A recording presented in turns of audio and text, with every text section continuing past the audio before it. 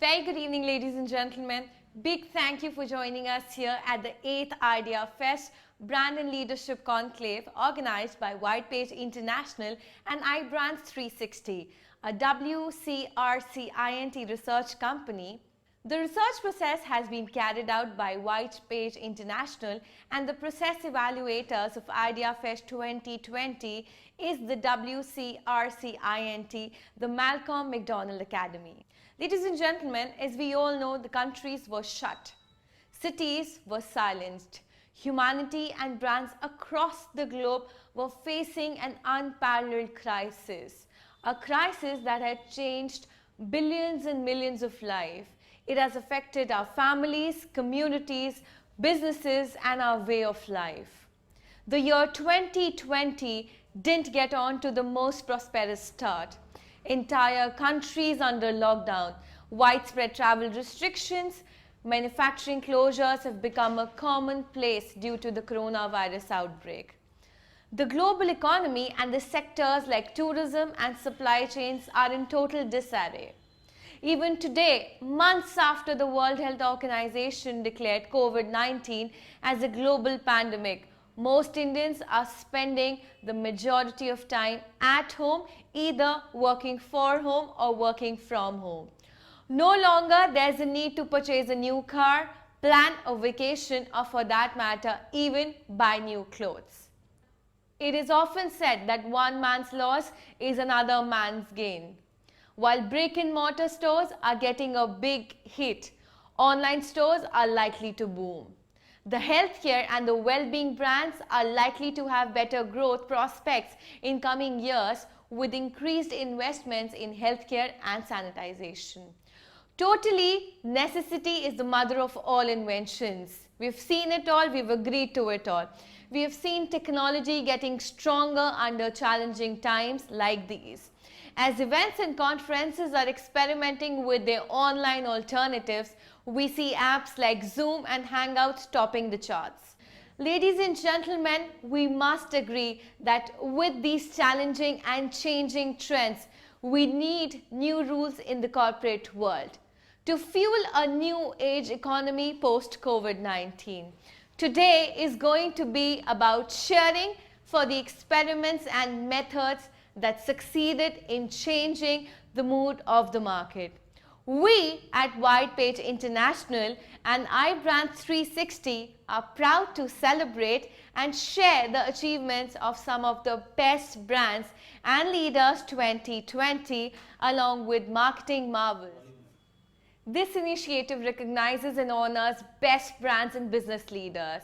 After months of rigorous research and evaluation by a panel of honorable jury members and other esteemed industry experts, we are here to throw some light on the brands that have made it to the list and have kept going on strong even in these tough and challenging times. But before we do that, I'd like to introduce our first guest speaker, Professor Malcolm McDonald. Professor Malcolm, the chairman of Malcolm McDonald International. He has been consultant to many major companies from the United Kingdom, Europe, USA, Far East, Southeast Asia, Australasia and Africa. बहुत कुछ हो गया ना, marketing planning, market segmentation, key account management.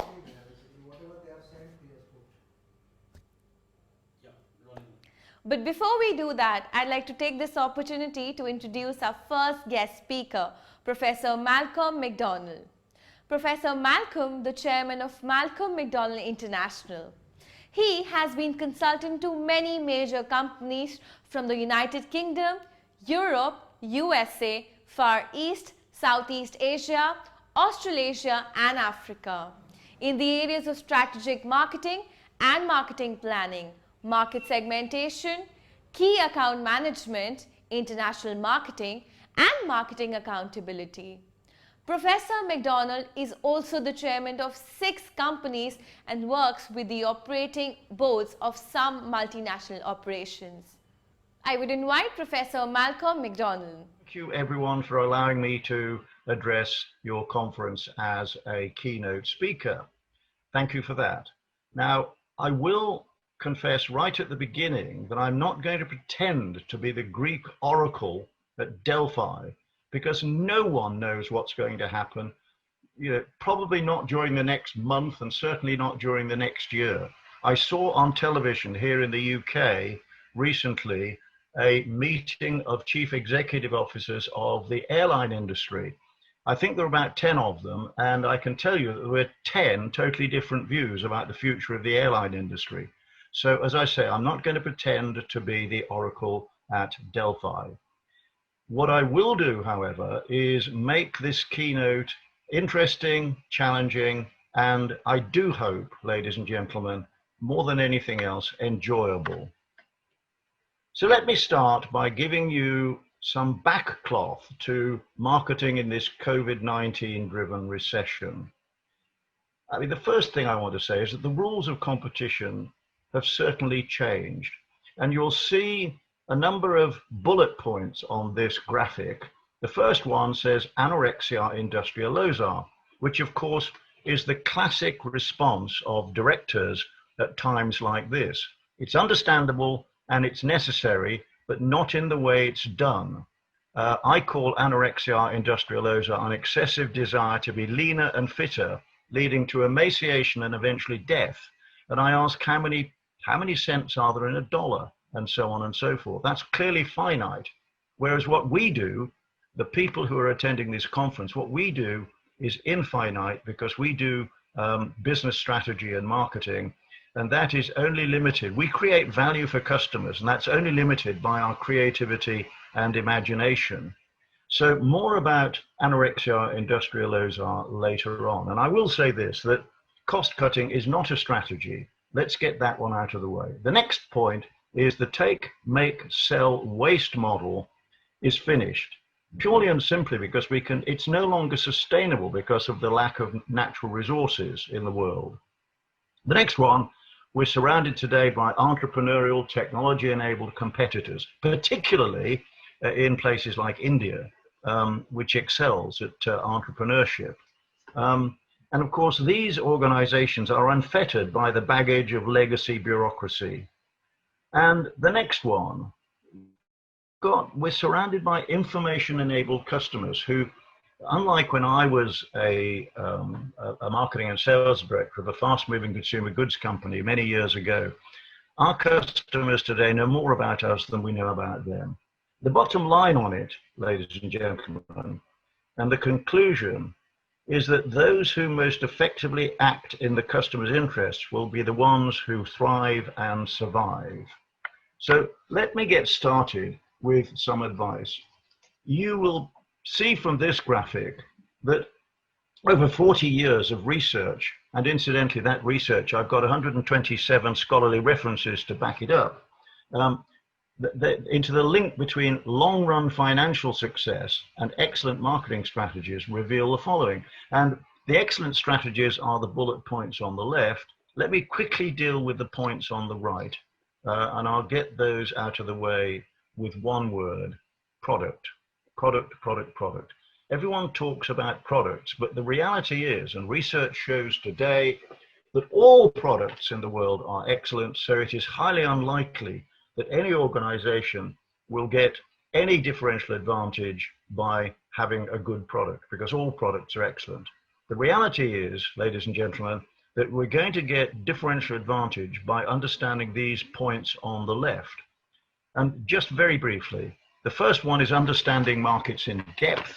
Second one is targeting proper needs-based segments, not that nonsense about socioeconomics and demographics and the like, but proper needs-based segments. Making a specific offer to each segment, and this is the bottom line on it all, apart from, of course, anticipating the future as opposed to just reacting to it. The penultimate bullet point here is have clear differentiation, positioning, and branding. And I'll say more about branding in a few moments' time. This next point is a blinding glimpse of the obvious. In times like this, times of recession, we have to be ruthless. And you'll recognize this as the Lorenz curve, Pareto's law, the 80-20 rule.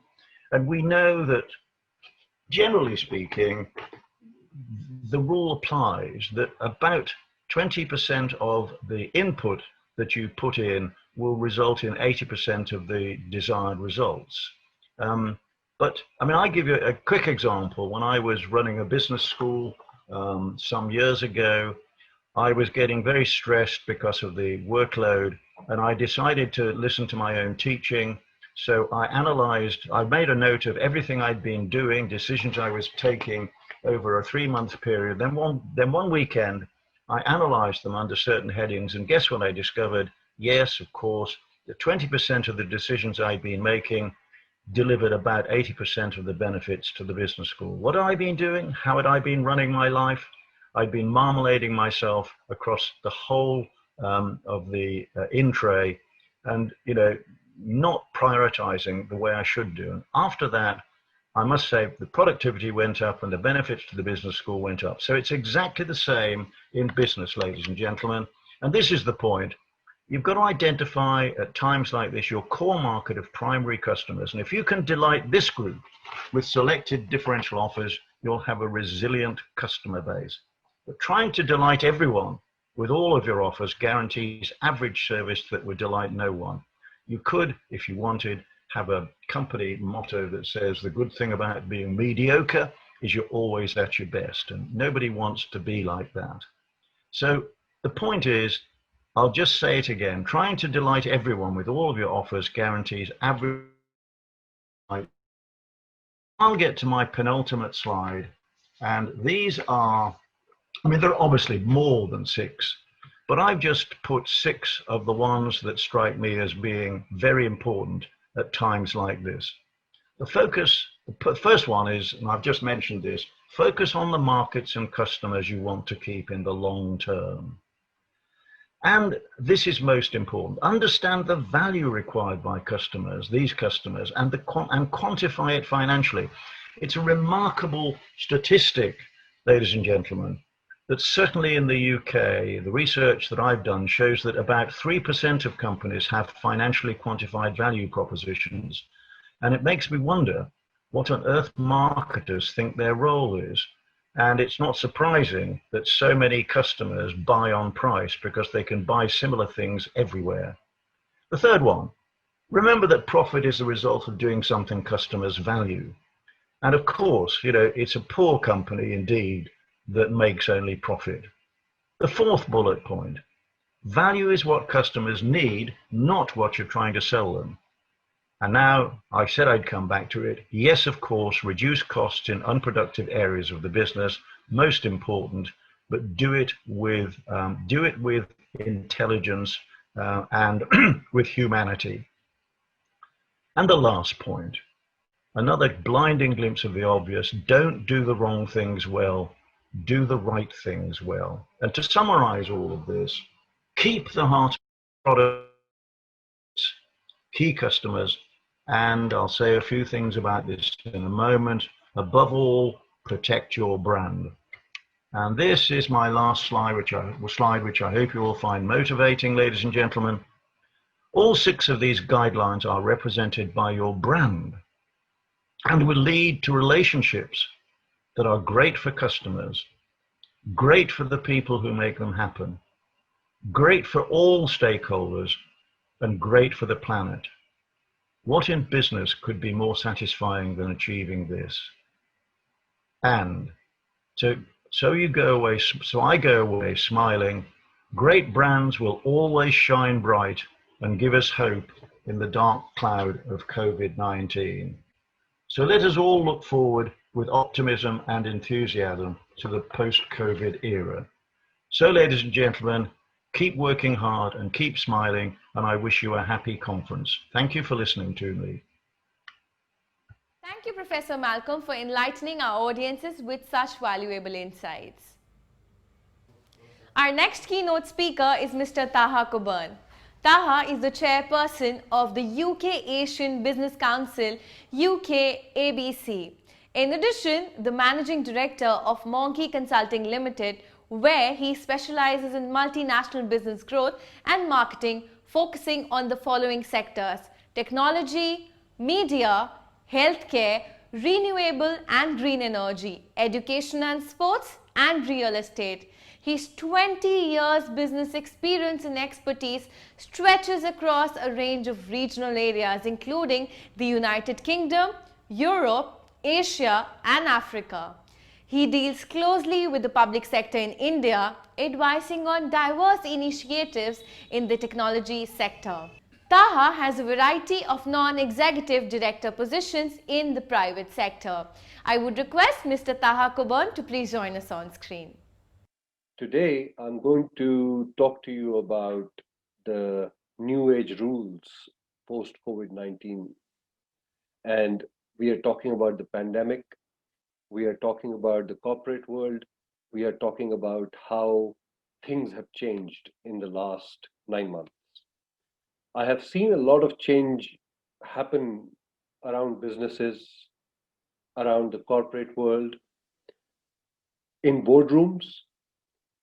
I am talking to you through an online platform today, whereas under normal circumstances, I would have been in between you and we would have had our normal physical interaction. But as humans, we are a resilient kind. We have evolved out of the most difficult situations, and I'm sure we will evolve out of the pandemic too.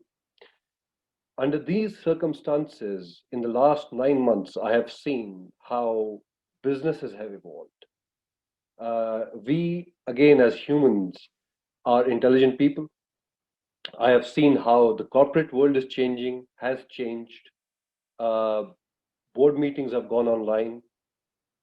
All decisions with the right decision makers is being taken online, whether it is through the media or whether it is through a normal board meeting, but now on an online platform like the way I'm talking to you right now. I have seen startups in this period of time, and I will give you some examples about these startups that I've seen, and they have done brilliantly well, even during the pandemic that we have seen so far. People who were doing, your normal jobs, a 9 to 5, going to office, they have come up with these brilliant ideas. Let me give you an example of a company in the UK. Once the university started and kids went back to schools and colleges, there were these kids who thought, we can't get food in time, online deliveries are taking too long. What can we do? How can we provide for this large student population? And they actually started asking people for donations, and they started getting food in donation to their university halls. And what they did, the brilliant idea they came up with was they started packing this food which was being donated to them, and they started selling it online and deliver it to other students throughout the UK at a very minimal cost, because students, don't have too much money to spend on other things. And under these circumstances where they cannot even get a part-time job, it became even more difficult. So hats off to these guys who really came up with an idea like that. So for me, this is a small part of the corporate world which is being changed. I don't think the corporate world would have gone this way in the past. Another example that I would like to give you is a school out of a place in Gorakhpur in Uttar Pradesh in India, a 43-year-old school with that actual old school thinking, has come up with this brilliant idea where they have started an online school.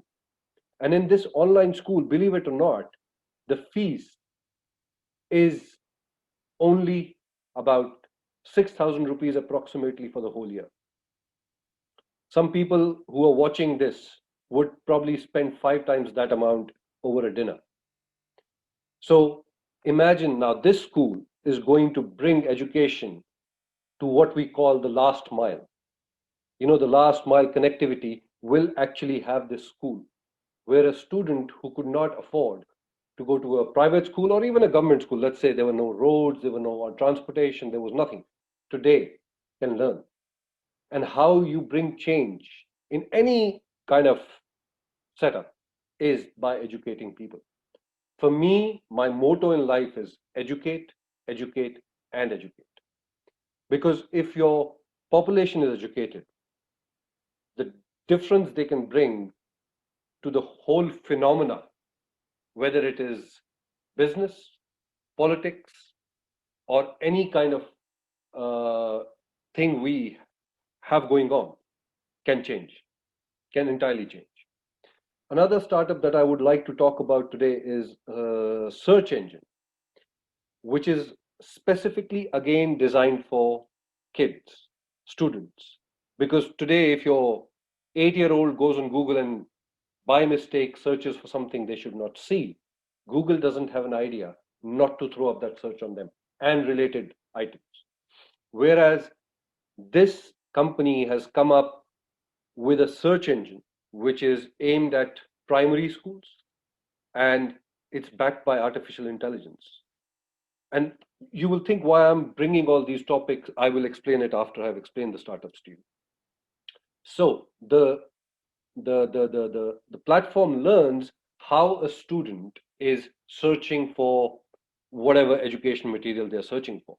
And based on their searches, they throw up related material which is good for the student, not what they don't want to see or what the parents will not want the children to see.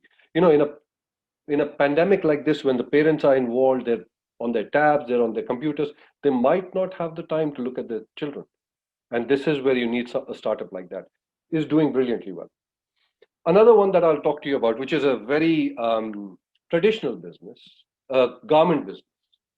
And this gentleman, when the pandemic started, had a, let's say, a panic attack. And he thought, what is it that I can do? How the corporate world will help me now? Because I'm gone. My garment business is gone. Shops are shut. We are under lockdown.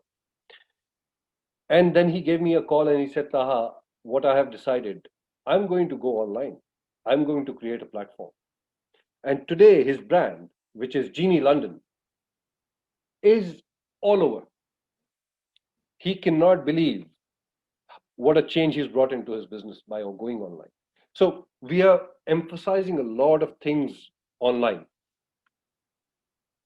Again, like I said, healthcare, for example, has improved because we are eating healthy at home. We are walking more, we are exercising more because we have the time. And you will think, how do we have this time? Because I'm not spending 3 hours commuting. I'm not in a car. I'm not in a tube. I'm not in a train. So these 3 hours that I have, I'm exercising. Although, you can see I've put on a few pounds. I'm sorry to say that, but maybe the camera also brings it out. Pollution has improved all over the world. I mean, in Delhi, blue sky was seen after probably 30 years. So a lot of changes have happened because of the pandemic. The property scenario has changed worldwide. Some properties have become affordable, some properties are not affordable, commercial rents have come down, residential rents have come down. So there is a lot of things which are helping people, maybe in business or maybe out of business, but the world is changing probably for the good, I believe. The government policies are changing. I'm going to talk about a UK government policy, which was eat out, help out. When the lockdown the first lockdown was over, they gave the hospitality industry a sigh of relief by bringing in this policy wherein when people were going out to eat between Monday to Wednesday, half of their bill was paid by the government, which again is unheard of. A government wouldn't have done that before to help anybody. And this is the kind of change we are seeing in the corporate world. I'll come to media. The way we are consuming media is very different now. Your online media platforms have seen a growth of about 500%. Disney Plus, Discovery Plus,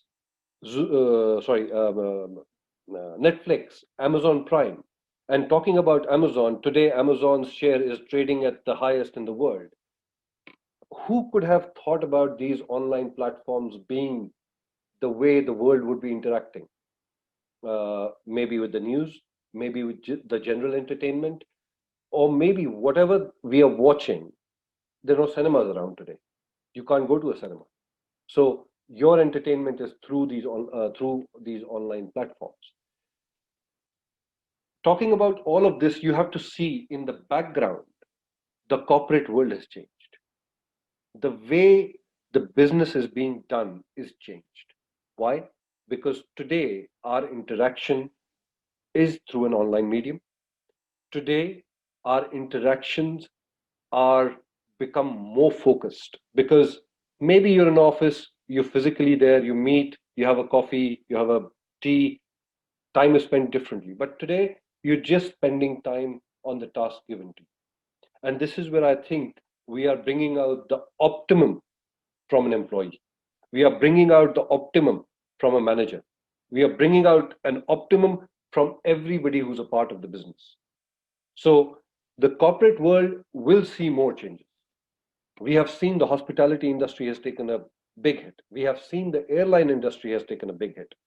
So, in my opinion, there will be substitutes and there will be more innovations.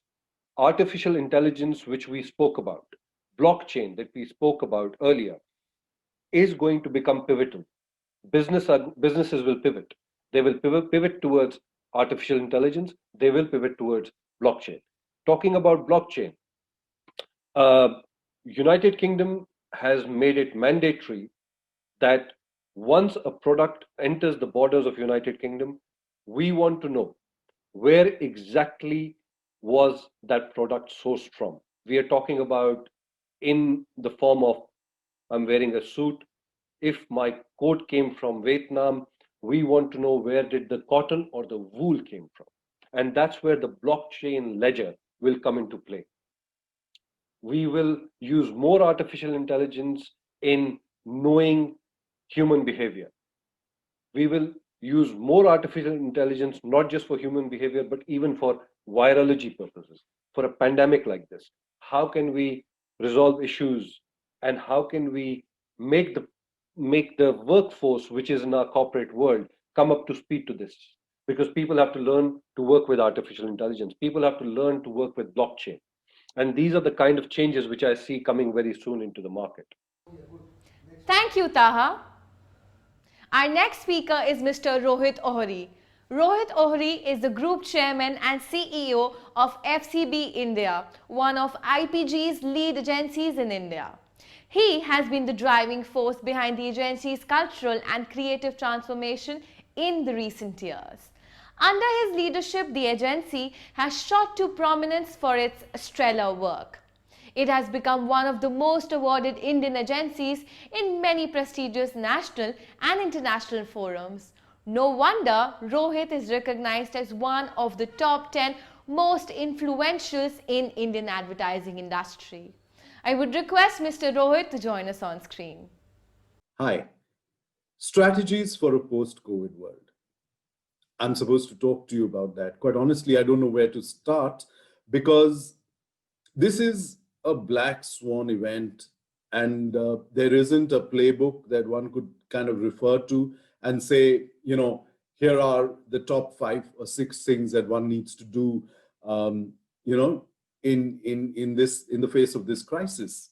So the way we're looking at 2021 at FCB India is really to simplify the complexity, because when the situation is so unpredictable and so complex and so uncertain, I think a simple but clear strategy is perhaps the most important. And they say, in times of crisis, go back to what the agency has been created for. And our whole vision and mission has really been to put creative excellence at the center of everything that we do. And that's something that we want to kind of go back to and say that, that is going to be the heart of everything that we do going forward, really. Because while there is a lot of uncertainty, a lot of complexity all around us, I think it is very important in this kind of a situation not to get distracted from the very raison d'etre of a creative agency is the product that it manufactures, the advertising, the communication, the connections that it creates with consumers. So very clearly, top of our list is really to focus on creativity and to keep creative excellence at the center of everything we do. In times of crisis, actually, creativity is really what gives brands, the edge in the market. And I think creativity is even more valuable at this point in time. The other thing that we are really, looking at very, very closely is really this whole reinvention piece. And what we're saying is that it's very important in this construct for the agency to reinvent its business model, to reinvent the way it does business, to reinvent the way it thinks about communication for brands.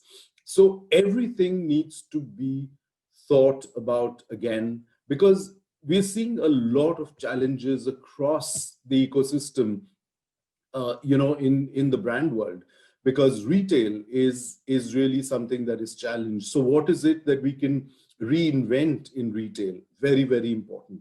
What is it that we can reinvent in brand experiences? Because brand experiences that were physically created, were created offline, today need to be recreated online. And that becomes a critical new skill. So this whole thing about reinventing and learning these new skills that are very important in this phase are critical. So reinventing the business model, reinventing the talent base and the way we work, because I think it's very hard for us to, as a creative agency, bring all these talents within the agency's, remit. So it's an interesting way to look at, open sourcing, collaborating with the best in the market, and working the way, new age companies need to work, really about keeping collaboration and,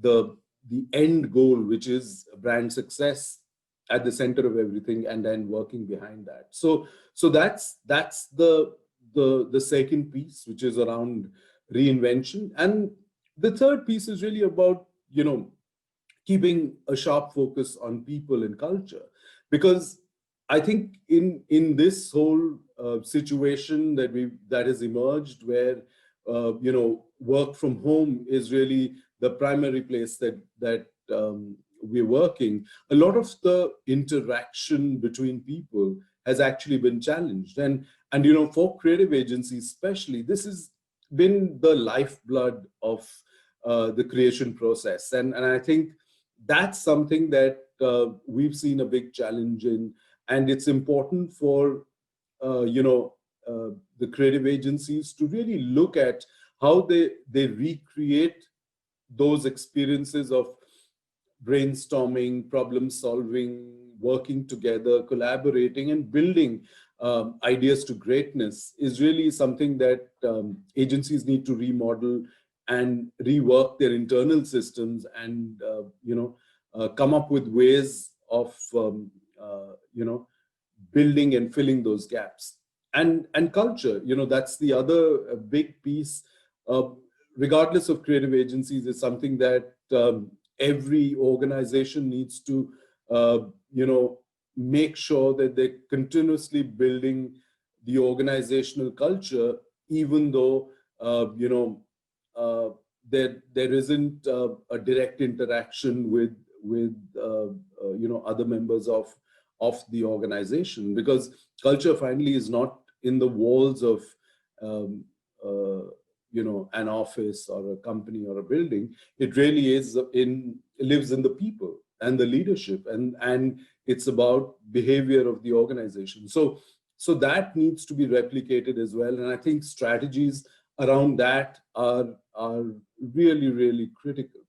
And finally, if you look at it, what has really, really impacted relationships at this point of time, where we're looking at isolation and we're looking at social distancing, is really humanity. And I think brands need to channel the human face, that they have even more than ever before.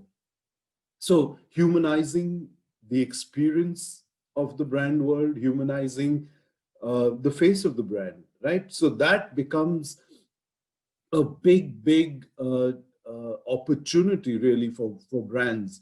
And I think these are the core strategies that we are looking, at for 2021, in how we talk to consumers, how we build the organization internally, how we build our brands. Thank you so much, sir. Ladies and gentlemen, it's time to unveil the research publication and coffee table book on Best of Brands and Leaders 2020.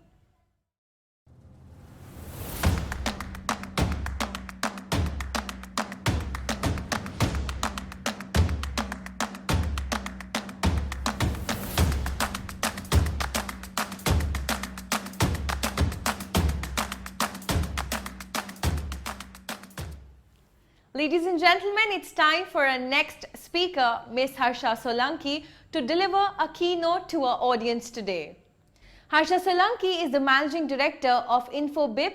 She supervises InfoBip India, Sri Lanka, Bangladesh and Nepal. Her work at InfoBip is noteworthy, having quadrupled the turnover of the enterprise in the last 4 years. I would request Ms. Harsha Solanki to join us on screen. Thank you for the introduction. Hello and welcome everyone. It's a pleasure to be part of this forum and express my views on why connected customer experience is imperative in today's world. Customers, as we know, are all unique in one or the other way, but only a few brands understand this. Over the next 10 minutes, I'll take you through a few slides and talk about how you can actually place each customer where they have to be, in the center of the purchase experience.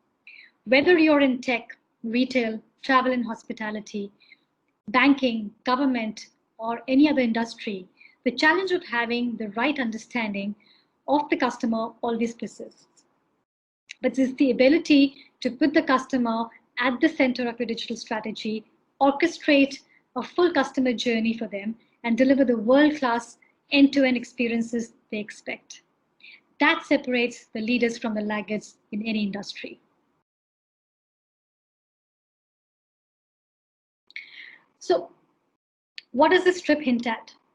I think the message is pretty clear. No matter how many different channels you introduce, unless you've created a seamless integration and transition between these channels, your experience will never get distinguished. Meeting and engaging with omni-channel consumers at the right moment requires investing in an increasingly diverse channel mix. And of course, we all know this is easier said than done. But the most important thing, if you can't be everywhere, then at the least, be in the right place. The fundamental truth and challenge faced by every business today is people buy experiences, not products, period. Products used to be the basis of differentiation, but not anymore. Businesses must now deliver great experiences to win in an increasingly competitive world, competing for the hearts and minds of their customers, and exceeding their ever-increasing expectations at every point in the journey. As David J. Greer, a famous motivational speaker, entrepreneur, and writer, rightly said, a customer talking about their experience with you is worth 10 times that which you write or say about yourself. We know this holds to be true in our day-to-day experience as consumers, with shopping, banking, or just enjoying a cup of coffee. So what is it that we're talking about? Is it customer experience? Though customer experience is not a new concept, but it has never been more relevant. So the crux is, the difference between adequate and awesome experiences is simply a matter of connection. Great experiences are born from internal connectivity that brings data together so it can become something even more important. In today's world, if one can order a car in a couple of minutes, why can't he order the window blinds or a fish tank or software for that matter? That's the power of data, customer enablement, and advantage of making them stay connected. Your customers have set the bar very high for seamless, personalized, and instant experiences, because that's what they have seen all around them. Take it with a pinch of salt. They don't care if that's not the way it's typically done in your industry. If they see it once, they want it every time. We as industry players need to read their minds, sense their need, and react to it accordingly. Be it picking up the most preferred channel of communication and reach out to them, or bring in personalization in every step to make them loyal towards the brand. Building a great experience sounds like a simple idea, but delivering it is much tougher. Customers like brands to value them, respect them, and delight them like the individuals they are. But as agility, digitization, the rise of digital devices accelerate, impressing customers has never been so hard. So, what does today's connected customer look like? So looking at the pie breakup, eMarketer's research shows around 43% of the millennial internet user research online but always end up buying in store, which means they have all the means and time to do so. Whereas 20% of them research and shop online. While this data is from November 2019, which is pre-COVID era, I'm sure the numbers as on today would look more promising towards their being digital.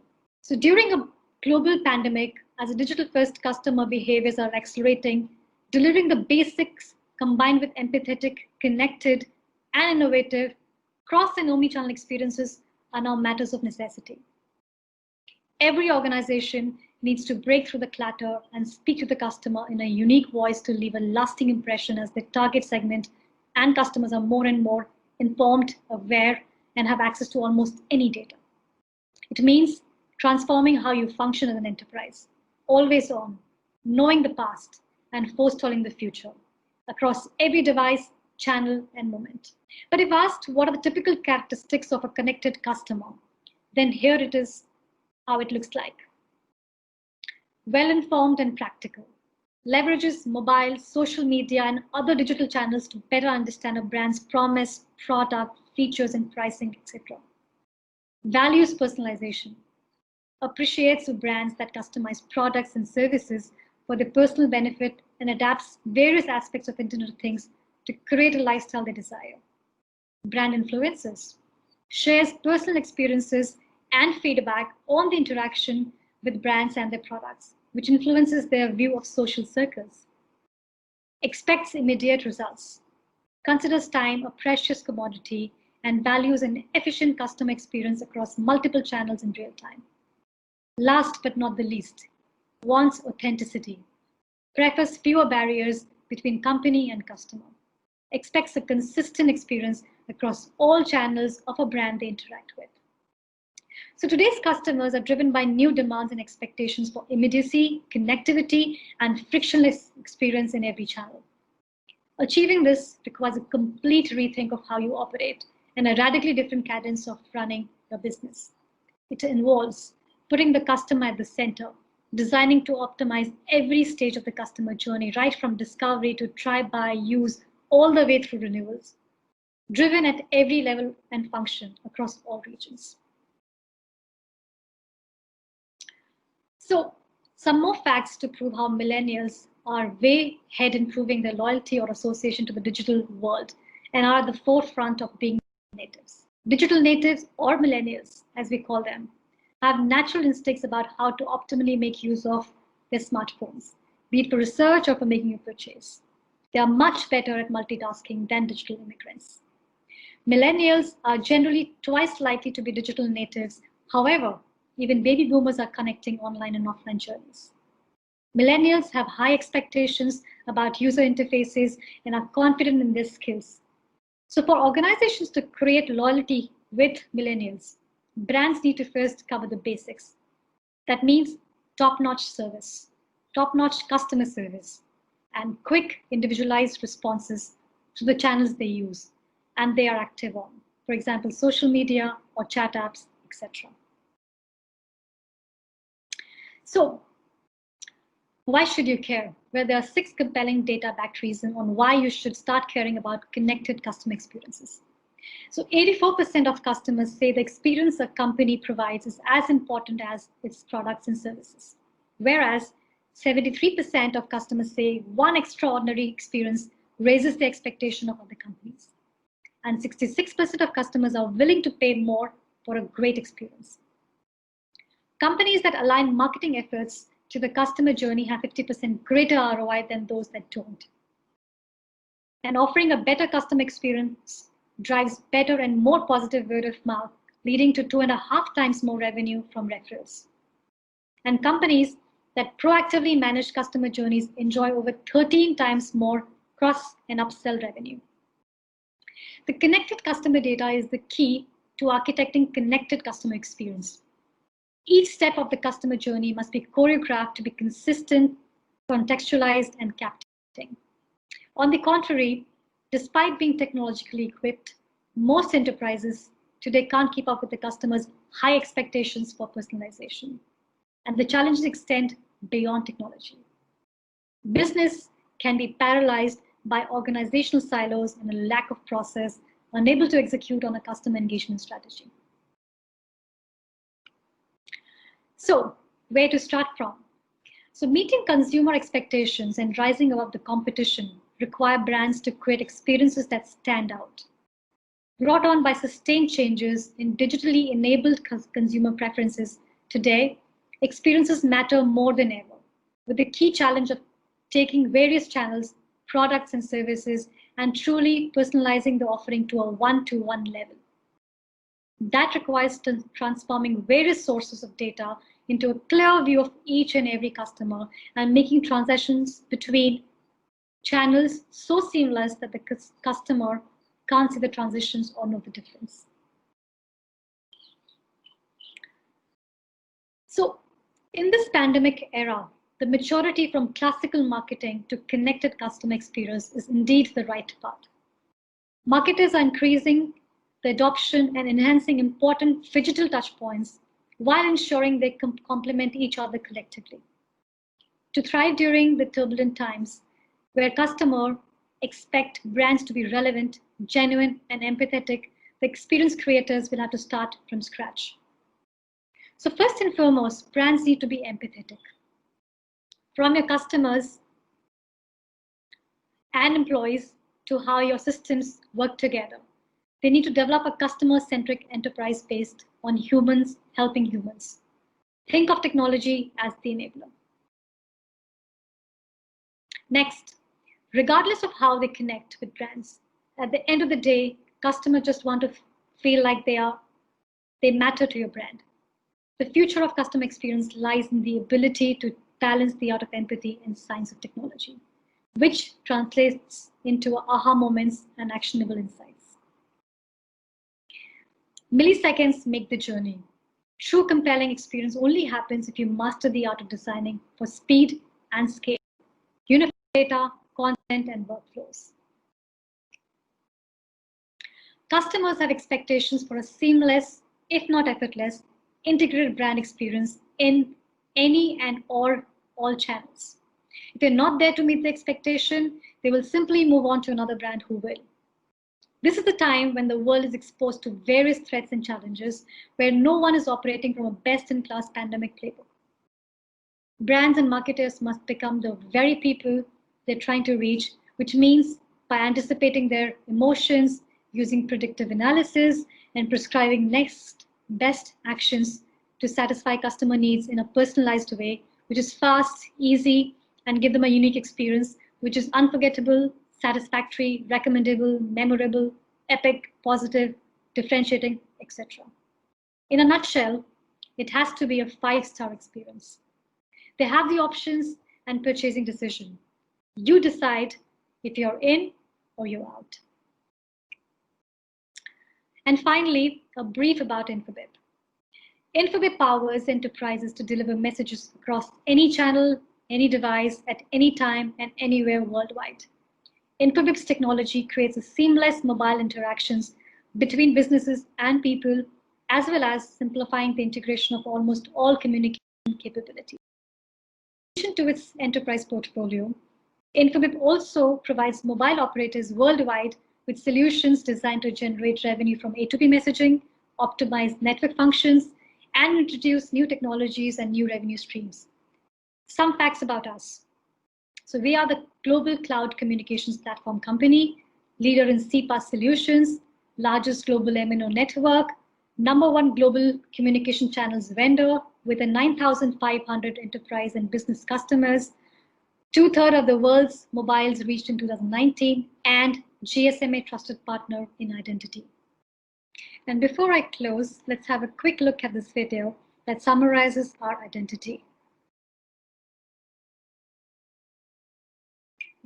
It takes a lot of time, energy, and resources to get customers to buy.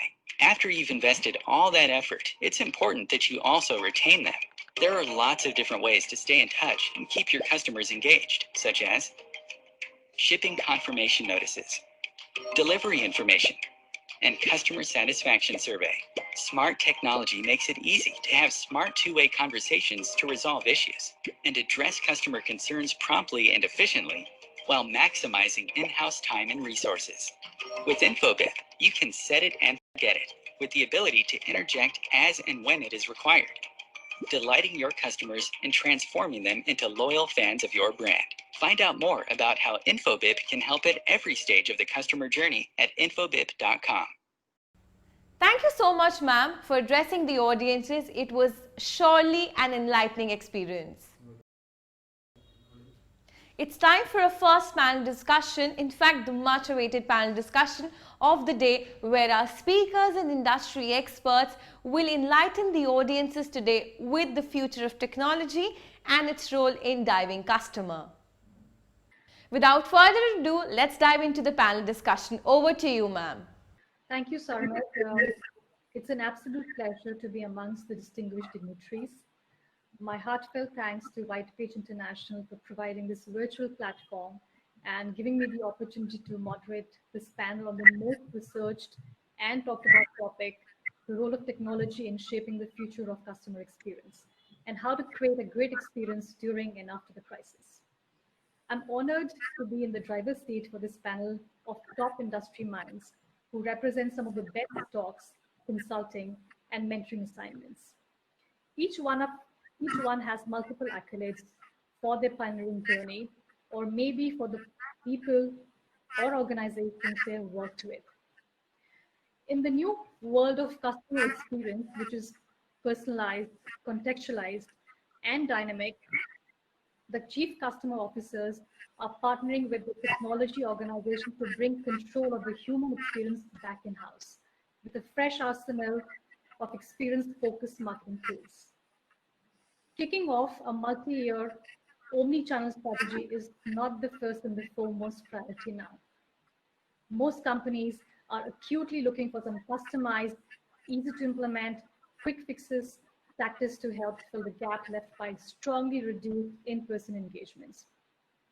Imagine a world in which a brand knows who you are, what you want, and can deliver the product, service, or experience that best suits your needs seamlessly in a real time across physical or digital channels. Thanks to the technology, this world has arrived. While the titles of the customer experience have already been introduced, I think we are all set to start the discussion. My first question is to you, Pramod. So customer engagement has been affected a lot during the crisis. What kind of friction do you see customers facing during the pandemic that's likely to continue when it's over? And what should the businesses do to avoid that friction?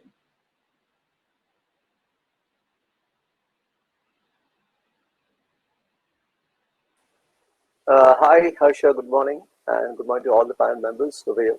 Pleasure to be here, part of this esteemed panel over here. Thanks a lot. Questions, you have a large question over here, talking about customer engagement, talking about the friction. I would say that from the experience which we have seen, customer engagement earlier for all of us, for all industries today, whether IT or any other industry, was always the physical mode of communication. That you meet people, you meet them, you greet them, you have a cup of coffee, you sit down, and then you start discussing about your business and your sales or your marketing or anything else. So I think customer engagement across verticals, across industries have taken a complete transformation over here, a complete 360 degrees transformation. Each vertical and each departments have to understand, adopt, adapt to the new way of, first of all, either seeing somebody online or not able to see somebody online at all and having conversations. So I think across all the functions in any vertical, sales function is the most critical function where you are still required to meet somebody, meet a customer, explain them, give a presentation, look at the body language of the customer, show your body language also over there, and understand the the atmosphere, what is going on with the customer premises. And that engagement, I think, across other customer service, administration, finance, across this file, but sales something is a very important function which couldn't get replaced immediately. It was difficult, but other departments was fine. But this is something was to be adapted over here. I think that is something engagement, I would say, across verticals, across industries today. Example, somebody in IT industry today. We are used to go to a customer office, take a whiteboard and start presentation. We are expecting an impromptu questions by people, to ask us, so these things are not there. So now I would say the customer engagement did affect, but then I think after March, April, when people realized this is the only way and this is going to continue, I think then the online medium came in the picture. Earlier it was conference calls, but then the video calls came in the picture. After video calls, video conferencing happened in the picture. I believe everybody adapted. Everybody had to adapt it overnight with every tool they have. With iSwap, our customers today, luckily, we are in the business of collaboration and communication. So what iSwap did, we anyway enabled our customers so they could speak to, they could see us, we could see them. So our customer service team was available online. They can see us and they can talk to us. Our prospect customers, where we were pitching in March, we were to closure, we requested them to come online. They used an iSwap tool. So for us, that customer engagement gave a complete different dimension for sales. So customers saw that we have a tool. Oh, we can use this for our purpose also. So that helps us, our sales team, to break the ice, communicate, connect over there and do that. When it comes to friction, of course, the friction, as I mentioned earlier also, the friction is there because everybody, all the panel members will agree over here that today sales is a function where you meet people. So today, without meeting somebody, you would like to talk to somebody and have a deal done, a sales done. It is not difficult, but yes, it is a challenge because sometimes people are not available. And most important is the network issue. Some people can say, I can't hear you, I didn't understand. And when you're selling more, you're in a passion. You're just talking about, and suddenly some break comes, the camera is off. So typically, you can't demand customers to keep the camera on, right? So you're talking to a black screen, and you're assuming that the guy is understanding, and he's understanding. So these frictions, I would say, are this type of frictions. I would say are a lot when it comes to the engagement part of it. And most important, surprisingly, everybody's busy. So today, everybody is short of time. Earlier, they had time, but now everybody's busy. So the first thing they say, okay, how much time will it take? Half an hour. Okay, done. I have a next call waiting for me. So in a limited time, you got to do a lot of things over here. So this friction is complicated. It is good, bad, everything. So this is there, and I would say, I don't think it can be avoided because that is the way it is. Until we do not have the vaccine, even if we have the vaccine, till people do not feel comfortable, confident, they will never meet. They wouldn't like to meet. They would like to avoid it, and that is it today. Also, the event we have right now is online. Unlike the event which is physically there right now. So this is going to continue, I would say, and we have to live with it, adapt it, and find and evolve ourselves completely to be successful in this entire journey. That's what my feedback is.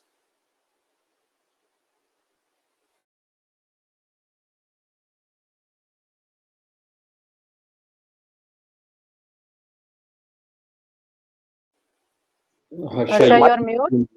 Mike. This is very classic. It happens with me all the time. So, very well said, Pramod. I think time has, become all the more very critical as a component, right, in today's time during the crisis. And we've seen the kind of meetings that we used to have with our customers. We used to have a cup of coffee, even connect for that matter, understand the emotions, body language. All that is gravely missing now. Now the meetings are to the point, very, restricted to the topic, and you just want to kind of finish that meeting in 30 minutes and move on to the next one quickly, right? That's how it is. It is, and it's for everyone. I can say that, right? So, I would like to, move on to Sakshi. And Sakshi, would you like to add something here?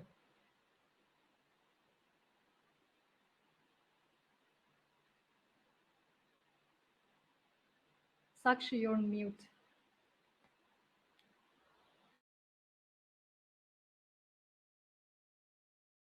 I'm sorry, I still don't hear you. No. Can you hear me now? Yes. Okay. I think I'll just take this out. So as Pramod rightly mentioned here, that basically the boundaries are diminishing. So I come from a real estate industry, and here we are. We are meeting people, but not very often, because either they have an online meeting there, or in their own work. So it becomes very difficult as a person who's running the business in my organization to even get an appointment from, say, some CEO or of a developer or somebody like that. So yes, it has become really difficult to catch people nowadays, which I would like to put it.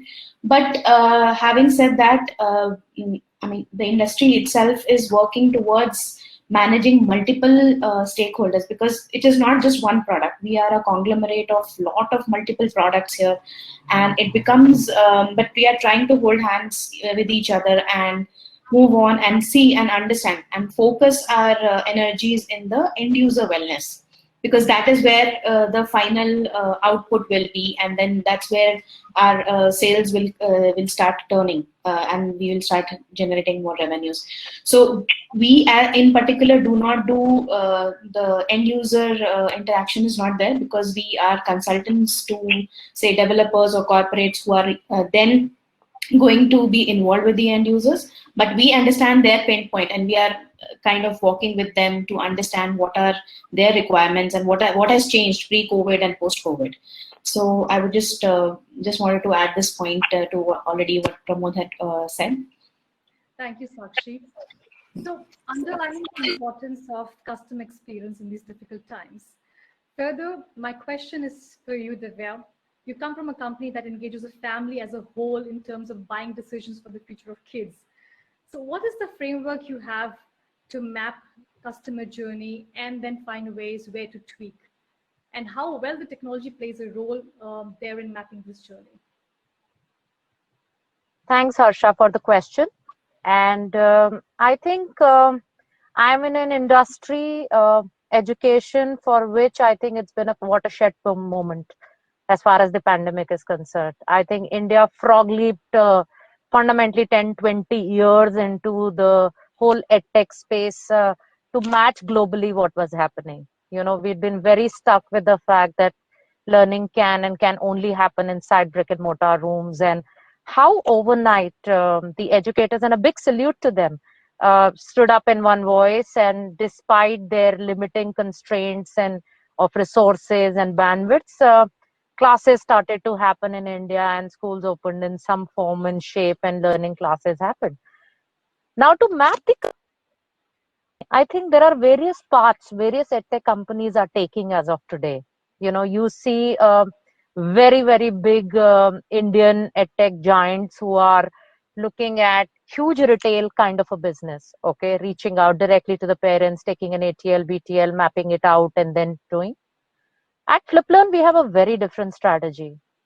Our strategy is to become partners with schools, because in India, education is prescriptive fundamentally by nature. If the school says you're going to study this book, irrespective of 10 books that might be there, the child will study that one book. So our idea is we are partnering with schools and providing the LMS to them, where teachers can take online classes, homework, assessment, students keep coming on the platform and doing.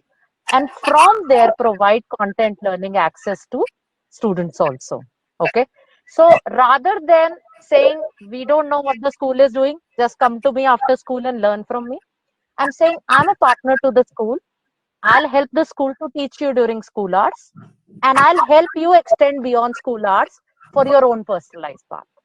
And what has happened, very interestingly, I was in another conversation shortly some time back, which I said, this whole pandemic has redefined the economic budgeting of every household in this country now. You know, today every household will now start budgeting for how will my child learn? So do I need a device? Okay. What kind of bandwidth connection do I need? This was not something as a part of the larger middle class India budgeting. But now this has become an absolute category in which you will see budgeting happening for households, for institutions, schools to understand how, what do teachers have, what do schools have, how do they connect. And I think this has been a very, very pivotal moment of actually bringing all the stakeholders together. So this whole customer mapping journey is very this thing. The first time parents have seen teachers who are teaching their kids. Okay.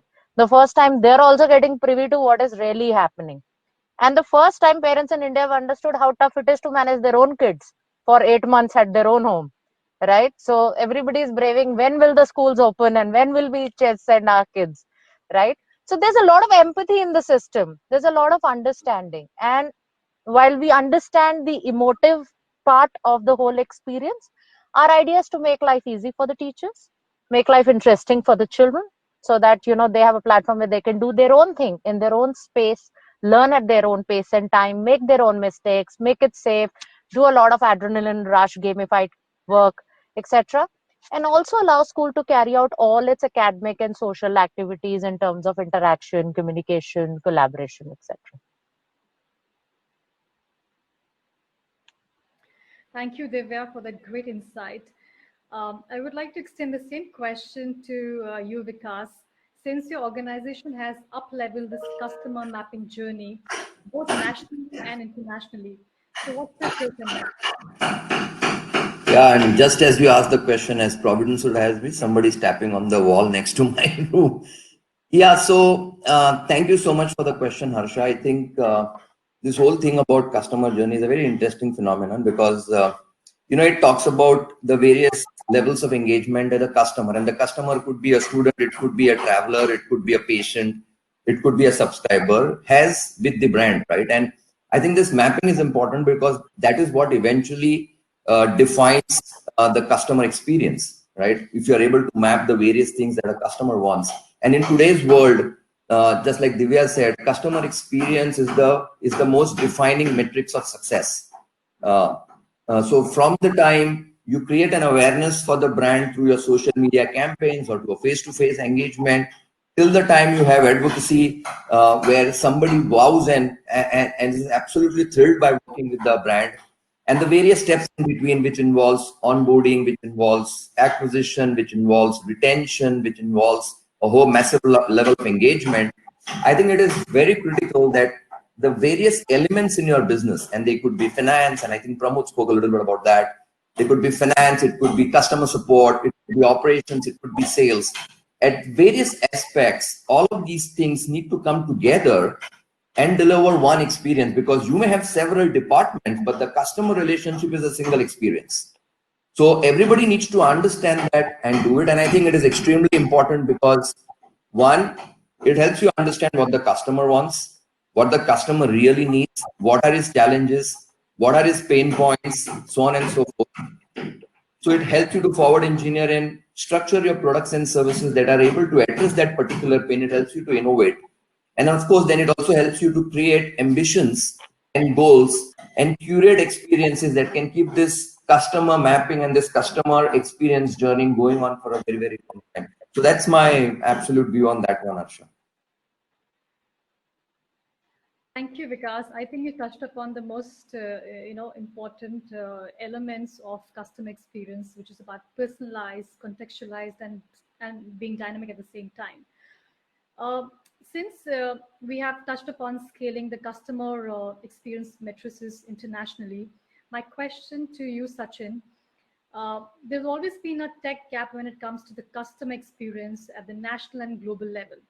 So how can we minimize this gap? Also, we've seen that even though globally the industry is ready to adapt to advanced technologies, do you think the Indian consumers are equally? Thanks, Harsha, for this question. I think You are right while you are saying that there's a gap between the focus, what Indian companies, have on customer experience vis-a-vis the international counterparts, and more so in terms of adoption of technology. Uh, but I think in the last couple of years, and thankfully to this pandemic, because of this, many companies have started to, focus on that aspect. Like we are into, software development thing, and of late, in the last, 10 months or so, we have started receiving specific queries from customers wherein they are laying a great emphasis on how to improve the customer journey, whether they are building an app or a software, for their consumers. So they are demanding product designers. So product designers, those who, can map the entire journey of the user right from the onboarding and till the end point wherein maybe they pay for a particular service or a product and exit the system. So they want a product designer to map that entire journey and then add on to the UX and UI elements so that the user experience, because right now people are shying away from going outside. Now in that scenario, if the application that they are working upon, that gives them the real experience, I think that way they can engage more with the customers and they can retain the customers. So they are laying a lot more emphasis on improving that product design, how to engage the customer through the product itself. And of course, the service industry, you talk about hospitality or, other entertainment industry, they were always, pioneering in this customer engagement thing. But now other industries are also adopting the technology, and with the introduction of things like RPA, the robotic process automation, the chatbots, so things have started to take shape in different other industries as well. And in this pandemic era, I would say the investment towards technology to improve the customer experience has gone up. Yeah, so that is what my take is. Thank you, Sachin. I'll move to Pramod, and Pramod, I would like to know your views as well on this. I think I do understand and agree with Sachin, his feedback about he getting inquiries from customers about this to try to emulate this scenario where they would like to also provide a seamless experience or easy experience for customers to come on board. I think from the software development point of view, they are getting these inquiries. From our perspective, from ISOP perspective, ISOP is a company into email collaboration. We provide email collaboration communication platform to all kind of customers, all size of customers, all vertical customers. We're a global company based in Prague, in Czech Republic, and we came in India 5 years back. So 5 years back when we came in India, people still saw a complete presentation. They saw an entire demonstration of a product before they bought it. And we always told them, the advanced features about email, communication, collaboration, video call, chat, group collaboration in the sense the teams can work together, exchange information. So they always said, yes, it's a good idea and we will use it. But we have a research which in the last 5 years, the customers bought our services, but they never used it. It was very, very minuscule population of our customers who were using it. We tried a lot of webinars, a lot of education things to customers, do this series of education to them, how can they benefit from this. But then this pandemic brought a complete loads and loads of questions and loads of demand to us overnight, and people started calling us and asking us, hey guys, you sold us this, you sold us that, you sold us this. So how do we use this now? So we were taken back because we had to upgrade our infrastructure overnight. And the customer closed, the country was closed. So we had to manage a lot of things because we had to upskill our infrastructure to accommodate this demand. So because video calls will suck your bandwidth, it will eat up your bandwidth. So ISWAP as a company, when we saw this demand, we did a lot of enabling of our customers. So I would say from what was always being the norm in the global market was never in India. I will give you a very small example. My first visit to Prague was in 2014. And I went to my office, my headquarters, and I asked somebody for lunch. Hey guy, are you coming for lunch? He said, no, I have a meeting, so I'll catch you in the evening for a beer. I said, okay, fine. And I had my lunch, and I came back for my lunch, and I saw the guy sitting over there in the desk. I said, you had a meeting, right?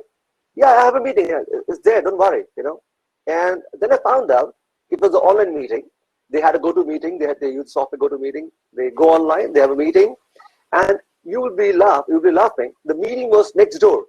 It's the customer. It's just next door. It's not even very far. It's very next door. Still, the culture in Europe is okay. Fine, do it online. And same with the US. Like if you go to US, the culture of meeting, I think it's more of an Asian tradition. You meet, have a cup of coffee, talk to people. So I think, having said so, we could see that happening immediately, adapted by force, all customers in India, I would say. So today, I would say almost, I would not even say 99.999. I would say every customer of iSwap today is using today all the functions, collaboration to the platform, in the collaborating platform, because as Divya mentioned, like, getting all the school, colleges to work together. So you need to collaborate, you need to work together. So you need, as you had a boardroom or a conference room, now you need one room to be there where everybody's there. You're exchanging your views, you're talking, exchanging files, same time looking at the information and trying to give feedback, So that is moved from conference boardroom to now to the laptop, desktop. That's what I would say. And technology, okay, I will give you some more dimension. Apart from email, what we all know, video call, voice call is fine. We could see a change happening in floor shop. We have customers who are into manufacturing. The largest customer in the world who manufacture tubes, this toothpaste tubes, or the whatever tubes, right? They have customers using iSwap worldwide.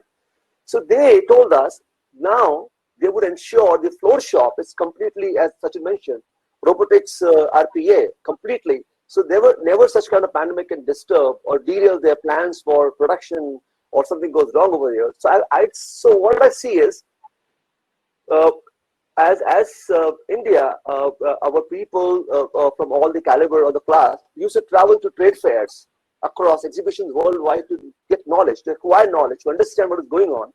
But they had a hard time to come back to India and convince their management to give the budgets for that, because the company's management never felt the need of it. But today, this is the most important thing. The budgets are coming easily available, made available right now. The budgets are being increased, or I would say reorganized to the right place where it is to be. So I think slowly, India is getting there. India is coming there. We have adapted. Quickly we have adapted, and I think it is the norm. I think in the next 1 year, I believe in the next 1-2 years we would be far in terms of deployment of technology in various industries today, wherever, because all these industries are thriving. They have more of a domestic consumption right now, and they would have to ensure that their supply chain is not disrupted for any reason to cater to the demand that they have to. So I would say technology is coming far in India. That's what my take is. Thank you, Pramod. I'll quickly move on to Sakshi. So Sakshi, you come from an industry where the customers are different from consumers, right? So while there's not much of a direct interaction with your consumer, what role does the technology play in your industry to upkeep their expectations, and how challenging do you think it is in such a controlled environment? So, I would say that this technology is very different, works very differently in construction industry. It is not related to a particular automation software or something which is like one product centric. As I mentioned earlier, it's like a conglomerate of products. So every product now pre-pandemic, there were AI that we were using in different types of processes, but all that has been accelerated and accelerated exponentially. Because now whether you want to start the construction at the site or now, because during the pandemic the construction was stalled and a lot of human resource was involved in that. So now the companies are also thinking how to use different construction technology, you do prefabrication, but it was done very less in India. So now more and more developers are adapting to prefabrication. Then more and more developers are trying to understand the end user wellness. So wherein we are an organization who design architectural designs for the build to suit formats or any civil products. Like for example, we have to build a commercial space. So initially, like pre-COVID, the requirement used to come from the client that, okay, this is the standard requirement that I want this much floor space area, this much height, this and that. But now, there was a, so in India, developers are very centric towards achieving the final, like whatever is allowed, we need to achieve the full area which is allowed by the authorities. So how to squeeze every inch out of it. So now all that requirement has completely changed post-COVID, because initially if 75 square feet of space is being used per person and the entire design is designed accordingly, now that has completely doubled to at least 150 square feet per person, which now would lead, like we become the drivers there, how to redesign the entire space or redesign the internal space within the same civil space.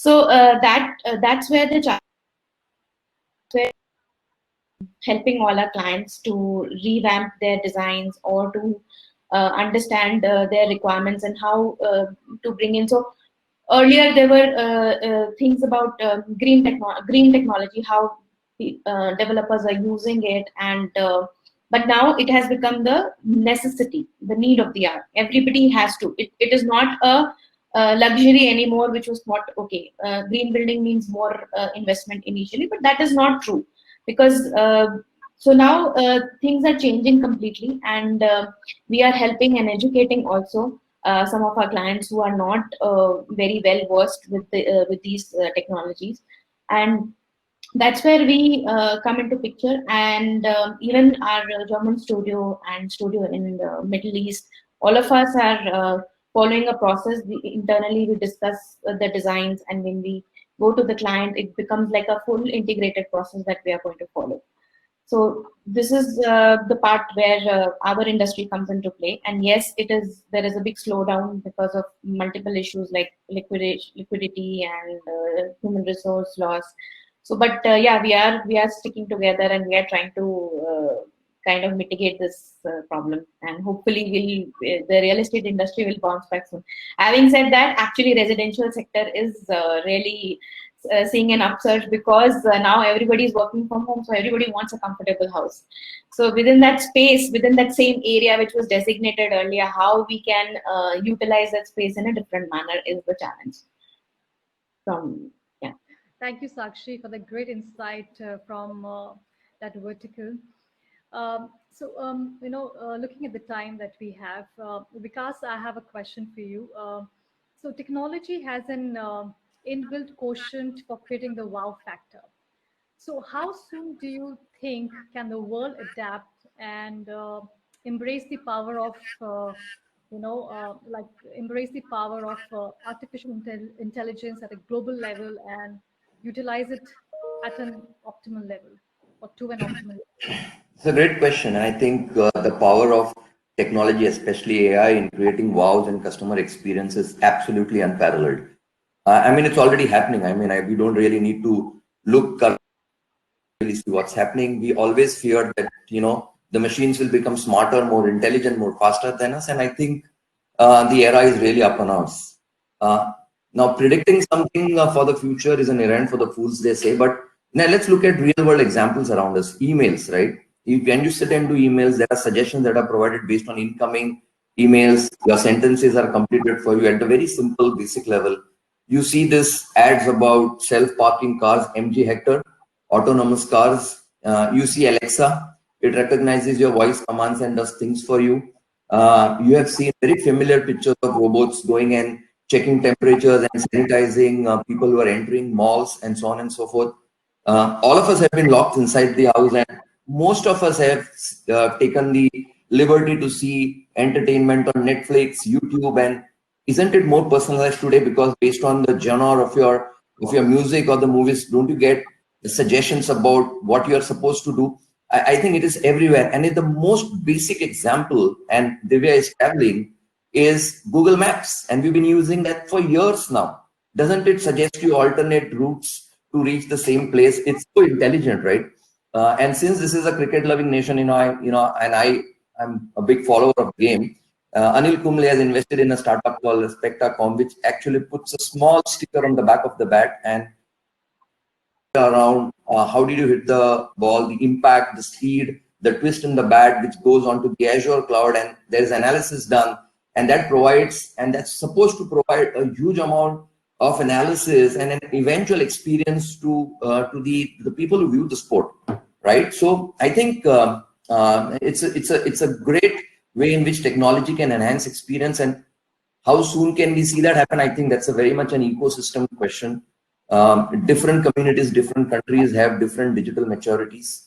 It really depends upon the suppliers, the skill sets, the availability of resources, devices, the regulations, the connectivity, and so on and so forth. So the Western world, of course, is slightly more advanced. There are more use cases on AI, and hence, they are perhaps a little ahead of the curve. The entire pandemic has accelerated that the entire digital transformation and the use of AI in India, and with 750 million internet users, half of which have been added in the last 4 years itself. I think the era of a truly inspired AI world is upon us. And India is going to embrace that very, very soon. I can't tell you whether it's going to be 1 year or 2 years. It's not in my purview right now. Thank you, Vikas. I'd like to extend the same question to Divya. Coming from a edutech, industry, what signs do you see of, AI being adopted by the Gen Z students who will eventually be in the driver's seat for this technology tomorrow?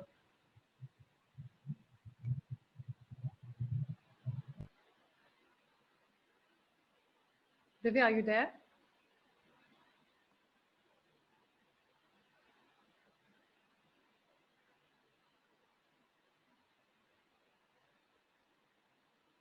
Okay. Okay, let's move forward. So, ultimately, the goal is to achieve customer delight, and technology has helped the cause by bringing transparency, trust, instant gratification, and reliability. But on the other side, it is also exposed to negative publicity, social trolling, and things like that, right? So how do you weigh this? So probably if I can have 30 seconds from each one of you and your final words here. Maybe we can start with Vikas. Data privacy is a big topic, and the ability to have secure boundaries around everything that we do is of paramount importance. I think for every one of us, in fact, in our business, security is a very big cornerstone of what we do. And I think we need to, as we embrace more technology, we need to be cognizant of the fact that data cannot be misused. There are certain rules and there are certain do's and don'ts that we need to follow. And to my mind, I think that's something that we need to follow, and we need to be absolutely sacrosanct about it, in my opinion. Great. Sachin. Yeah, I think I'll echo the points that Vikas has raised. Security has become paramount in these days because much of data flowing in and out, and especially during this pandemic. So many customers who have not even considered security as one of the key elements in their products, they have been demanding, security. So BAPT testing, which was never demanded by, smaller customers. So vulnerability testing is something which even the smaller customers have started to demand in these days. So I think, yes, the time has changed, and people are laying a lot more emphasis on data security these days. And with GDPR kind of, compliances in place in Europe, as well as, you have similar compliances in US. So I think, yes, security plays an important role, and technology, has a solution to take care of all these things in these days. Thank you, Sachin. Sakshi, we may hear something from you. So it's we don't directly use the technology as such for any end user requirement, but yes, Our customers, they are actually using the technology to research on what exactly is the requirement, and that requirement more or less is more research based. So here in this industry, we would say that okay, yes, there are some sensitive data, like if you go to say 99acres.com or any other site for that matter, you go and publish your things, but then again, you have to be very cautious about your personal details. So yes, there are filters, and then the industry as such is going forward in doing a very transparent process, yet taking care of the customers. But it is evident that the data is required, and we cannot do without it, I would say. So, but yeah, to just get it, we need to understand the sensitivities of the end consumers also. Thank you, Sakshi. Pramod? I would say that most of it said by Vikas and Sachin. I would like to say that data privacy definitely is the key hot topic due to the regulations in India, which is now being again coming back to the question, Harsha, you asked about national, international, getting power. So data privacy is a hot topic, as the government is doing a lot of things for the regulations part of it for that. And I think that is the key aspect and the fundamental right of a person to ensure that his data is not being compromised at any aspect. So as you asked about getting trolled on social media and getting abused about the things, but I think that is something that's beyond our control. If you are on the social media, then you have to accept everything, whatever it is. Applause also, at the same time, critics also, as simple as that. But for the corporations, for the companies, organizations today, I think security has been the paramount importance. So companies who were MNCs, companies who were listed companies, banks who were cooperative banks. So there are a lot of regulators who are there who are enforced about the subject. Like RBI has mandated for banks to have something called DMARC. The DMARC is a tool which tells you who is misusing your domain name and your IP address worldwide to send out emails. You may get an email, you may get an email from Emirates. It may look the same way the Emirates don't look like, but it's impossible over there. So these things were there, but like RBI mentioned about this, so banks were not, so the PSU's bank had, has gone ahead. Cooperative banks, today there are large cooperative banks in India, many of them, and they are like small banks, So it is still, you will be surprised that this technology is like a wow. Oh, okay, we will see. So we see a class of companies who are serious, who are exploring, and they would want to have something which is cost effective. Because during pandemic also we saw a lot of companies bought because of ignorance or because of knowledge not being there. They were made to bought by companies, by service providers overnight, something which they found not useful as of today, or they found alternatives to that example. So I think this is an important aspect also while deciding on technology, to decide and understand and do a lot of knowledge digging on this, what is right or what is wrong. That is one aspect. Second aspect is very, very important, that data is, like as Sakshi mentioned, that she is not using technology, that is, but she is looking at some private data. But data is everywhere, whether it's WhatsApp, whether it's about email, whether it's about the laptop. So I think this has now picked up in a bigger sense, because suddenly the perimeter of security is no more the office. Earlier the biometric was the first thing. You come to somewhere place, biometric is the first thing, right? You go to in office, when you sit there in office, you can't take a USB drive, example. But suddenly, imagine a BPO. We have customers who the India's biggest BPO company, WNS, is our customer. And overnight they had to ask the employees to take their desktop laptops to go home. And imagine they are having audits by their customers every 3 months about security. Now, where do they do the audits? Because the people are in the office right now. So the whole thought process has changed. Example, Divya today was having people working in the office, but suddenly she has to allow people to go home and work. So her data, so she is worried about data right now, example. So I think this is a very important topic, and there are many solutions to it. It's just the seriousness of the companies and corporations to at least get them equipped not to the best extent, but at least basic extent, so they do not face any kind of incident where they have to lose money, their brand, or something in the market. I think it's all about these the organization which run the business and the CIO, CTOs to go and tell them that this is what is important, that they invest the right money and they educate their users. Also, one more thing important, Harsha, I would like to say, implementing technology is good as a management, but do the users, do the employees are aware the do and don'ts? Are the regular knowledge sharing happening? As Sachin mentioned that about the GDPR thing, all these things. But are the employees aware? Are the people aware? What are the do and don'ts? So there are simple tools nowadays. Example, you can make a small like a survey, and you send out purposely. You can simulate. You can simulate some emails and send out to your company employees, and you see how many people have actually clicked on those mails, which they shouldn't have done that. So these things you can come to know the readiness of your of the company. So you may have bought the best of technology, but your employees are not educated and they are not being told about it, and then it's a waste of money. So I think this is the process.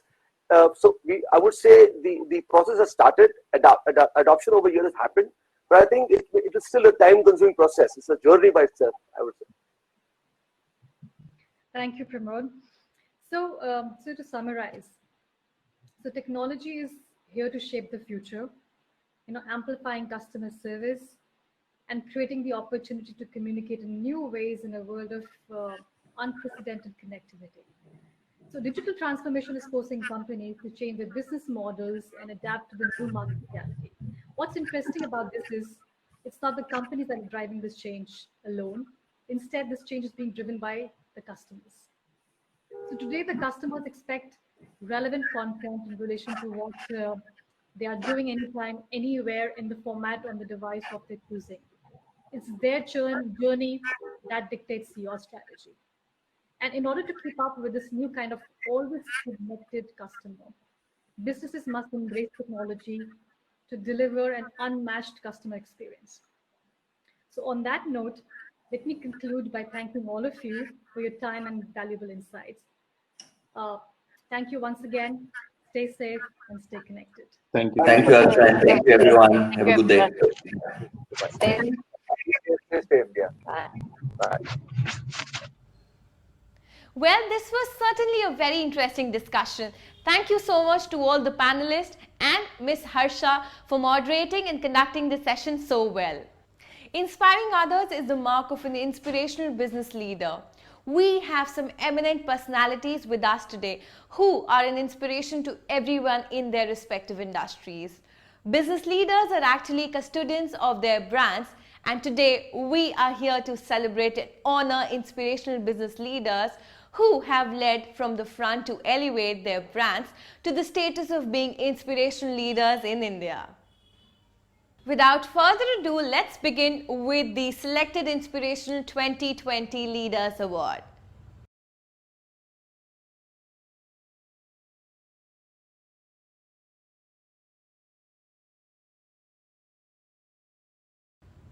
The first award for Inspirational Business Leader 2020 goes to none other than the very talented and the very versatile Miss Ekta Kapoor.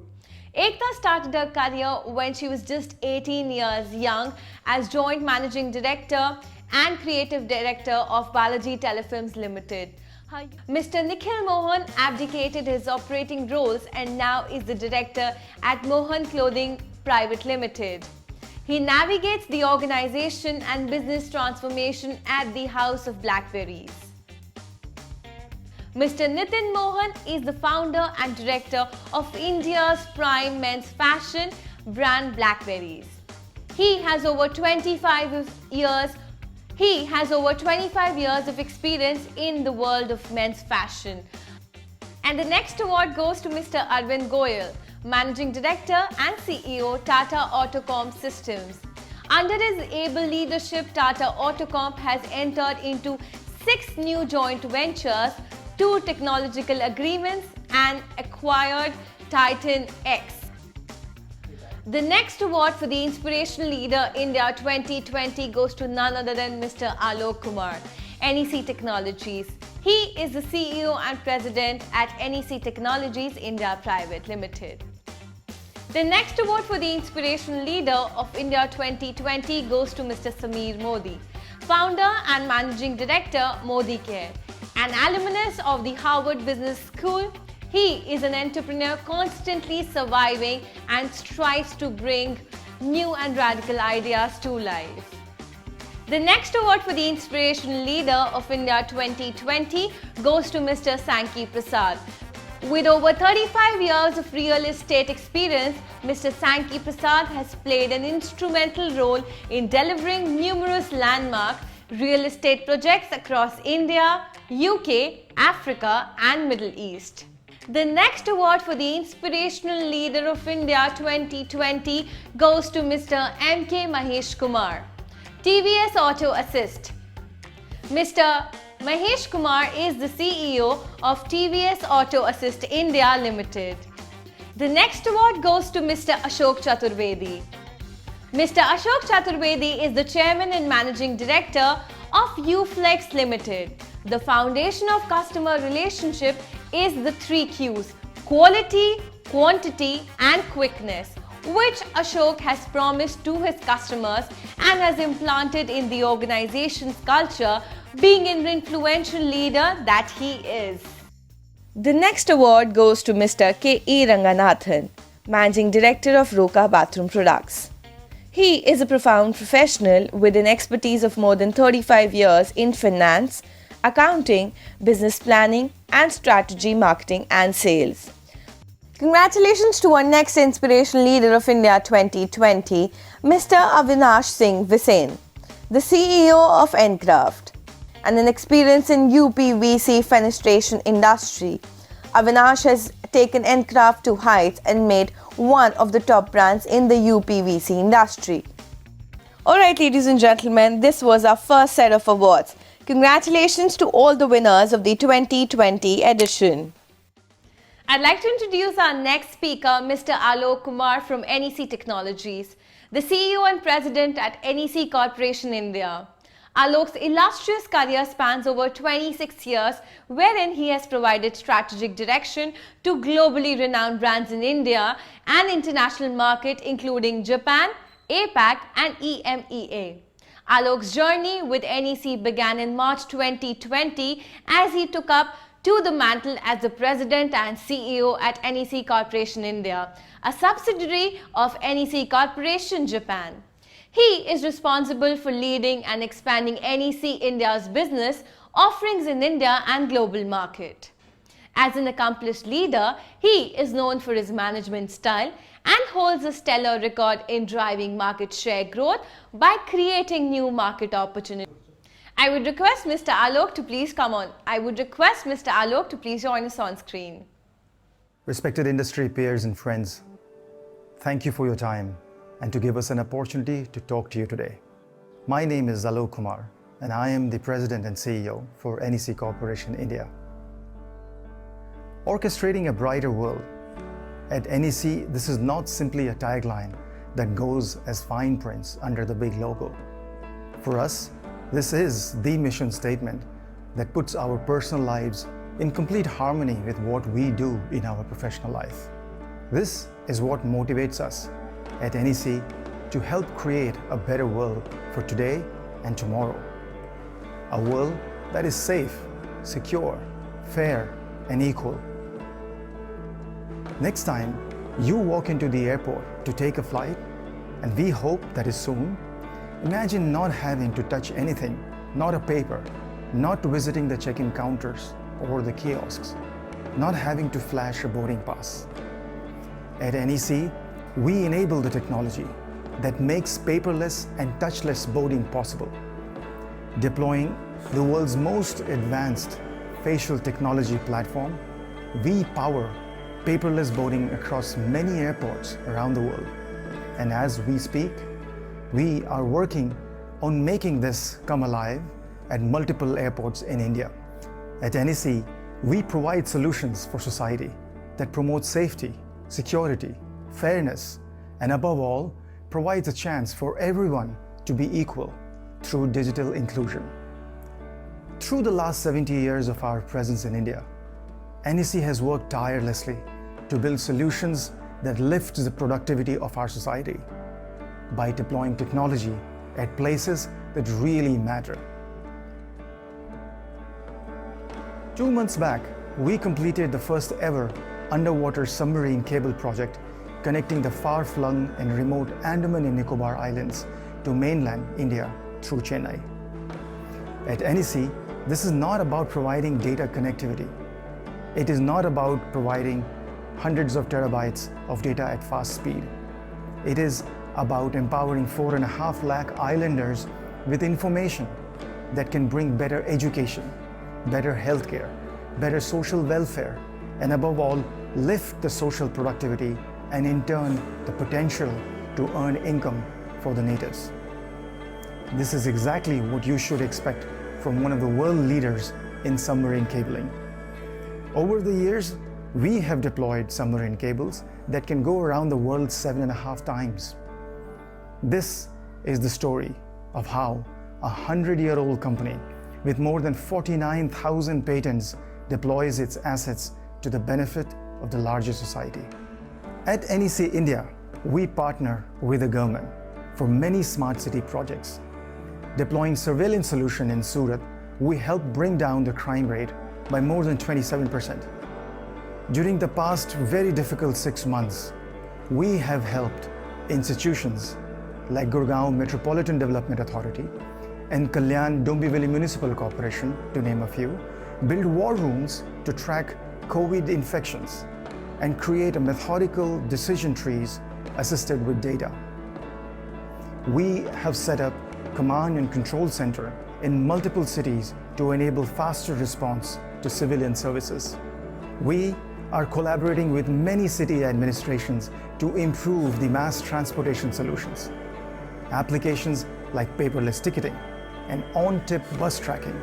We are reducing wait time at bus stops, making bus congestions leaner, and helping better planning for peak times. We at NEC are committed to helping improve the productivity loss in commuting. Right deployment of technology can truly impact social lives. It can also improve the fundamental infrastructure and its performance. As one of the first players in deploying track and trace technology in logistics, NEC India has accelerated the productivity of the archaic and fragmented logistics sector.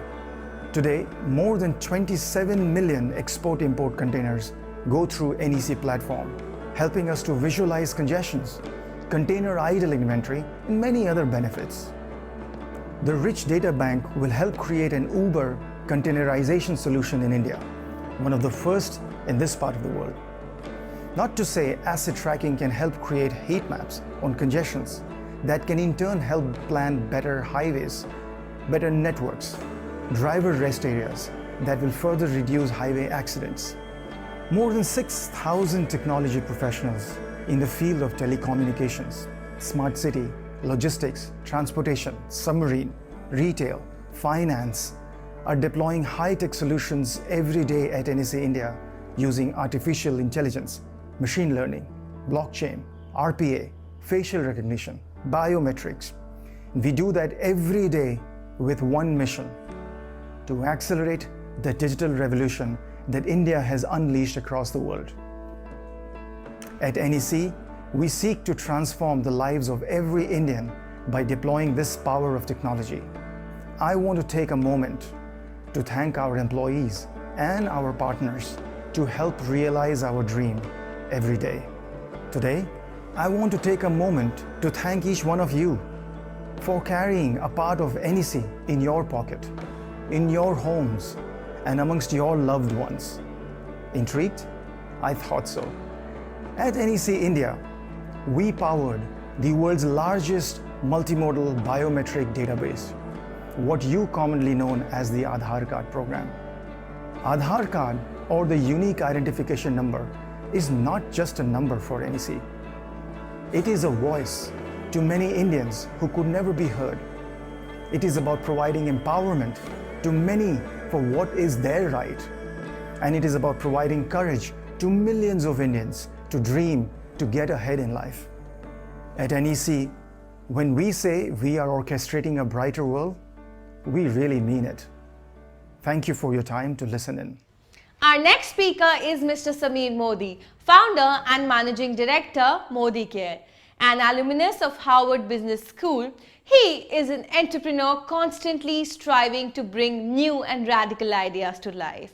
One such idea was to establish Calabar Cosmetics in 2004, which today is the third largest cosmetics brand in an industry dominated by international giants. I would request Mr. Modi to join us on screen. Good afternoon, ladies and gentlemen. It's a pleasure to be here today amongst all of you. My address today is called The Silver Lining Playbook. I've been told that there's an award-winning Hollywood film by this name. I hope you'll excuse me for not watching the movie yet, but I'm sure I'll get to it at some point in time. Let me attempt to justify why The Silver Linings Playbook.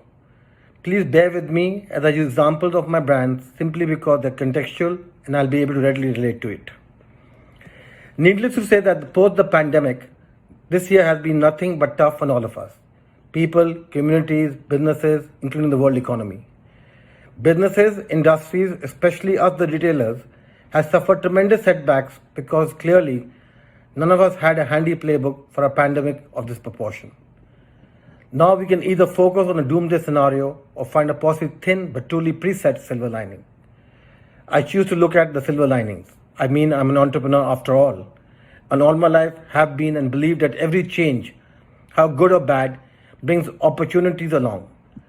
Not discounting the fact that we have all learned a lot and possibly the world might never truly recover from this, but then human resilience has made us survive over centuries, and the way I see it, we plan to survive for the next few centuries too.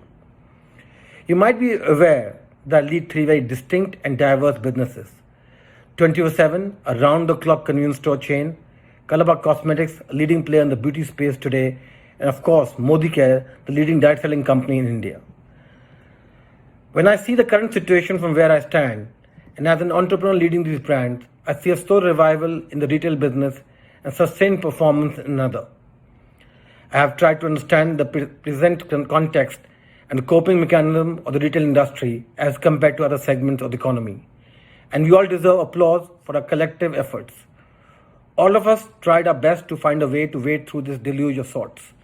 The race towards growth and survival, knowingly or otherwise, the retail industry moved into essentials and non-essentials division. That, in a way, gave us all clarity and purpose. As consumer behavior changed rapidly across the globe, the retail industry developed new strategies to meet consumer needs and demands. Essential goods were in high demand due to the fear of lockdown. Some of us reinvented the way we operated, and some of us reinvented our product lines.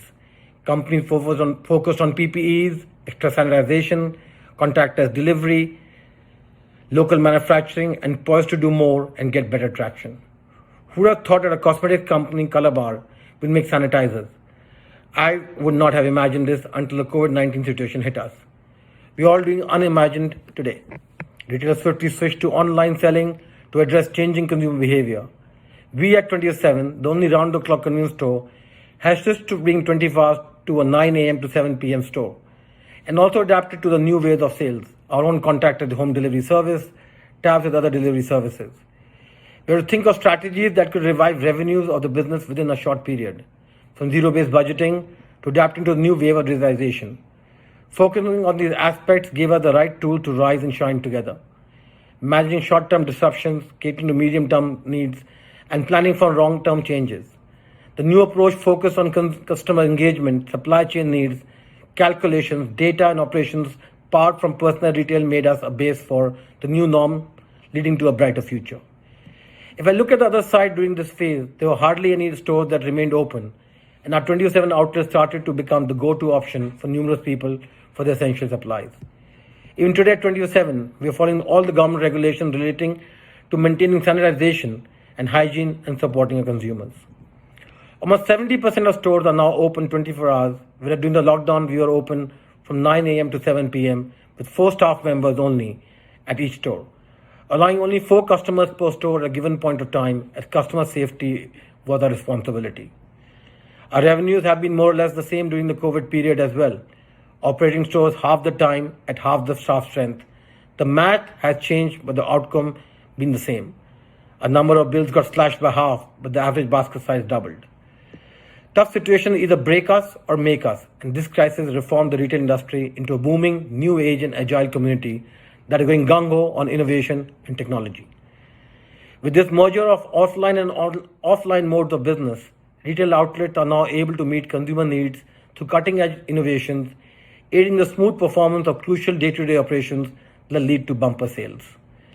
As the retail industry solved problems how to reach the consumer safely and hygienically, the next hurdle was the constant supply of sanitization and healthcare products, as they became need of the hour due to the increasing COVID-19 cases, leading to new restrictions imposed on the sector.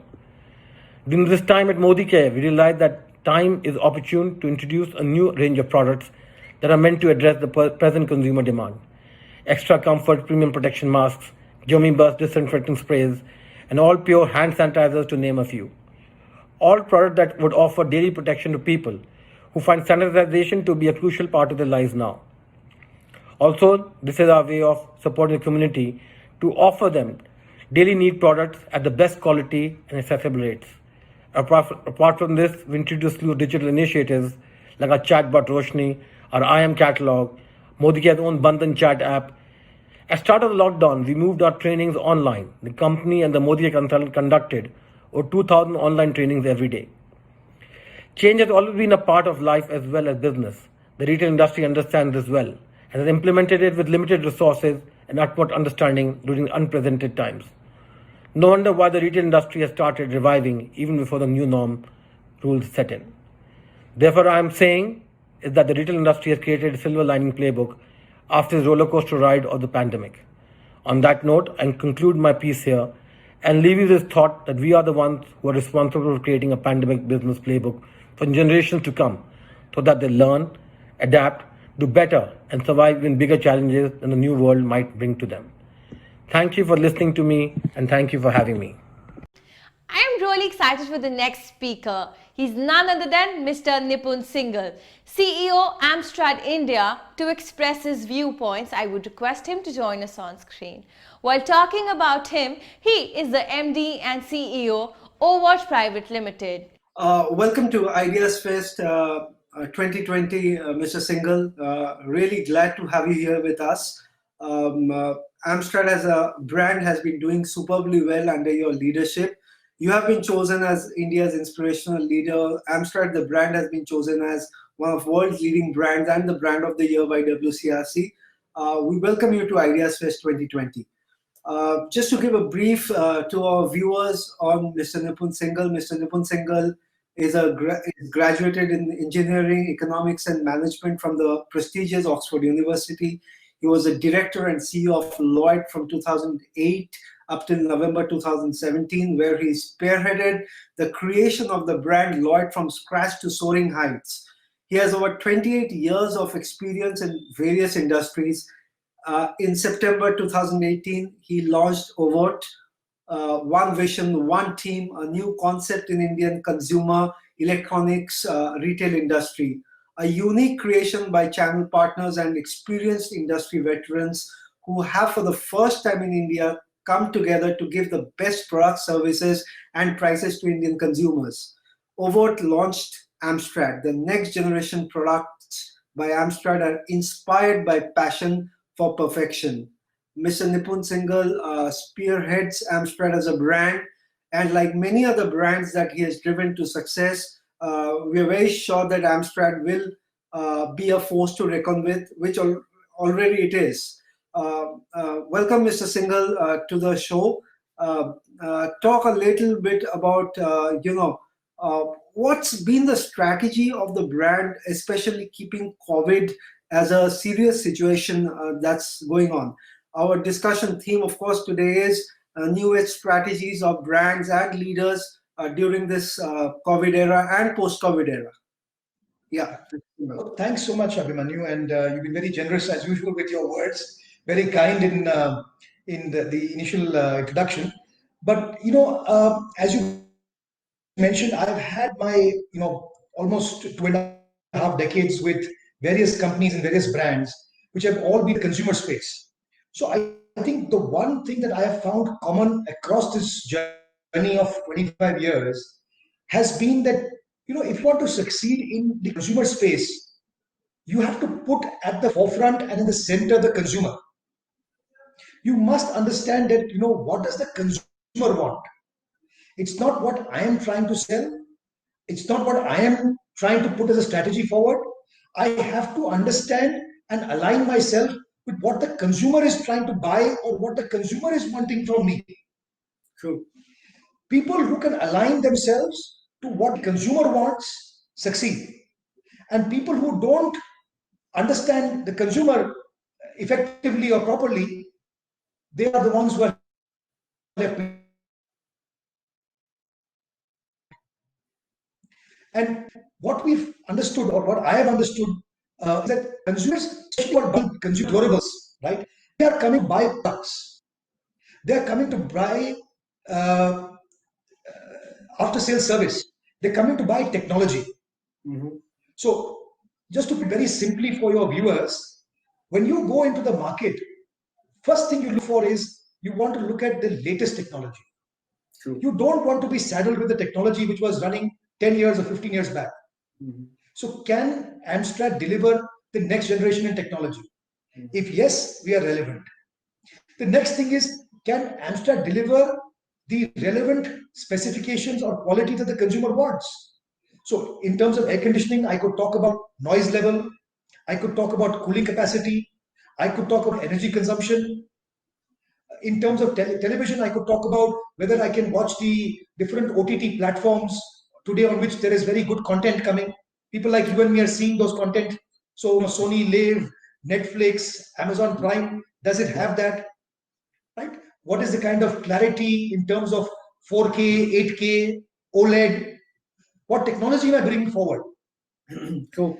So technology, quality, and then after that comes after-sales service. So the last thing that the consumer sees is, fine, this is all great, but tomorrow, God forbid, if something happens, am I going to get the after-sales service? And this is what has been my mantra in the last 25 years. Okay. Great. So just talk about your strategies during this tough times where most industries are going through a very troubled time.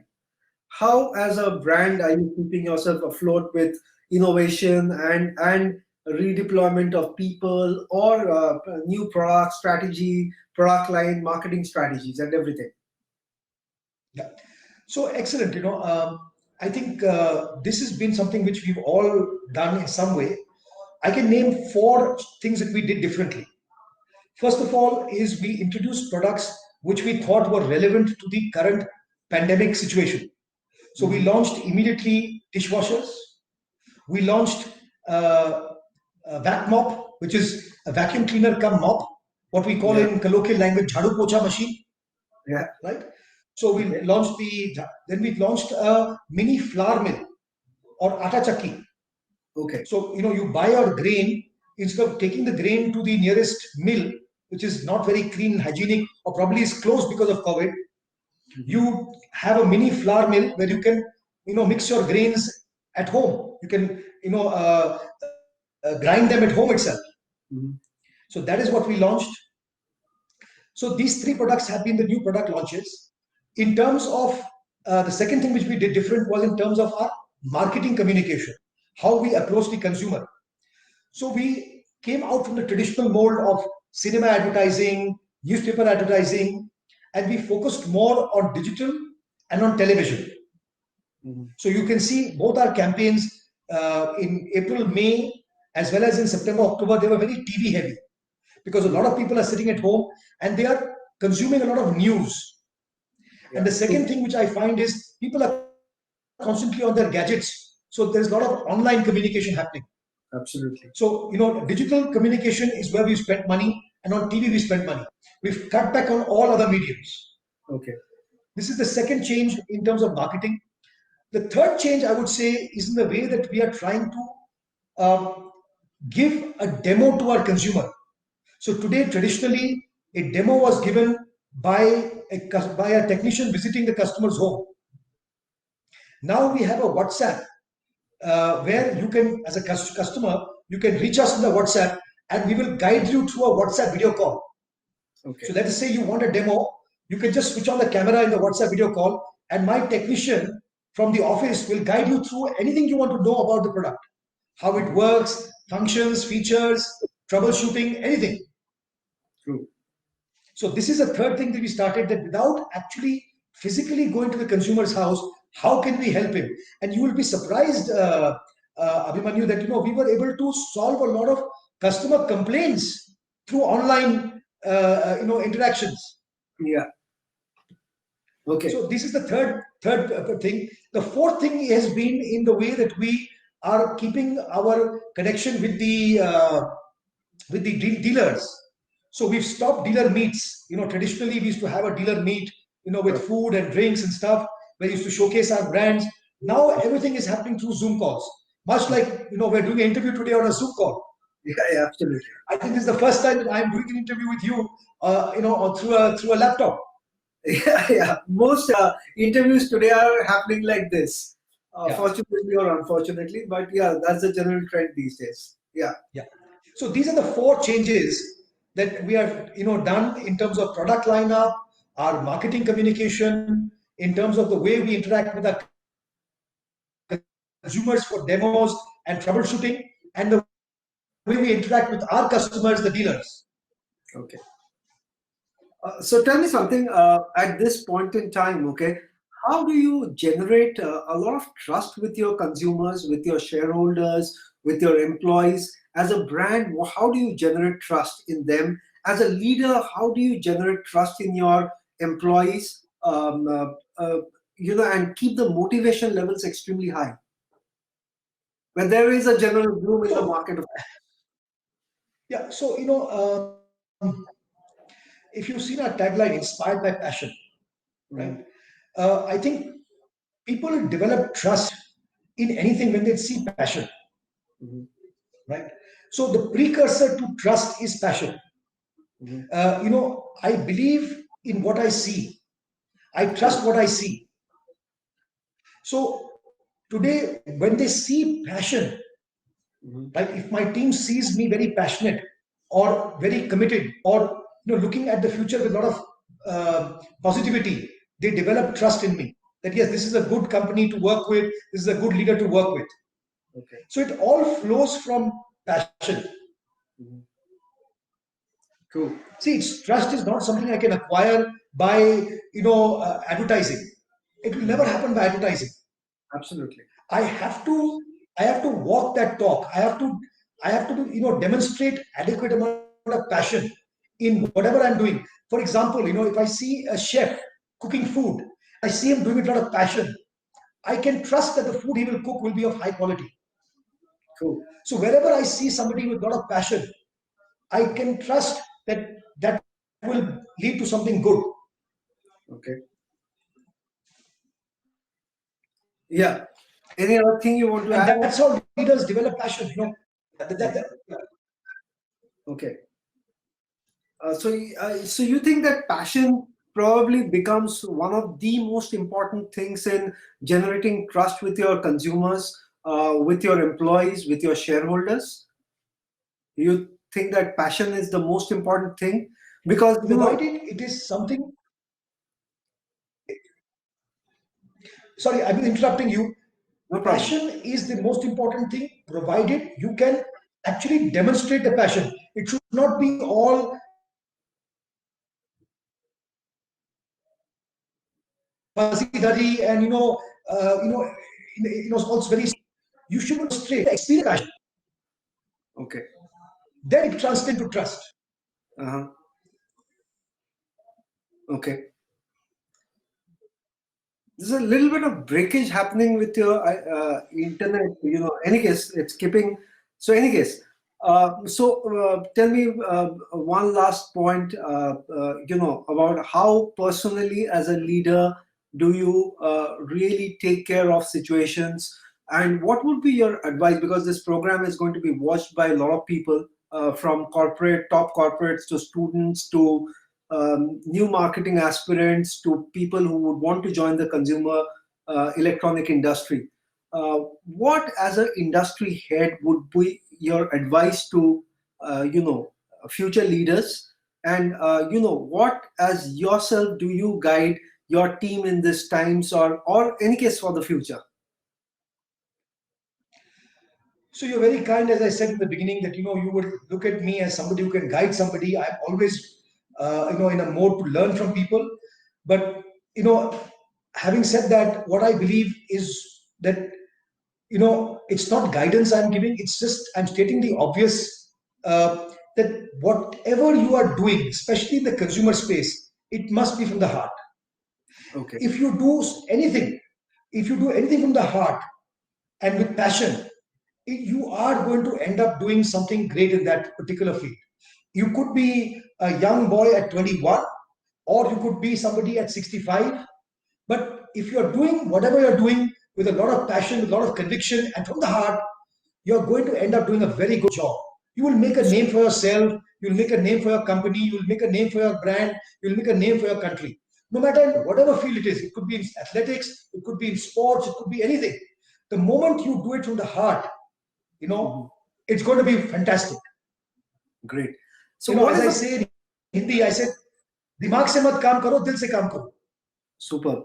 So what is the positioning of Amstrad that you really want consumers to get inside their heart, inside their mind and the soul of the brand positioning of Amstrad? What is that position? Next generation quality service technology. So Amstrad means next generation quality service technology. Next generation and this will be the mantra. Yeah, next generation quality service technology, and this will be the mantra even when I am not here and the next generation is in my chair. We will still say the same thing: next generation quality service, because you have to keep changing with time. Absolutely. You have to keep evolving yourself. You have to become better every year. You have to keep on and on outdoing yourself. I've always told my son, I tell him, I am not fighting anybody else. I have no competitor. My biggest competitor is me. I have to beat me. Great. So next year I have to beat me. 10 years later, I have to think how I can beat myself. Yeah. So it's almost like boxing your shadow. Absolutely. Okay, it was great talking to you, Mr. Singhal. It's always been a pleasure talking to you. For our viewers, just look at the perspective of all successful people, and Nipun, Mr. Singhal has been an extremely successful person in this industry. It core boils down to your passion and your heart, how you actually function with your passion, with your dedication, and a very sustained sincerity that actually takes you to the top. Mr. Singhal for years have displayed that, and that's the reason why WCRC has chosen him as one of India's most inspirational leaders. And we do hope that Mr. Singhal keeps inspiring the industry, keeps generating a lot of trust in his employees. I have known him for a very long time, and I have always seen this jolly, enthusiastic side of Mr. Singhal that creates an extreme impact over people he meets. I'm sure that employees in his companies feel that magic in him, look up to him, because he's a person who has driven everything with a lot of passion and heart. And that's something that is a lesson to be learned, that if you have passion with sustained sincerity and true intent, you will automatically generate trust in your consumers, in your shareholders, and your employees and everybody around you. Thank you, Mr. Singhal, for joining this Ideas Fest discussion. It's a pleasure always talking to you. Thank you very much. Same here, pleasure. Thanks so much. Thank you. Thank you. God bless. Our next speaker is Mr. Ramesh Balinga, CEO WaterTech India. I would request her to please join us on screen.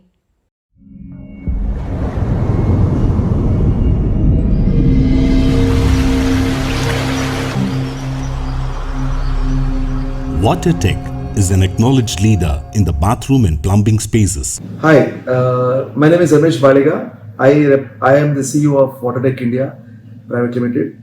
We are the manufacturers of polymer-based bath fittings, pipe fittings, and we started in the year 1996, and it's been 24 long years wherein we have built almost 80% market share. We are one of the oldest companies in terms of manufacturing of polymer bath fittings in India, and we manufacture almost 30 million pieces a year, and almost 2 million pieces a month, 2.5 million pieces a month. We have all ranges of bath fittings and pipe fittings, a complete range. So during this period, we were evolving ourselves to move into a complete, or we can call it as a total bathroom solution providers. And we ventured into acquiring a sanitary ware company. We ventured into having JV with quite a number of companies in India to provide us OEMs on supplies of metal bath fittings. And now we have a complete range of a bathroom solutions provided. When I say bathroom solutions, I'm talking about behind the wall, inside the wall, and outside the wall. So all three products are manufactured by us in-house, and we have approximately about 1,600 people working for us in terms of production and sales.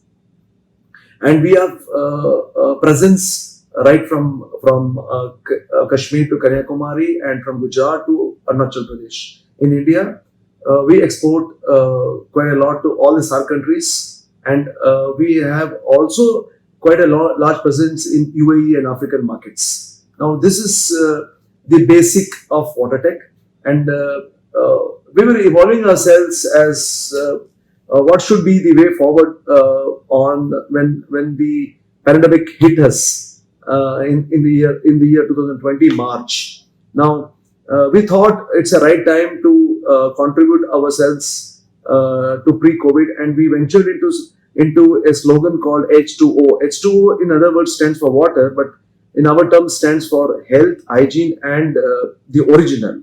Now, we have created products to match our words. Almost all our products, you can say 100% of our products are focused on hygiene, health, and we create original products. When I mean original, we don't copy something which is available in the market and produce it. We are producers of very good quality health faucets in the bathroom. We have our seat covers in sanitary ware, which are absolutely antibacterial, antifungus, and odor. And we also have now devised a new product which is shortly going to be introduced in India, which is the polymer based flush valves. Now, this polymer based, when I say it is UPVC, which would definitely be a new innovation in this market. We already have metal flush valves, but we are going a step further and introduced this polymer based UPVC flush valves, which will be shortly introduced. Now, these are all about the products, and we have a very huge line of products with us. Now, we are talking about the challenges which we faced, and what are the new business strategies which we are working on post-COVID area. The first thing, the biggest challenge we was facing were the social distancing norms and the checks involved in our production. And so we had to create a SOP in place, and so our production is completely as per the SOP, and we are even got the ISO audit done. And we have changed our production patterns. We have changed our assembling units, and we have maintained the social distancing checks required. At today's scenario, I think we can produce almost to the tune of 25 million, between 25 to 27 million pieces, whereas post-COVID we were able to do about 30 million pieces. Now, our challenges were to come down to 30 million pieces, and in a couple of months, maximum by December end, we would be reaching our pre-COVID times in terms of production. We have introduced a lot of new products. We have introduced a lot of hygiene products in the market, and to name one, I could tell you that we are introducing the touchless tabs. Now, when I mean touchless tabs, these are all looking at the water conditions in India. These are the products which are meant to tackle the water solutions, water saving. These are the products which we are now shortly going to be introduced, and this will take care of the requirement of the markets. I think this pandemic gave us a lot of opportunity to understand and work on the company's future. We have made a lot of changes in our working. As I explained to you earlier, also we changed our strategy in terms of expanding our network, change our strategy in delivering the material. Today I can tell you in 24 hours. Now with this core strength what we have developed in post-COVID, now the way forward, I'm very sure that market is going to take some more time to recover. But the biggest market, what I foresee for water tech is that the replacement market will never suffer. Now the replacement market is a core strength of water tech. Now this core strength, I would like to convert it into business, means 22,000 dealers with this strength of delivering the metal within 24 hours is going to completely focus on our channel partners selling the product rather than stocking it and then selling it.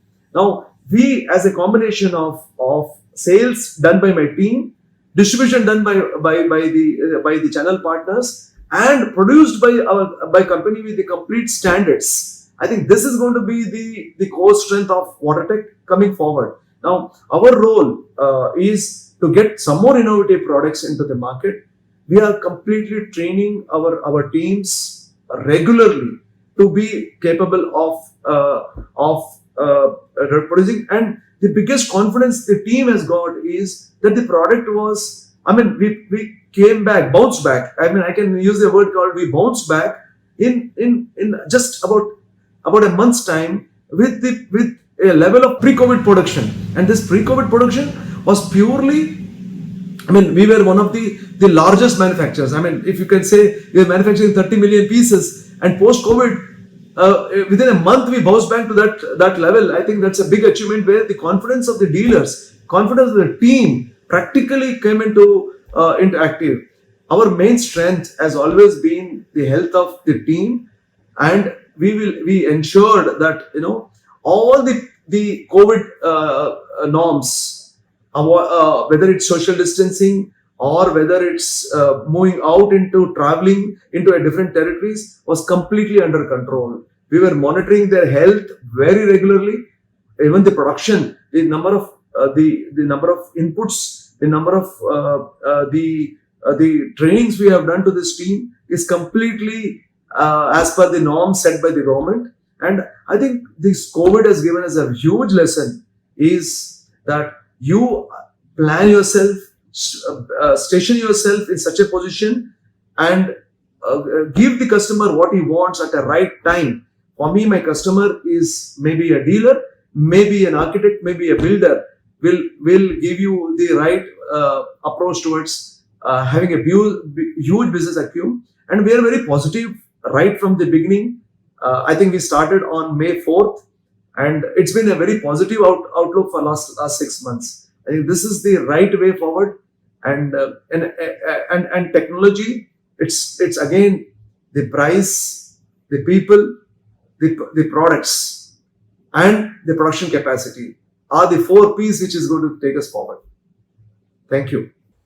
Moving forward, it's time for our second and our next panel discussion of the day, where our speakers and industry experts will enlighten the audience once again and explore the brand construct and its linkages with value and trust created in the market. I'm really excited to introduce the panelists amongst all of you. The panel discussion discussing exploring the brand construct and its linkages with value and trust created in the market. Really excited to be introducing the panelists amongst all of you here. Our first panelist would be Mr. Mohit Nirula, CEO, Columbia Pacific Communities. Our next panelist would be Abhishek Goyal, CEO and founder, Cactus Communications. Our next panelist would be Mr. Alok Kumar, CEO, NEC Corporations, India. Following, we have Ms. Akanksha Bhargav, CEO, PM Relocations. Another intellectual panelist we have on board is Mr. Mandeep Singh, CEO, Jindal Stainless Lifestyle Limited. Another panelist on board we have with us is Mr. Sanki Prasad, Chairman and Managing Director, India, Colliers International. Moderating the session would be Mr. Abhijit Mukherjee, Head of Marketing, Crayon Software Experts, India. Without further ado, let's dive into the panel discussion. Over to you, Abhijit, sir. I would also like to take this opportunity and convey my congratulations and best wishes to all the award winners and leaders who will be felicitated in the evening. We have gone through some riveting thoughts, content, and observations from the industry leaders, and I can promise you that our panel discussion will be as engrossing and riveting as the previous sessions. Now, these times have been, tough, and most of the organizations have gone through the digital transformation journey. And at the core of this, brand personalities of most of the organizations have also gone through this journey. Customer trust is not only vital in an environment where customer expectations are increasing daily and competition is fierce, but it is a brand differentiator that could make or break a business. Now, most organizations know trust bestowed by consumer can not only make or break a business, it can also ensure you survive a problem in the future. But few achieve brand trust and values adequately. Therefore, in order to understand this better, we are here with our fellow co-panelists to really understand how factors like values and trust creates a brand construct for an organization. Our panel discussion is on the topic, exploring the brand construct and its linkages with value and trust created in the market. And quickly, we'll take 1 minute to introduce my fellow co-panelists again. Mohit Nirola, who is the CEO from Columbia Pacific Communities, Abhishek Goel, founder and CEO from Cactus Communications, Alok Kumar, CEO from NEC Corporation India, Akanksha Bhargava, CEO from PM Relocations, Mandeep Singh, CEO of Jindal Stainless Lifestyle Limited, and Sanki Prasad, Chairman and Managing Director from Colliers International. Just to set the ball rolling and getting a perspective of brand construct of organizations, my first question goes to Alok Kumar, which is, how can one define its brand identity prism to its customer? Alok.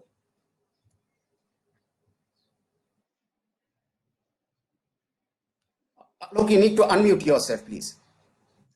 It's an honor to be in the company of the fellow panelists. Thank you. Lovely to meet you all. Abhijit, thanks for the question. I think, communicating the prism to customer, I always believe in simplifying it. And the way we'll approach that in NEC is taking it as a 3-tier architecture. At the top of this 3-tier pyramid is really, what we call as mind and soul. What is the purpose of the brand? What is the organization really purposed for every day? The middle of it, which is really what we are calling as the muscle, what the customers see is what are the pain points we are solving for in order to achieve that purpose. And at the real bottom of that prism or the pyramid is really what we call as the bone and the foundation of how we deliver. What are the product, process, technology, and therefore some of the things that interlinks. Let me bring alive an example. We have for example, NEC is world leader in facial recognition technology. So at the bottom of this foundation sits the technology, which is facial recognition. The problem that we are solving for, which is the middle of this prism, is really next time you are going through an airport, it is contactless, paperless, touchless boarding, all powered through the technology of facial recognition and biometric boarding. That is leading to what is the purpose of our existence, which is how we are orchestrating a brighter world.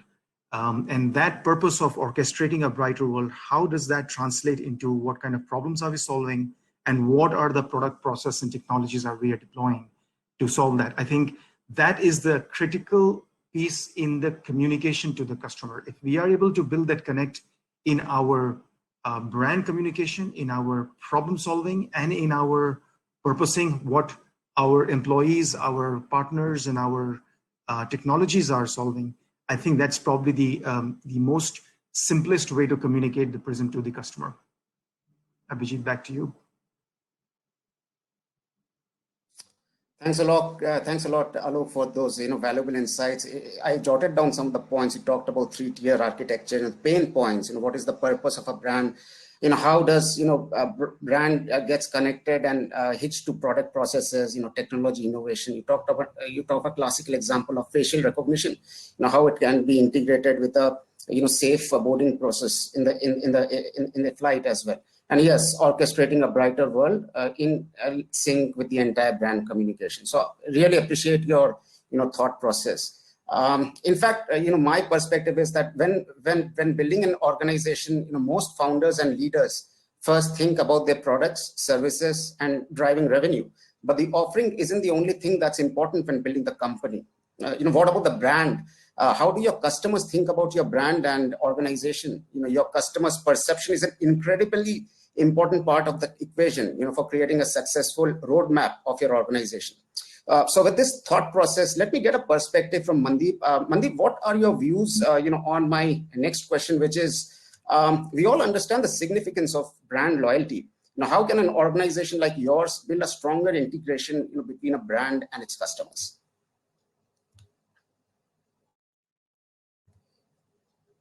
You have to unmute yourself, Mandeep.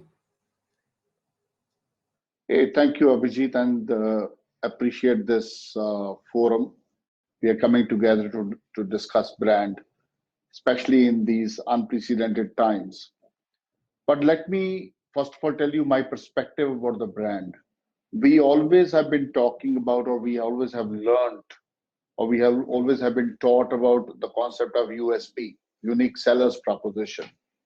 I think that proposition is dead. It's no longer existing. It's now unique buyer's proposition.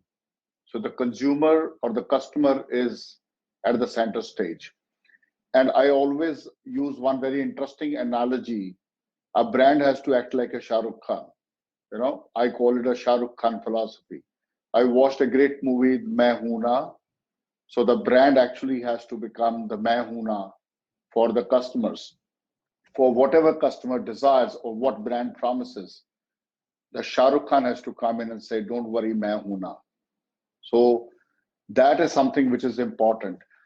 Now, allow me to paint two scenarios. One is a generic scenario and the second is the current scenario in which we are operating. So generically speaking, customers today are inundated with the choice. Rather, they're spoiled with the choice. But customers today flirt a lot. So loyalty is per se dead, unless the brands are constantly upholding brand promises and the brand values. And brands also need to understand, with the changing paradigms, with the contours of the business shifting so very swiftly, how do the brands reinvent, re-engineer themselves? Let's take two examples. One is Kodak. I worked for both the companies, so those two examples are pretty relevant to me and relevant in the current context what we are talking. So Kodak did not reinvent, re-engineer. Even though people were highly loyal to the brand, yet they did not reinvent themselves, and hence they went out of the orbit. On the other hand, another brand I've worked with is Amul. So how Amul is still relevant, how the loyalties towards Amul is still relevant, one can easily make out, and how Amul has transformed itself as a 53,000 crore brand today, which is a powerhouse of the dairy industry. When we talk current situation, wherein 2020 has been the year of unprecedented sense of uncertainty, and this is a period of deprivation and anxiety, which will usher new consumer attitudes and behaviors. And that's what fellow scholars say. I have not said this, right? Now, citizens or the customers will re-examine what they consume, how they consume, and how much they consume. So the loyalties again will undergo a shift unless brand tends to see themselves adjusting to the taste and the needs of the organization. Now, let me talk very specific about my own organization. So JSL Lifestyle is all about stainless steel. Now, when we talk of stainless steel as a material, to anyone, that material looks like a cold, dark gray material. So it's all about coils and it's all about, the sheets of stainless steel. But what we do is we lend a lot of value to that cold material and make it look chic, make it look, make it look nice. So stainless steel देखने के लिए एक डोंगा है या एक plate है, but how do we make it nice, colorful, chic, jazzy? That's what we do. We re-engineer our approach to integrate customers with the brand. So a couple of things which we have taken, I mean, that was your question, that how our organization is building a stronger integration with our brand. And our brand is called Ardenox. Ardenox means art in stainless steel. So what we have done is we have created a very unique customer advisory forum. We call it a CAG and the Bag. So CAG is Consumer Advisory Group and the BAG is Business Advisory Group. We work with a lot of HNIs and millennials. So we have created a consumer advisory group of the mix of the two. And then we have also architects and designers we work with. So they are the part of our business advisory group. As a brand, what we do is we have moved away from a passive listening to the active sensing and reflection on what people tell us. It's not just hearing, it's listening, deep listening. On that basis, we have created a very strong, robust design innovation process because we are a design-led company. Another thing which we have done is with the current pandemic has taught us that people are not ready to move out of their homes. But what about taking stores to their homes? So we have created some strong technology intervention by creating a virtual walkthrough, by getting our store to the homes of people. Another thing was that Ardenox as a brand is perceived as a very premium brand. It's a luxury brand or semi-premium brand. People were liking the brand, but they somehow said it's expensive. Now, for the people who are aspirational middle class, we have launched another brand called Jindal Arc, which is a prestige brand, which will allow people to get the similar kind of products, but at an affordable prices. So the new range or the new brand creation was as a result of this entire current scheme of things which we are into. Another thing is while people are not moving out and they're not being able to purchase, so in this Diwali we launched e-gift cards as a concept, and now people can order and gift their people our homeware products using e-gift cards. Another thing which we've done is the concierge system, wherein you tell us what you want, and our in-house concierge team will help you to design whatever you wish. So it's very bespoke solution providing. So I think these are the few steps which we have taken to interact, to connect, to constantly engage with our customers. We have gone to the extent that even our quality assurance team and even some of our production people, along with the sales people, they have a direct interaction with the consumer to actually understand consumer perspective about our quality and how they see what kind of value we are adding to them for the products which we are offering to them. So I think, I mean, if I sum it up, this is what brand and marketing is all about. That how do we build sustainable engagement and constantly offer value to the consumers, for consumers to stay hooked on to you. And that's where you build in the concept called brand loyalty. I think those were my few perspectives. Thanks a lot, Mandeep, for your insights. And I would absolutely, agree with a couple of your pointers that the concept of USP is dead. Now it is a unique buyer proposition. SRK philosophy, which means you empathize and sympathize with your customers. You reassure them by saying that, we are there, for your needs and requirements. And customers nowadays are actually spoiled with choices. They have innumerable choices, and brands have to reinvent themselves, with due course of time. And yes, as rightly you summed it up, sustainable engagements and value addition, to the consumers at this point of time is something which they are looking for. So thank you, Mandeep, for your insights. In moving forward, brand trust and values is more important than ever because today's consumers are bombarded with options, like Mandeep was telling. Now, what was often once a choice between two brands is now a global mix of hundreds, which has consumers asking, who do they know and trust before making a purchasing decision? So keeping the context in mind, my next question is directed towards Mohit Nirula, which is, when we talk of value, a brand must build a connection with its consumers. What strategies should a brand use to achieve this? Mohit? Thank you for the question, and it's an honor and a privilege to be amongst such good corporate companies and such leaders. And I kind of feel a bit inadequate in addressing the question that you've asked.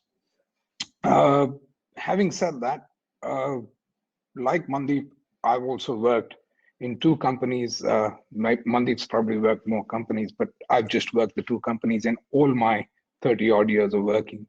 The first one was with Oberoi Hotels, and that's a brand that everybody knows, or I like to think that everybody knows, and have, whether you are 50 or whether you are 15, you've come across an Oberoi hotel in your life. And then when I moved to create or to work with a team to help create this new company called Columbia Pacific Communities, this does not exist in anybody's mind as yet. Also, the industry which is creating communities with seniors in mind, where they can live their lives to the fullest without having any hindrances, is in itself a sunshine industry. So we have a new brand in a new industry, and to that extent, it's been extremely both challenging and fulfilling. Picking up from what my colleagues have said and what you've kind of alluded to in terms of both the brand promise and the values. You see, the way we've looked at it is that at the core of our, if you look at what we do, we design, we build. So to that extent, we are a real estate business, but we don't move away from the community that has been created. We instead welcome all our residents into their new homes. In fact, into their homes that will be with them, and we hope that they'll be with us forever. And then we extend to them a lifestyle and hospitality which is zero headache. Everything that they need, from housekeeping to security to maintenance to food and beverage to concierge services to wealth management to estate management to writing of wills, etc. All of that is taken care of or is available to them as advice and support from our end. Followed by 1/3 of us is also healthcare, because in terms of whatever their medical needs today or as they age over time over the next 30 years, all of this is part of our company's offer. Now, when you look at our offer to our customers, we can't actually say this is who we are, because as I think Mandeep made the point, and before that Alok did as well, it doesn't matter what we think of ourselves. What matters is what our customers think of us, and and that was the point Alok was making, is what is the solution that we are providing to them. So in our case, we are starting that solution from the time the person calls us to say, I believe you're constructing a community, and it goes on. And really, death and taxes, as they say, are inevitable. It ends really at the point in time when they've gone on to a better place from planet Earth. And it doesn't end there, because it's the entire relationship with the children, and the process continues.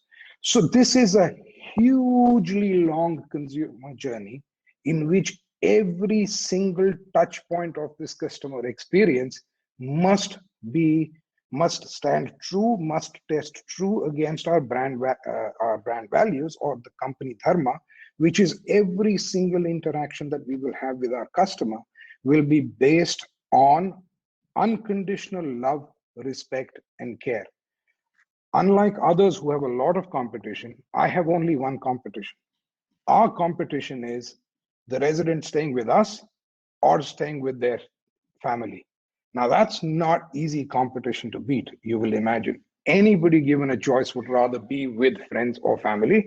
Here we say, come and stay with us and bring your friends and family with you, or make friends and family within the community.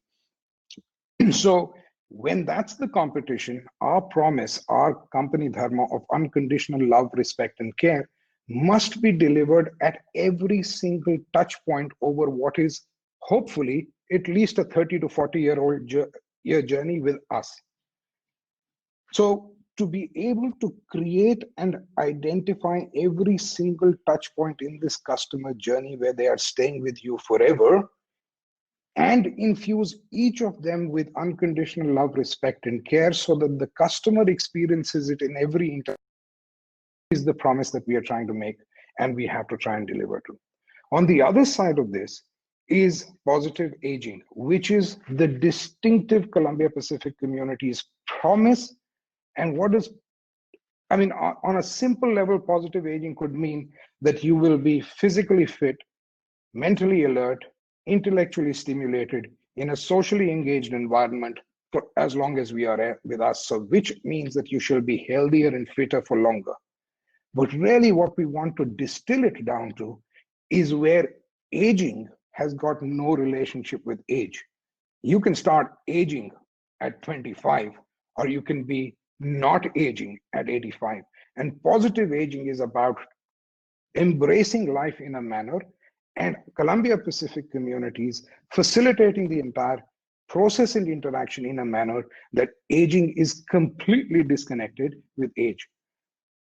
I don't use as much jargon, but if you were to think of the entire customer journey, where every single interaction over a 40-year time period must deliver on unconditional love, respect, and care as the company values and dharma, and on positive aging as an approach to life, which disconnects age from aging, that's how we believe that you can create an association and a relationship where sales and marketing can be put aside, and all you need to do is showcase every single community as a reason to be a part of it. So that's my short little, or not so short little, answer to your question. Mohit, I really appreciate your responses. In fact, it came straight from the heart, and those were, emotional pointers, which you made. And you rightly said, what matters is, what customers think of us, and an organization should be adaptive, to customize their solutions accordingly. It's a huge consumer journey or customer journey, wherever you're coming from, whether in a B2C environment or a B2B environment, and every point of customer experiences should be touch-based, with unconditional love, respect, and care. Customer experience is the very important thing at this point of time, and as they say, that customer first always, wherever you go and whatever you do.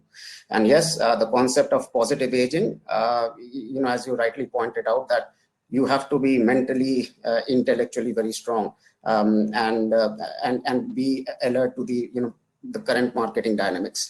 So thanks a lot, Mohit, for your valuable.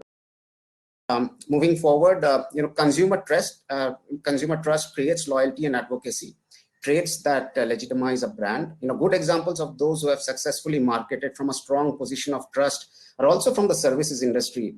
If I have to cite some examples, DHL, Uber, to name a few. Akansha, you come from a organization which is part of these services. So my question to you is, in the services industry, most of the products and solutions are intangible. How can one enhance and sustain their brand identity in this line? Akansha. Hi, good afternoon, everyone.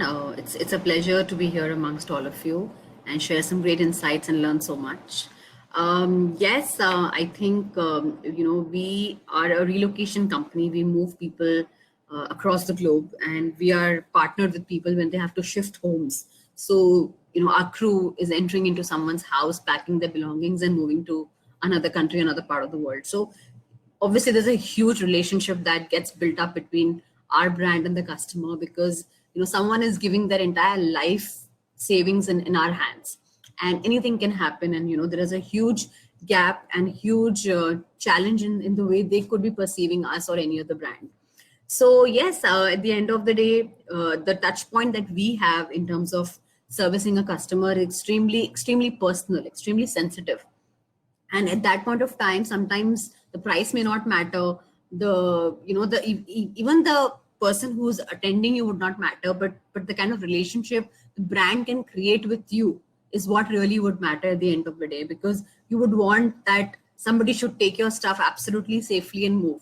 And when you cite examples like DHL and all, I mean, at the end of the day, a lot of logistics companies fall in the same category. But when we say relocations and mobility and house shifting, that just becomes extremely more personal. So I think my take on the entire relationship of the brand, obviously the first thing that we have all mentioned, and I think this is a no-brainer, is the trust and the loyalty that one creates with the brand.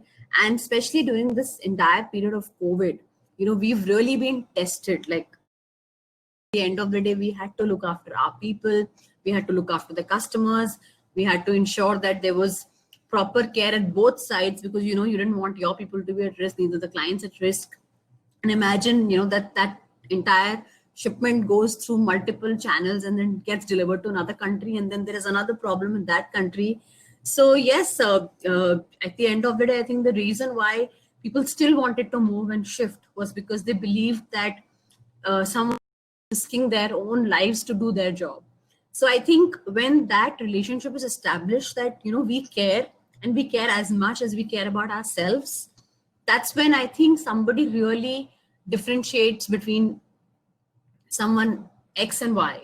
When someone realizes that, yes, the person who's looking after their belongings cares as much as they would do about their belongings. So I always say that, we are not just about customer experience, but we're about personalized customer experience, because there could be similar kind of people doing packing and shifting, but what changes is the whole experience that you give to the customer while there is a problem. If there is a problem, something goes wrong, how is the customer getting his response, and how are you handling that kind of situation? I think your name, becomes what it becomes with those kind of experiences when you change the perception of a client who's not having a very good day with you.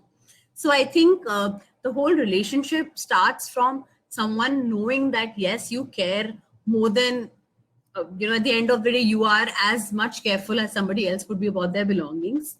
B, I think the entire belief that your team is well trained and well equipped to look after what you're supposed to be doing. I think that's a very important aspect, because sometimes people are more worried because they don't know if you're as ready to do something that you're supposed to be doing. Like, I could cite this example because I remember we had this huge vendor diligence process at a corporate, and they asked us that, if there are infants in the house and if something happens and one baby falls off the bed or something, what would your team do? And we said, we have to call somebody who's in the house. So the first and foremost thing is that, is your team capable to manage that situation? Because when you're entering someone's house, there is a full-fledged family in that house. There are children, there are elders, there are sometimes people who are a little conservative. There are, India is a very, very religiously sensitive country. There are people who are in a certain belief system that their mandir should be touched by certain people. And if there is a certain festival time, you need to be more careful. Then also people who sometimes don't want you to enter with the shoes. Some people want you to enter with the shoes. And then you look at expat culture, like the Koreans are very different from Germans. Germans are very different from British. So I think the whole, the kind of verticals we sort of cater is so varied that, there's no right or wrong at times. You just have to customize it so much with the customer that you need to make sure that you are making him feel comfortable with you. So I think that's been a very important aspect of and I think any service for that matter, because no customer is similar. And, people have taste and preferences. People have their own past experiences that they've had, and they sort of bring it to that particular experience with that service. So I think keeping all of that in mind is very important, and it sometimes can be a lot, but I think once you start mapping your customers well, that would make a lot of difference. And, I think somebody just talked about the Oberoi experience, and I was told once that Oberoi hotels always know that when you enter their hotel, they would also know that what kind of pillow were you comfortable in their previous hotel experience. And they were so particular. So this is, just the whole relationship of the services is all about customization and about knowing your customer. So once you know your customer and you know how they would want a certain experience, I think you can cater to them. So for me, obviously the loyalty and trust is there, but I think customization, being personalized and making somebody aware that you care as much as they do is sort of the highlights of the whole business that we are into personally.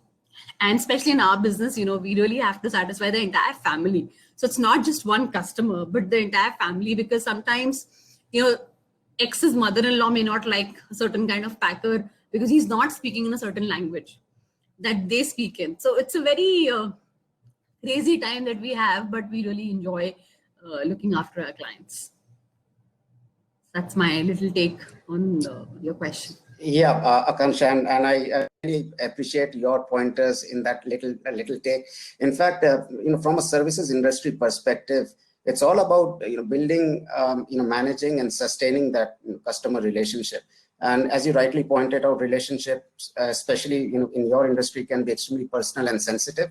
And how you embed the values of trust, care, and safety with the consumers defines that relationship, and that eventually takes you to that customization level or the personalization level which you're talking about.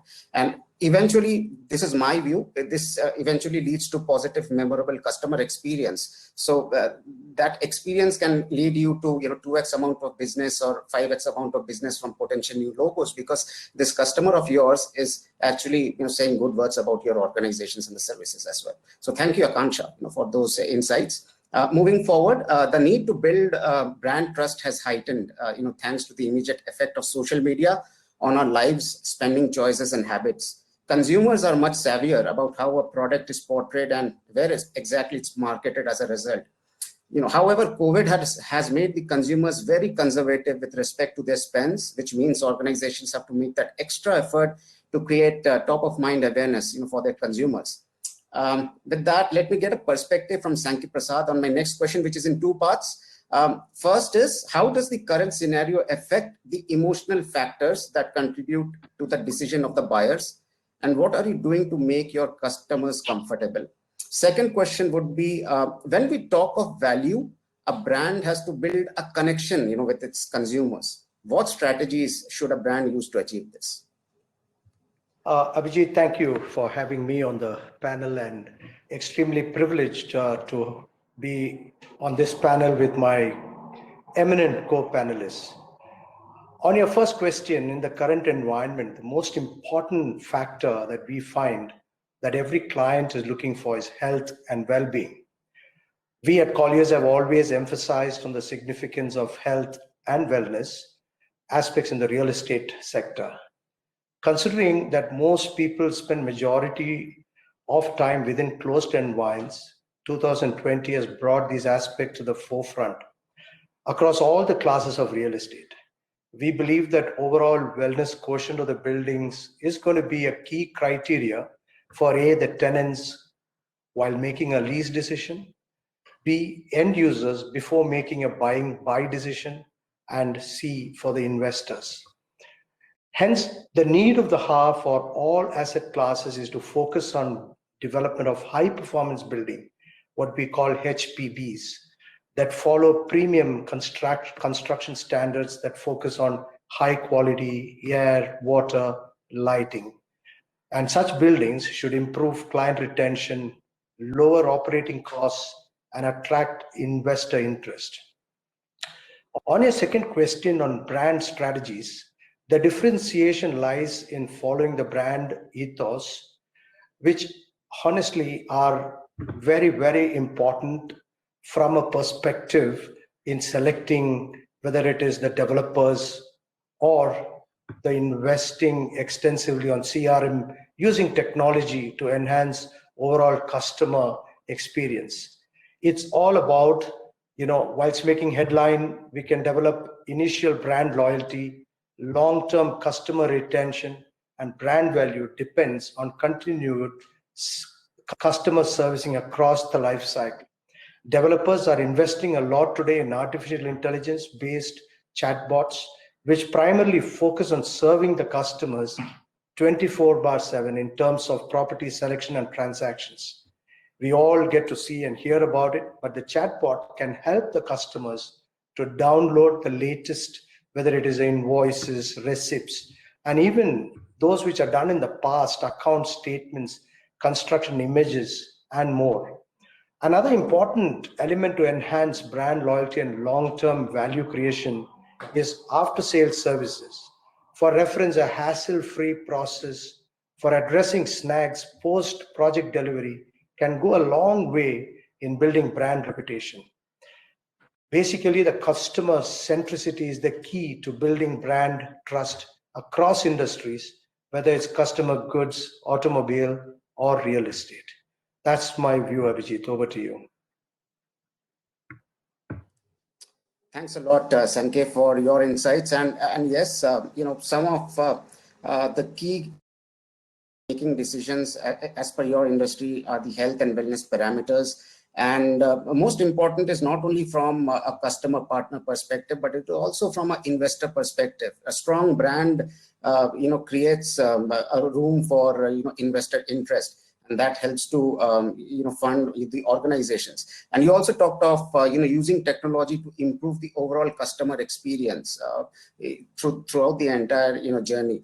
And yeah, the latest technology trends with respect to chatbox AI. In fact, nowadays most of the organizations are using these digital transformation elements in order to improve their customer journey. So thanks a lot, Sankey, for your valuable insights.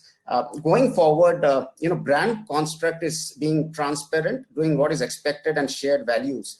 Key to this is the internal culture of the brand becoming more evident. The expectation is how you deliver to those values with more purpose-driven activities, so that you're living and breathing the values. A more thoughtful process is going into buying, and people are being more mindful about the choices they are making. Therefore, my next question goes to Abhishek Goel, which is, how can organizations reduce uncertainty, and how does the quality of products and or services impact the value of a brand? Over to you, Abhishek. Thanks so much, Abhijit. Thank you, everyone. Very insightful views and comments earlier. So I think when we talk about reducing uncertainty, I think there are three stakeholders at play here in reducing uncertainty. One is reducing uncertainty in the mind of the customer, for which we need to first understand, what is the customer anxious about. Most of the times, what happens is we become anxious within the organization. So the employee uncertainty is so high, or the leadership uncertainty is so high, that you don't spend enough time looking at the customer and what their uncertainty might be. So the first stakeholder group is the customer. The second stakeholder group is the employee. And third, if I just broadly categorize it, it's the business.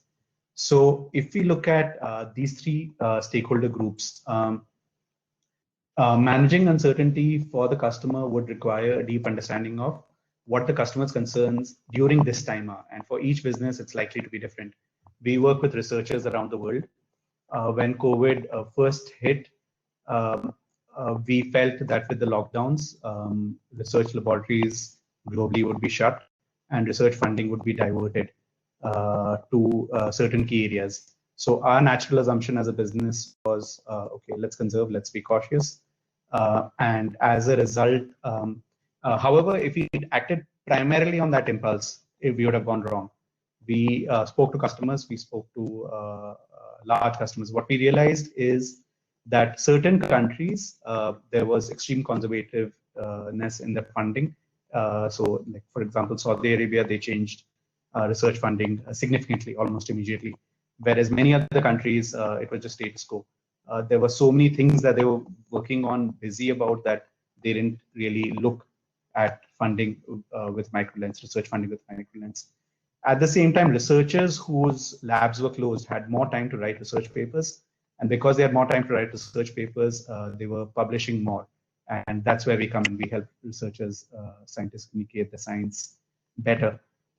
So if we'd gone by a primary instinct, we would have assumed that to be true of the entire world. And we would have not factored in the nuances that different countries, geographies, and different sub-areas have. So that's just one small example on being able to understand the customer uncertainty. So does it mean customers were not anxious? Customers were anxious. Researchers were very, very anxious, because there was this large, if you were in the biomedical sciences, there's this large expectation that the world had on you, that your lab would reposition itself, reinvent itself, and do something that's relevant to the current pandemic rather than going about business as usual, right? So I think the pressures we faced as businesses, our customers faced those and many more pressures because they were researchers in the front line, called in by the government, called in by funding bodies to demonstrate impact. So I think understanding the uncertainty of the customer is critical. Understanding your internal uncertainty as a company.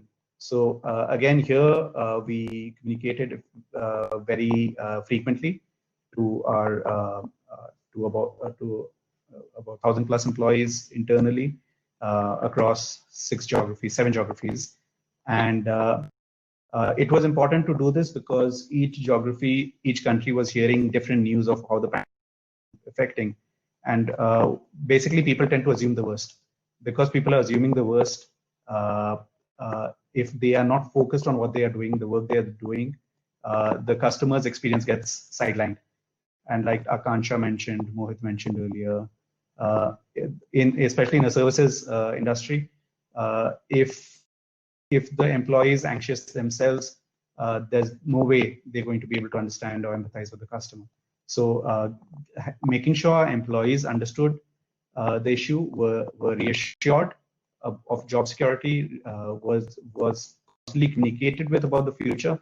I think some of those things helped the employees deal with their own uncertainty, and we continue to do that even today, even as we work from home broadly until March this year. And the final is if these two stakeholder groups are taken care of, then I believe that business. So the starting point is often the business, but that needs to be pivoted, and it needs to be the customer. So I think many e-commerce companies got that wrong when the first month and a half, 2 months, and they just put their hands up and saying it's government directives are changing, there's nothing we can do. While things were definitely uncertain, but they could have done a lot more with the messaging on the websites, on email communication, or when customers placed order, what's available, what's not available. So they could have done a lot. I suspect that a lot was not done because the employees themselves were anxious. So your mind gets cluttered, you aren't thinking straight, and you aren't doing what is most obvious because you're just assuming the worst all around you. So I think brand trust, just going back to the primary theme, with the customer can be built by, I think, business leaders often make the mistake of assuming that uncertainty doesn't exist, or uncertainty needs to be taken by the horns, or all kinds of things. But uncertainty needs to be understood. It needs to be understood with empathy, and only when uncertainty is understood, like Akanksha's business, I was just amazed by the kind of things that they need to do, right, to make sure that the multiple stakeholders are satisfied.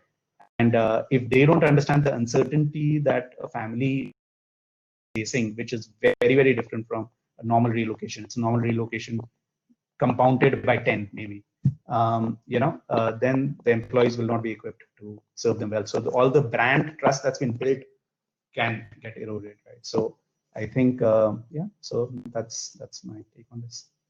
Thanks, Abhijit.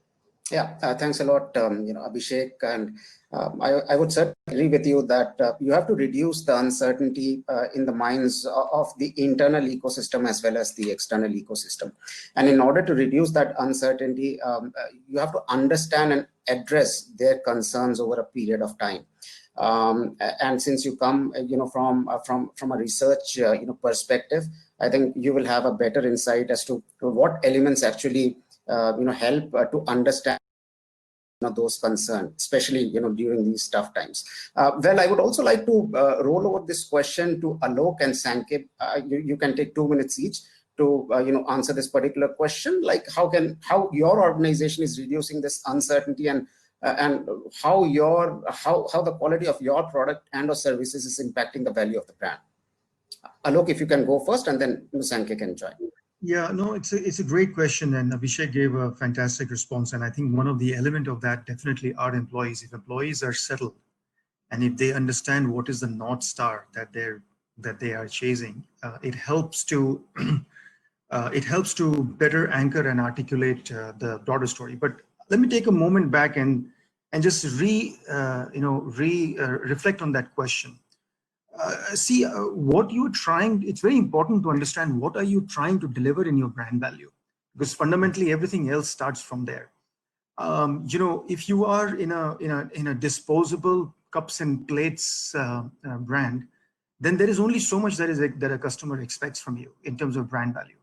And therefore it's very important. So I just want to make sure that my answer is not in response to that. It's in a response of, if you were to be building a brand that is deeply engaging, that is long-term, that is not a one-time transactional experience, but more long-term, as Mohit was talking about, as Akansha was talking about, and many facets Abhishek was also talking about, then the long-term perspective of that brand and what you are trying to deliver from your product and services fundamentally changes. And this is where you have to really reflect upon how you are designing your business model. Let me just contextualize this slightly in the concept of our brand, NEC. NEC is the first thought of an NEC brand. While we say we are orchestrating a brighter world, in India, the research says that the first thought that it evokes is that it is made in Japan. Now that's a huge legacy to carry, good and bad both. I would focus on the good side of it. When you have a legacy of made in Japan, that legacy means it's 100% correct, precise, and working, no matter what happens. When you have a legacy like that, and then when you go out and begin to promise orchestrating a brighter world, you have to pivot away from just delivering a customer touch point to a customer journey. In the earlier example that I was talking about in aviation, we are saying we are empowering a touchless and paperless boarding in the airports, powered by the facial recognition technology. A conventional model would say that you are just creating an experience where the customer doesn't have to take a printout. That's a customer touch point. But when you take a view of a full customer journey, we are looking at the entire customer experience and the digital experience that a customer will have. So you walk into an airport, you don't have to do anything. The moment you walk into the door of the airport, your face gets recognized, and through the ticketing database, a common DigiYatra ticketing database, on your app, you begin to get routing of which gate do you have to go to board. You don't have to go to any check-in counter. You don't have to go to a kiosk. You do not have to have a boarding pass. It's all on your phone. That's the power of this customer journey, that you are literally walking. You don't even have to tell somebody that you're boarding a flight from Mumbai to Delhi. The system already knows, and the system is expecting you on the gate at a certain time. If you don't arrive at a certain time, the announcements will begin to happen. You are a missing passenger. How do you harmonize that experience is what is extremely important. And the North Star for us is, even beyond the mind and soul of orchestrating a brighter world, is the promise of a delivery of made in Japan. That it will happen and it will work every time precisely, and it will never go wrong. When we supply a lot of hardware equipments to our very big clients here in India, and they come back and tell us that we have competing, Mr. NEC, we have competing products from your competitors, and they say, how do you guys make money? Because your products never break down. Whereas we are paying so much on servicing your competitor's product, your product really never breaks down. So how do you guys really make money? And that is a great moment of pride for us, because what we are delivering is a full customer experience, which is that you are not in business for us for one transaction. We look at your whole journey and we own your whole journey. And why should you be paying for service? I think that's important. And then the other thing is that, a big element in delivering the value of your product and services is this whole concept of data. And how do you make sure that every facet of your organization, whether it is one department versus the other, whether it's partner, distributors, they are all interpreting the data in the same way.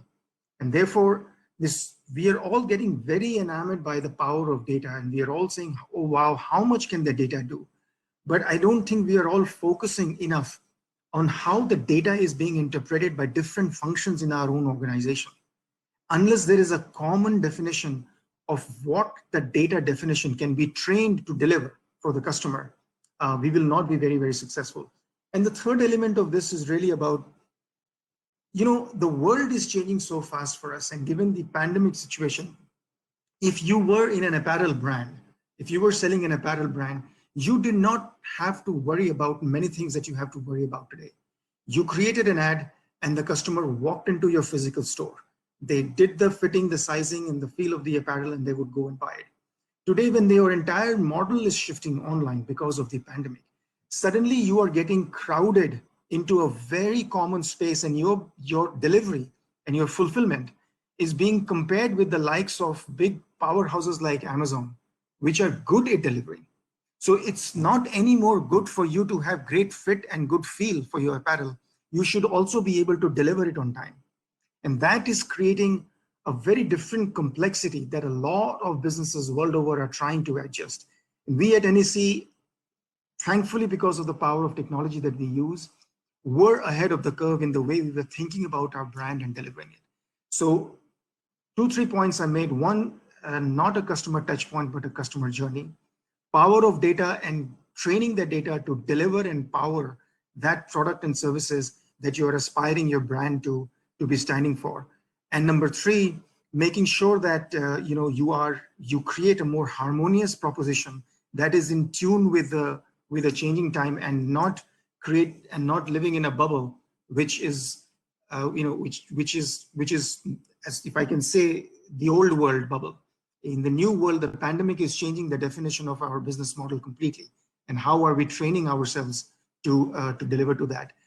So those were the 2 or 3. It's a complex question to answer. Hopefully I tried to pull together 3 very complex dimensions in a short span of time. And Sanke, over to you. Sorry, probably I took more than 2 minutes. Thanks, Abhijit. Thanks, Alok. In fact, I think Abhishek did justice and answered it pretty well. And amazing views from Alok to take it, to the next level of literally explaining it and giving us a perspective. I would think a product quality is quintessential for any brand to be recognized and sustain its value. To be honest, the significance of quality offerings has improved further in recent times, with various media channels gaining prominence. To give you an example, Colliers, we conducted a survey recently to gauge the performance of a leading residential developer. The survey findings highlighted that the sustained quality focus, it played a key role in enhancing the brand recall and the ability to command premium over the competitors. Our survey findings indicated that the high brand recall emanated from the following attributes. A, it was the project specifications which are higher than the competitors. It had a construction quality which was much superior over its peers. And 3, a great track record of timely completion. So the higher brand recall enabled a client to command a premium over the competing projects even in challenging markets. So in the current scenario, consumers are looking for means to optimize their expenses and minimize long-term obligations. Developers across segments are considering implementing and following strategies to attract new clients and strengthen relationships with existing clients. If you look at the commercial offices, developers are considering offering part of the lease space to be marketed without lock-ins, to provide flexibility to occupiers to vacate premises in case their business requirements change. These were not something that were there in the past. Residential developers are adopting various marketing strategies, including cash discounts, waiver in stamp duties, GST, free car parking, attractive payment plans, sort of assured rents to lure prospective home buyers. The attractive payment plans offered by today residential developers have played a key role in attracting buyers, and we've seen a huge shift and a positive change in the residential market sector. Such schemes may require buyers to pay 5% to 10% upfront while paying remaining, on project completion. A lot of such offers you've been hearing and we see it. Such schemes are being offered by the large developers. The deferred payment schemes has played a key role in achieving sale of over 1,500 crores just from April to June 2020 period of COVID. Retail developers are offering revenue sharing model to majority of the retailers compared to a fixed minimum guarantee model prevalent pre-COVID. This revenue share model has converted rents into a variable cost, fixed cost earlier, and enhanced retailers' business viability, which has been the worst it has, during the COVID time. Most landlords in Delhi and Mumbai are offering a discount of up to 25% to the retailers until the sales pick up, while others have entered into a revenue sharing agreement. Finally, a collaborative approach with governments towards a sustainable approach will support overall human health and resiliency, in my opinion. Over to you, Abhijit.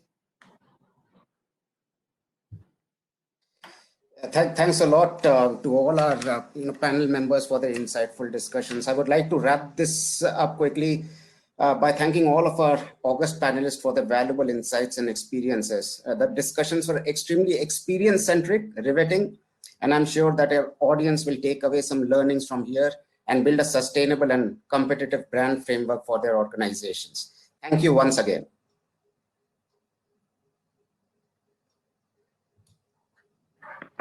Thank you so much. Bye. Thank you. Thank you so much to all the panelists and the moderator for such a great panel discussion. Taking this evening and this event ahead, we have the next set of awards. It is for the inspirational leaders who have led from the front and elevated their brands in the industry and region.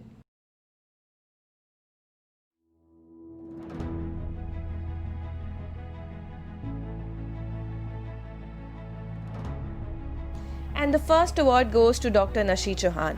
Selected as India's inspirational leaders in education, Nashi Chauhan of the Anand Niketan Group is an innovative and inspirational educator who succeeds cultivating strong relationships with unparalleled faith and beliefs. And the next award goes to Jody Thomas Paradale. Selected as Inspirational Leader 2020, Mr. Thomas of Kore Communities is driving some real new age developments in real estate, refreshing and inspiring the country ever since. And the next award goes to R.K. Thomas. Selected as India's Inspirational Leader 2020, Dr. R.K. Thomas of Technopilot is an inspirational leader who is a true technology fortification maverick. Congratulations, sir.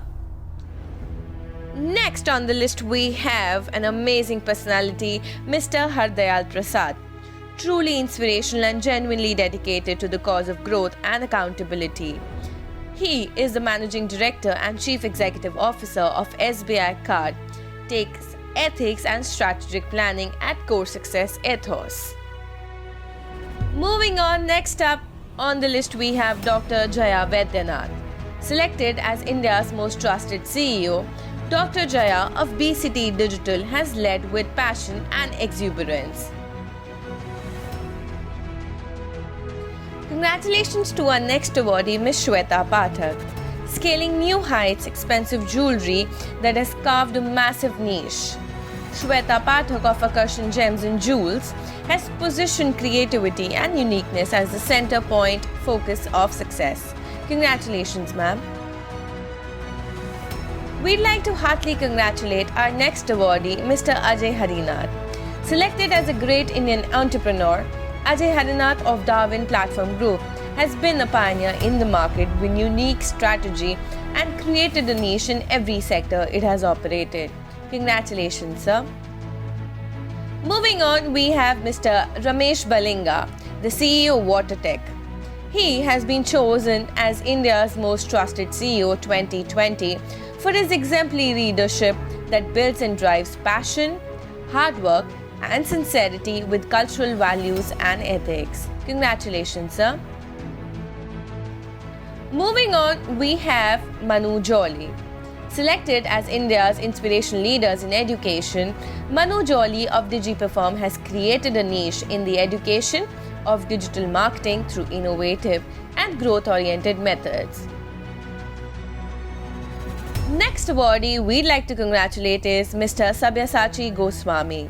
Selected as India's Most Trusted Business Leaders 2020, Sabyasachi Goswami of Perfios has driven growth with decisive actions and values. Congratulations to our next leader, K.S. Balakrishna Shetty.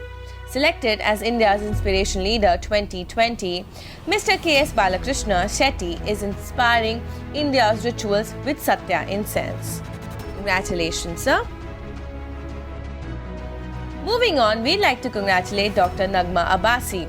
Selected as India's Inspiration Leader 2020, Dr. Nagma Abbasi of Next Gen Life Sciences is inspiring growth through passion and hard work constantly. Congratulations to our next winner, Dr. Anshu Goyal. Selected as an Inspiration Leader 2020 in the category of food, Anshu Goyal of Dedat Exports is adding new dimension to human lifestyle with her brand The Nature Fresh and Minar. Our next awardee is Mr. Abhinav Arora. Selected as India's Most Promising Leader 2020, Abhinav Arora of Eureka Outsourcing Solutions believes in being humble and building strong human connections as the core factors of success. Congratulations, sir. Next up, we have India's Most Trusted CEO 2020, Mr. Yatin S. Gupte. He is a true wizard when it comes to business versatility and accomplishments. Congratulations, sir. Congratulations to our next awardee, who's been selected as India's Most Trusted CEO 2020, Mr. Ketan Patel. Mr. Ketan Patel of Cache, he attributes his success to decision-making abilities that have transformed the company. Congratulations, sir. Congratulations to our next awardee, Mr. Kalyan Sridhar. Selected as India's Most Trusted CEO 2020, Kalyan Sridhar of PTC believes the core value in everything is execution. He leads the industry with precise execution every time he performs. Next one on the list we have Ashraf Motiwala. Selected as India's Inspiration Leader 2020, Ashraf Motiwala, Managing Director of AS Motiwala Heritage Jewelry, rose finished the jewelry industry in India to emerge as fine jewelry maker. Selected as India's Most Trusted CEO 2020, Jayanta Podar, MD and CEO of Decorazi Paints and Coatings, is driving the industry with his dynamic and vision-oriented leadership style. Congratulations, Mr. Jayanta Podar. Congratulations to our next awardee, who's been selected as India's Most Trusted CEO 2020, Mr. Lakshmananan Subhas Chandra. He is inspiring the renewable clean energy marketplace.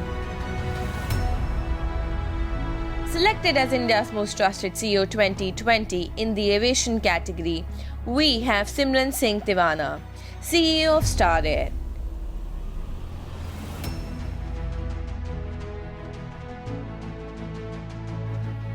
Selected as India's Most Trusted CEO 2020, we have with us Mr. Ganesh Iyer of Cool Wings Technology. He is redefining and refreshing the industry at each and every step. Congratulations, sir.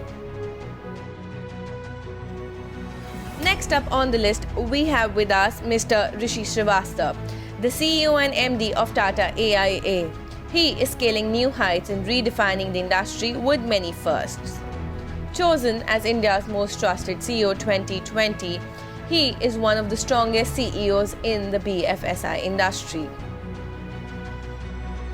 We have with us our next India's Inspiration Leader, Mr. Rajesh Sinha, the founder and CEO of Fulcrum Worldwide.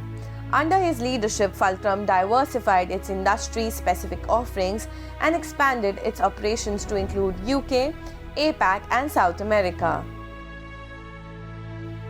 Selected as India's Inspiration Leader 2020, we'd like to congratulate Mr. Rohit Ohri. He is an advertising and marketing genius. As the head of FCB India, Rohit has steered the firm into sheer excellence.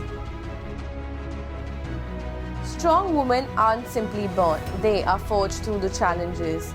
We have with us one such dynamic personality, Mrs. Archana Suresh Kute, who leads the Kute group of companies as the managing director over the last decade. She is one such example. Chosen as India's most trusted CEO 2020, Mr. Alok Biswas of Jana Kalyan is committed to build a world-class financial institution for the economic upliftment of the underprivileged. Congratulations, sir. With over 9 years of experience in cybersecurity, we have with us our next awardee, Mr. Manan Shah, the founder and CEO of Avalanche Global Solutions. He has been the Microsoft Top 100 Security Researchers in the world. Selected as India's Young Leader 2020, he has been a regular TEDx speaker and setting industry benchmarks.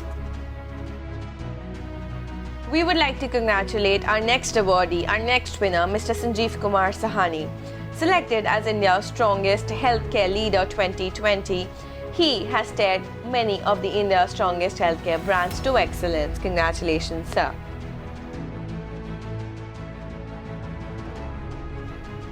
As a new kid on the block with the start of manufacturing amusement rides, we'd like to congratulate Mr. Ravi Ganatra.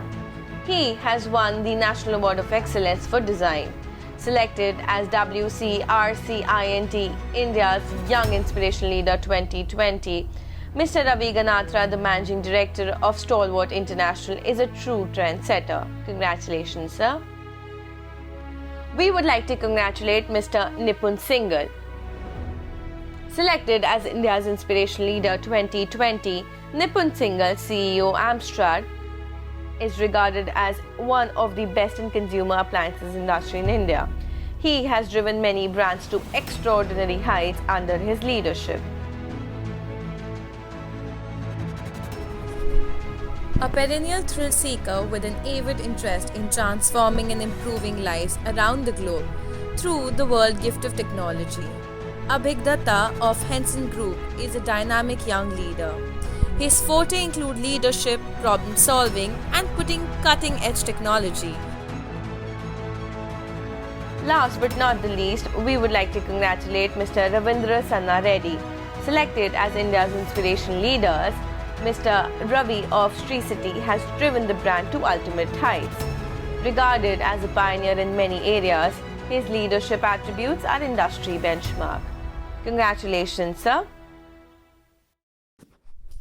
Our next speaker of the day is Mr. Mario Smith, Managing Director, Lingle Windows and Doors Technologies Private Limited. An incredible leader, Mario has led the Lingle brand into new heights. Can we have his viewpoint on the brand? Hello everyone and welcome to the world of Lingle Windows. It's my pleasure of being here today. It's my pleasure that you are actually watching me, that we are not tired of going online and watching webinars. Thank you for joining, and I hope I can give a lot of inputs, and on the end maybe some small take home where you say yes, whatever was spoken or whatever was just conveyed as a message is somewhere useful. Life after COVID, life after the pandemic, where we can say today maybe life after lockdown, but in the middle of the pandemic.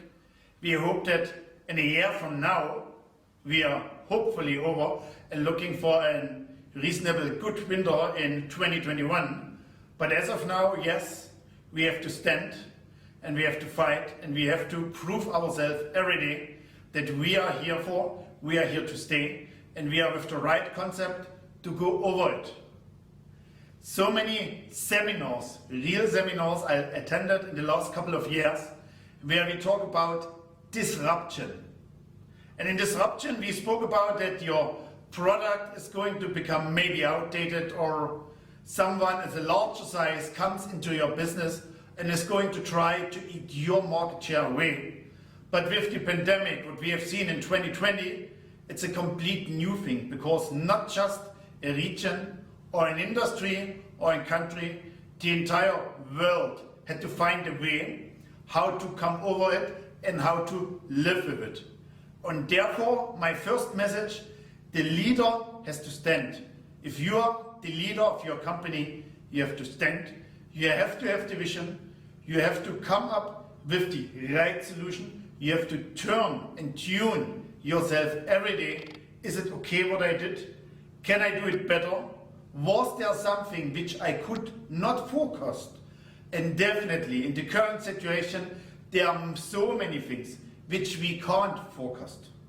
You should know, first of all, in which trade, in which business you are in.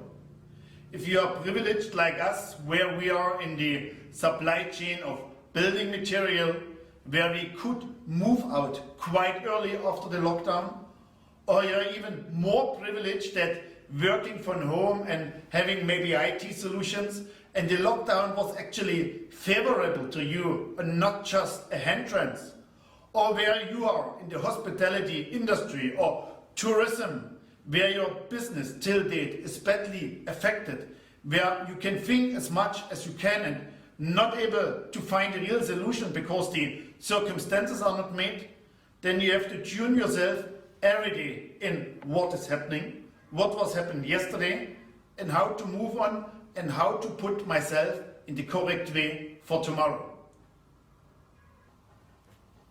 This is me. You will not believe it. It was me during the lockdown. Grounded, like an aeroplane. A person like me who used to travel 4, 5, 6 days in a week, going to all our offices across the country, meeting our customers, our project across the country, was locked. This was the biggest impact so far ever on our business and on me personally. And there immediately I had to tune myself, I had to accept the situation, and yes, confirm the situation was good and was the best which could happen to the country. It has really protected the spread and the numbers of cases, that it didn't rise as quickly as it was happening elsewhere in the world. But for us, and especially for me, I had to see now that it wasn't the way to the airport, or it wasn't the way to the factory, it wasn't the way to any of my customers, it was just the way to my home office, starting my systems, having my cup of tea and having my mobile with me and connected to my team. And yes, we was not busy in playing Ludo, we utilized the time. So much innovation we did in the last 6 months, just amazing. Products, ideas, which were always there, and there was never time. There was never time to implement them, and just we had a gift. It was a gift which was never there before. We had time. And as I always say, you can buy anything in life, but you can't buy time. We have utilized it. And many new products, which I later on will talk about, got implemented. We got connected to our R&D team in Germany, as well as our knowledge partner in Malaysia. And we really made the best out of it while accepting the situation, tuning and turning ourselves in what we can actually do and what we can do to make the best out of it.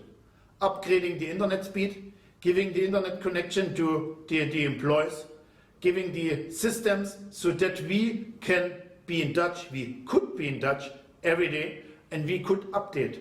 Worked in the morning, worked late hours, worked without any timing, but in the end, we really got it perfectly done. Many engagement projects we made internally within the Lingel member, because everyone was just again locked, not knowing what is happening and what is going to come, to encourage the people with new ideas, asking for suggestions. These are all things which we did during the lockdown, and in the end, I can say, as of now, it has paid off a lot that we used the time to its best. Let me speak about some general points. Customer behavior post-lockdown. We know ourselves, we are sellers, and at the same time, for many other products, we are actually the customer, we are the purchaser. And we know when the times are uncertain, then the customer is feeling the same what I'm feeling if I'm going to make a purchase. And as higher the value on the product is, as more the people are going to think. We do the same, right? Therefore, you have to create trust. Very important, trust, be reliable, and especially in our trade, building material supply, tailor-made products where we are not having anything ready-made, convey the messages and the information clearly to the customer. We are dependent on our supply chain.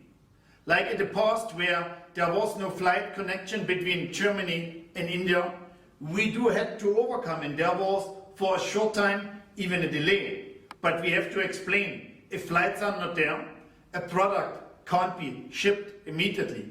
Or with our products which we are sourcing locally in the country, those suppliers do have the same problem of revamping. That's why important to convey the message and to speak the truth. This is happening at this day, or in case it could not happen, then you please tell why. Because important, your reliability, your own trust factor, your reputation is at stake. And we know good messages are spreading very slow and bad messages are just spreading a lot. And anything you should have in these days, but not a bad mouth information about you where maybe you are not even at fault, but you did something in conveying the message in the wrong way. Customer trust, customer information, and at the same time, when you have individual customer, get the testimonials, because it is important that people know who was actually happy with you. People know, oh wow, in spite of everything, they made it, they came on time, they got the team to the project, and they just finished the job and handed over in an amazing condition before time, or there was a slight problem because of supply chain, but they managed it very well. And at the time of the housewarming, our windows, our product was installed, and we are too happy with it. It is you who builds up the reputation, and it is you who has a big chance of spoiling it. Therefore, always be wisely, think twice. If you are going to take an order, are you able to execute it?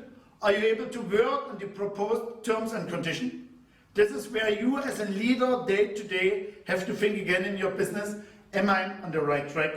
And control it, control your team, control the supply chain, control your accountings, your finances, your funds, control it so that you know that the entire ship you are steering as a leader is going to move in the right direction. This was always important, and those points were always there.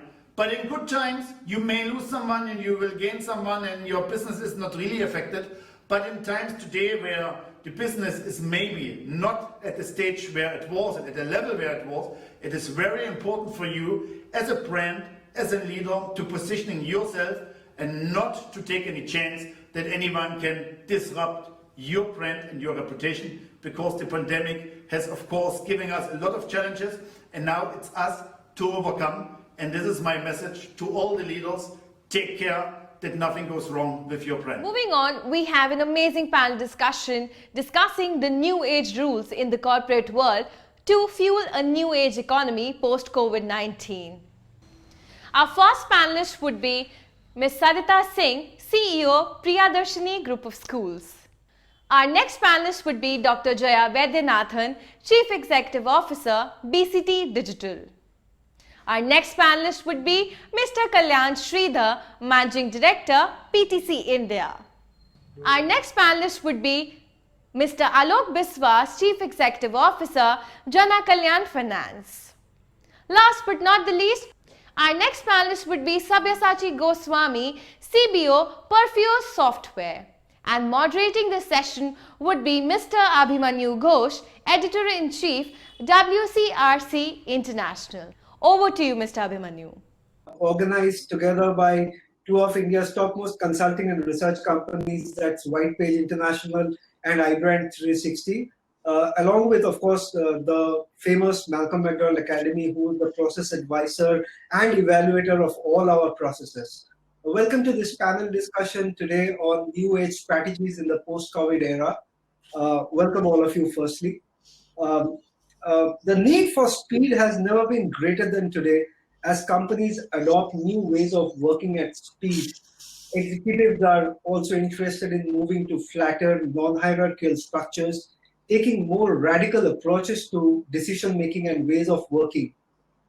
Gone are the days of waiting around for best practices to emerge. CEOs today recognize the need to shift to adrenaline-based speed during COVID-19 to speed up design for the long run.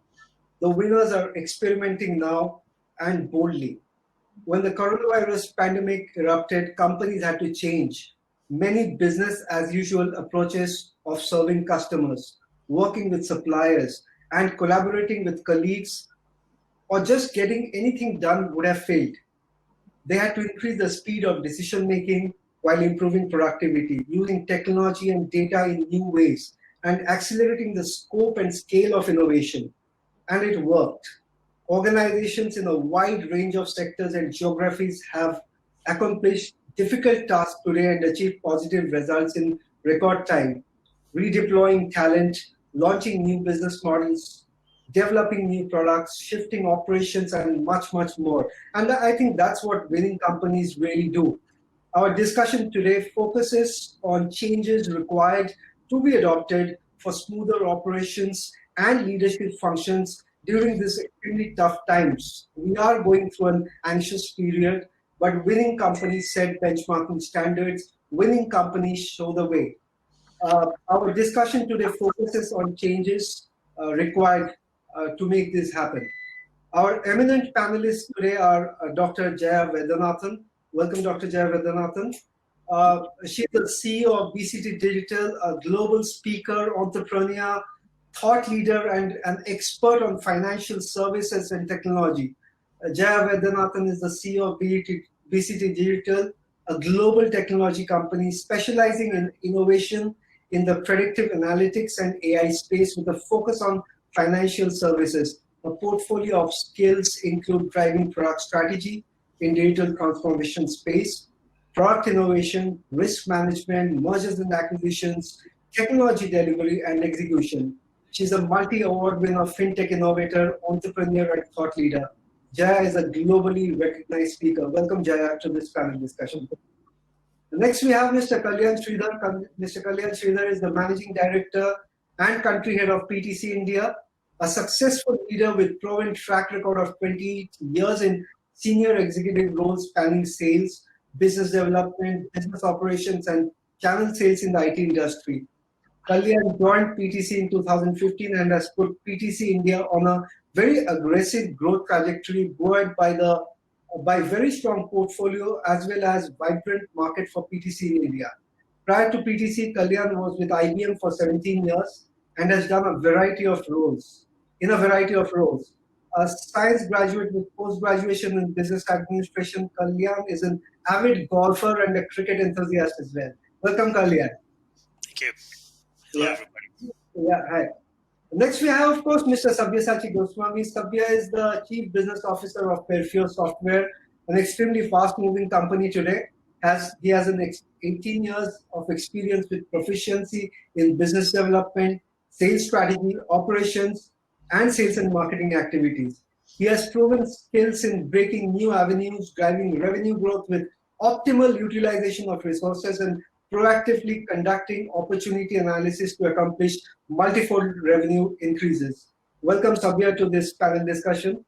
Thank you very much for joining us. We have Dr. Sarita Singh, CEO of Priyadashini Group of Schools. She has been recently featured in Forbes India as a self-made woman who defies the notion of barrier. Her opinion and ideas of education system and the toll of COVID on students have been well accepted. She has emphasized on the importance of mental and emotional well-being of students in these times. An entrepreneur, teacher, and a leader for excellence, Sarita Singh is the CEO of India's leading group of schools, Priyadashini, which she has built with extreme passion, providing highest quality education. Welcome, Sarita, to this panel discussion. Last, we have Mr. Alok Biswas. Mr. Biswas has been the founder and CEO of various companies. Today, he is the founder and CEO of Janakalyan Finance. A pass out of Xavier Institute of Management, Bhubaneswar, Mr. Biswas is a new age entrepreneur in the microfinance and BFSI industry who started from very humble beginnings actually and made a huge mark for himself through hard work and dedication. As a leader of many top BFSI brands that excelled under him, Alok founded Janakalyan Finance, inspired by Grameen Bank of Bangladesh, Today, his brand is helping and empowering the needy and is on a highly sustainable business model. Welcome all of you to this panel discussion at the Ideas Fest. We will seek your opinion and your guidance to this industry. This telecast is broadcast to various sorts of people, from top corporates to student to government to bureaucrat. We would want opinions from you as thought leaders of today who are driving companies to excellence, their brands to excellence. Give a perspective on leadership, your brand, and the industry per se. I think we would start with Dr. Jaya Vedhanathan. Jaya, if you could kindly give your opinion on the same. We can say leadership, industry, and your brand, and we'll move one by one to everybody. Yeah. Sure. Maybe I'll give you a quick snapshot view on what leadership means today.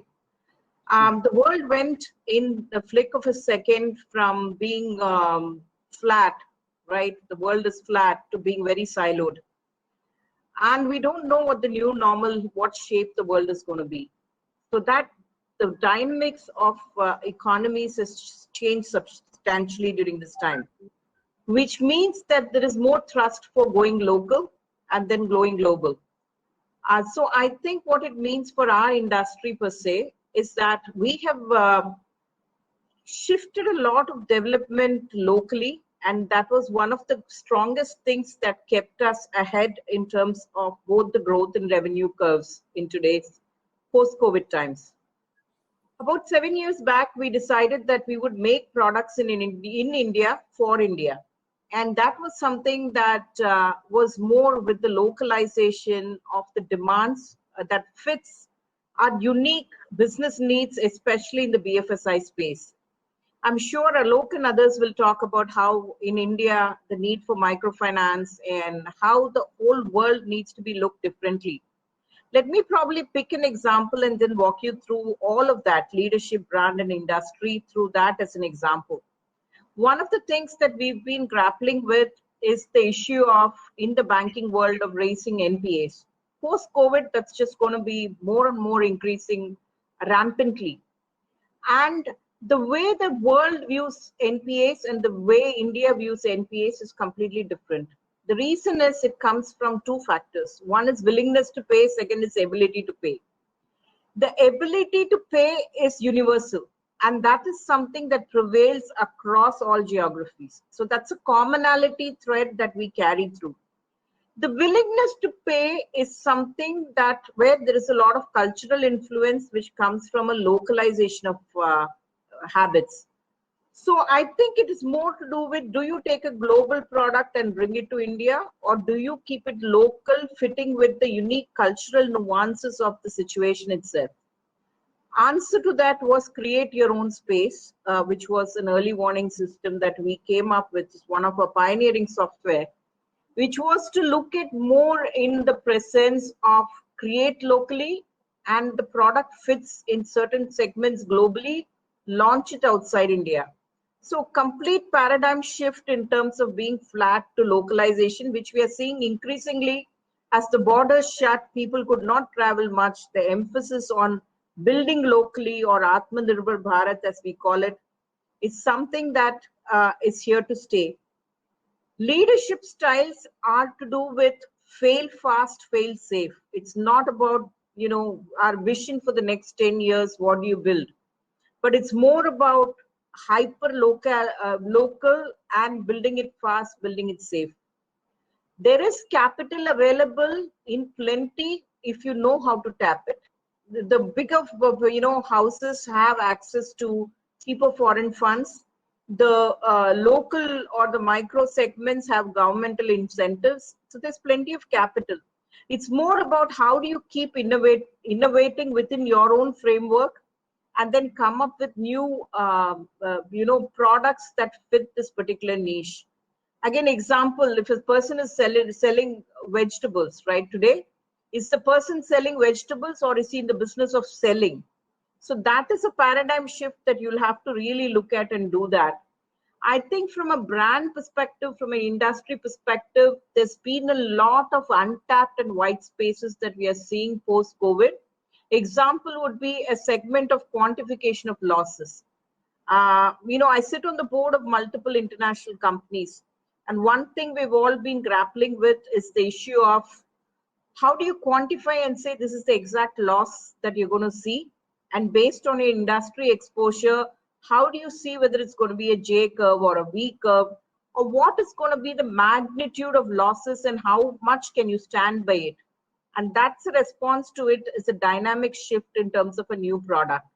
So leadership styles are distant, it's virtual. How do you keep people engaged during that? How do you keep attrition at the minimum?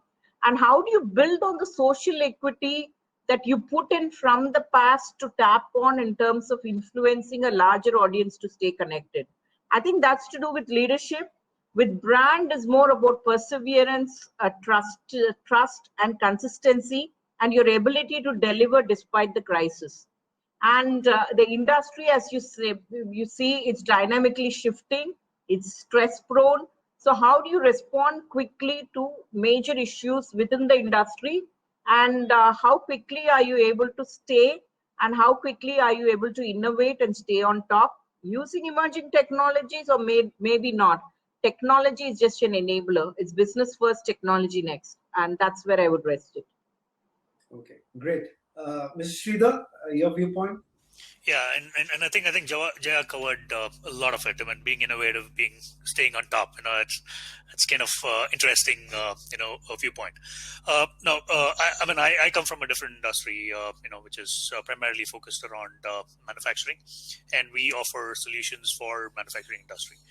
Now, if you look at it, COVID-19 today has not only had an impact on the health of people at large, but also the economic damage that it has left and will continue to render may prove to be a lot more damaging than the pandemic itself. This is my humble opinion. The post-COVID era is going to be very interesting, as I firmly believe that any crisis can speed up development and help in bringing a lot of refocus into the task at hand. Now, over the past 6 to 7 months, ever since the pandemic struck, business leaders like Jaya talked about it, innovated and come out with new products. They've in the manufacturing industry, they've reorganized supply chains. They've made very tough financial decisions. I think it's something which you've seen organizations do day in day out. Step up the infrastructure to work in the new normal and a lot more. While we're still talking about vaccines and all of that, we really don't have an end in sight, and not much seems to be different from where we started off 6-7 months back. And crisis typically, in my opinion, plays over 3 phases. I would call it the react phase, when the crisis strikes and a company is looking at dealing with the situation that's in front of them, and becomes more reactive to what is the action needed for the task at hand. The second phase is what I term it as the recovery phase, where we learn and we try to emerge stronger. And the last phase is what I would want to term it as the growth phase, where we prepare and shape up for the new normal. Today we all accept this is the new normal, and we'll need to shape up and prepare for that. So the priority, therefore, is to re-energize rather than react, and not just act, but act boldly. And I think that's going to be the new normal. We, like many of you, have been impacted with the pandemic, and we've been challenged both to respond and to rethink our workforce strategies in real time. We acknowledge that the recovery will have to be continuous, and we are not going to put a date and say, okay, on this particular date we're going to be done with COVID, and we will see that behind us. So we are now emerging from the react phase with our focus firmly on the next challenges, which is on recovery. And talking about that, I again feel that we may never return to the old way. I mean, I know I'm being a little too harsh out here, but in my opinion, we may return, but it's certainly not going to be the same way of working and doing business that we were used to pre-COVID. And we are now looking at the recovery in two dimensions. I mean, this is PTC as an organization. The first and foremost one is internal, which is more around employees. And to be brutally honest, our employees have demonstrated amazing resiliency in embracing the new reality. It was certainly not easy. I mean, we've been a sales organization. We continue to be a sales organization with most of us being out on the field meeting customers. Last 8 months, we've been sitting at home, staring in front of a screen and trying to do business. I mean, it's certainly not an easy wave for us to embrace. But our employees have done pretty well, and I should also accept that it has been very unsettling as well. We found that some of our employees embraced working from home very well, while a lot more felt it very uncomfortable or unproductive. Now, we've practically been trying to get a balance and to accommodate these expectations, and that's really helping us move forward. The second aspect is around the external factors. I mean, and primarily for us, the external is our customers and manufacturing industry at large, whom we serve with our products and solutions. Now, these companies, they need to make changes quickly and with great success. To me, Industry 4.0 is the convergence of disruptive digital technologies that could change the manufacturing industry and their imagination. And Industry 4.0 is not new. It was there pre-COVID. It was already transforming the manufacturing sector beyond imagination. Now it is becoming even more relevant, and it's really taking it to the next level. Now if you look at it, Industry 4.0 is characterized by 4 foundational technologies. The first one is around connectivity and data, which is primarily nothing but things like IoT. The second is around analytics, and I think JR talked about it in the BFSI industry as well. The third is the human-machine interaction. We're talking about things like augmented reality. We're talking about things like virtual reality. We're talking about robotics, RPA, etc. out here. And the last one is additive manufacturing. We're talking about 3D printing, which is going to revolutionize the manufacturing industry at large. So overall, if you look at it, we are seeing the role of Industry 4.0 as being very critical to fuel growth in the manufacturing sector post-COVID. Organizations today are adopting digital solutions and are likely to emerge far more stronger than their peers who are not. We also see differential adoption for solutions like digital twins, which requires the IT/OT to come together. While large enterprises with financial muscle will leapfrog on adoption, our effort is to try and help the SMEs and the smaller businesses who are in a more challenging liquidity position. I mean, I hear JR saying financial. I mean, if you know who to approach, you're probably going to get finances. I mean, which is music to a lot of people's ears. But the pandemic has caused also to a lot of companies to freeze their Industry 4.0 initiatives to preserve cash. But in my opinion, as more businesses emerge from this crisis, the case for digitization is going to get a lot stronger. And that, to me, is going to fuel the growth post-COVID. This is my thought on what the manufacturing industry is likely to go through. Okay, great. Sabya, your viewpoints? Yeah. I echo what Kalyan and Jaya said, and partly I belong to the same industry to what Jaya belongs. We serve almost similar clients in the BFSI. See, I would start by saying that I want to be an optimist. Okay. Having said that, there are things that may happen, may not happen. So the phrase in my head is bounded optimism. Okay. So it gives all the leaders a chance to bring purpose to the chaos that we have been running so far. Having said that, what I'm trying to say is this is the time where the leaders can become a lot more human. Maybe a little bold statement, but I would make that statement. A lot more human. It's time to show vulnerability with optimism, and it's also the time where you over communicate.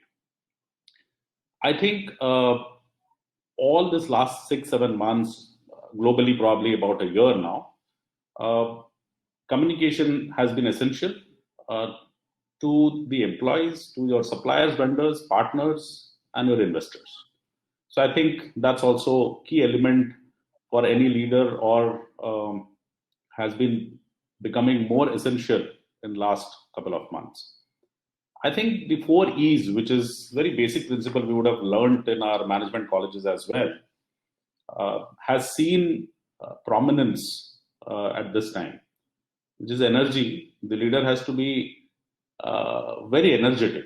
We would have heard, we would have seen some in our lifetime, but this is the time where it was actually a test of the leader, how energetic the leader was actually, because it was very important to bring the team and the partners together and collaborate.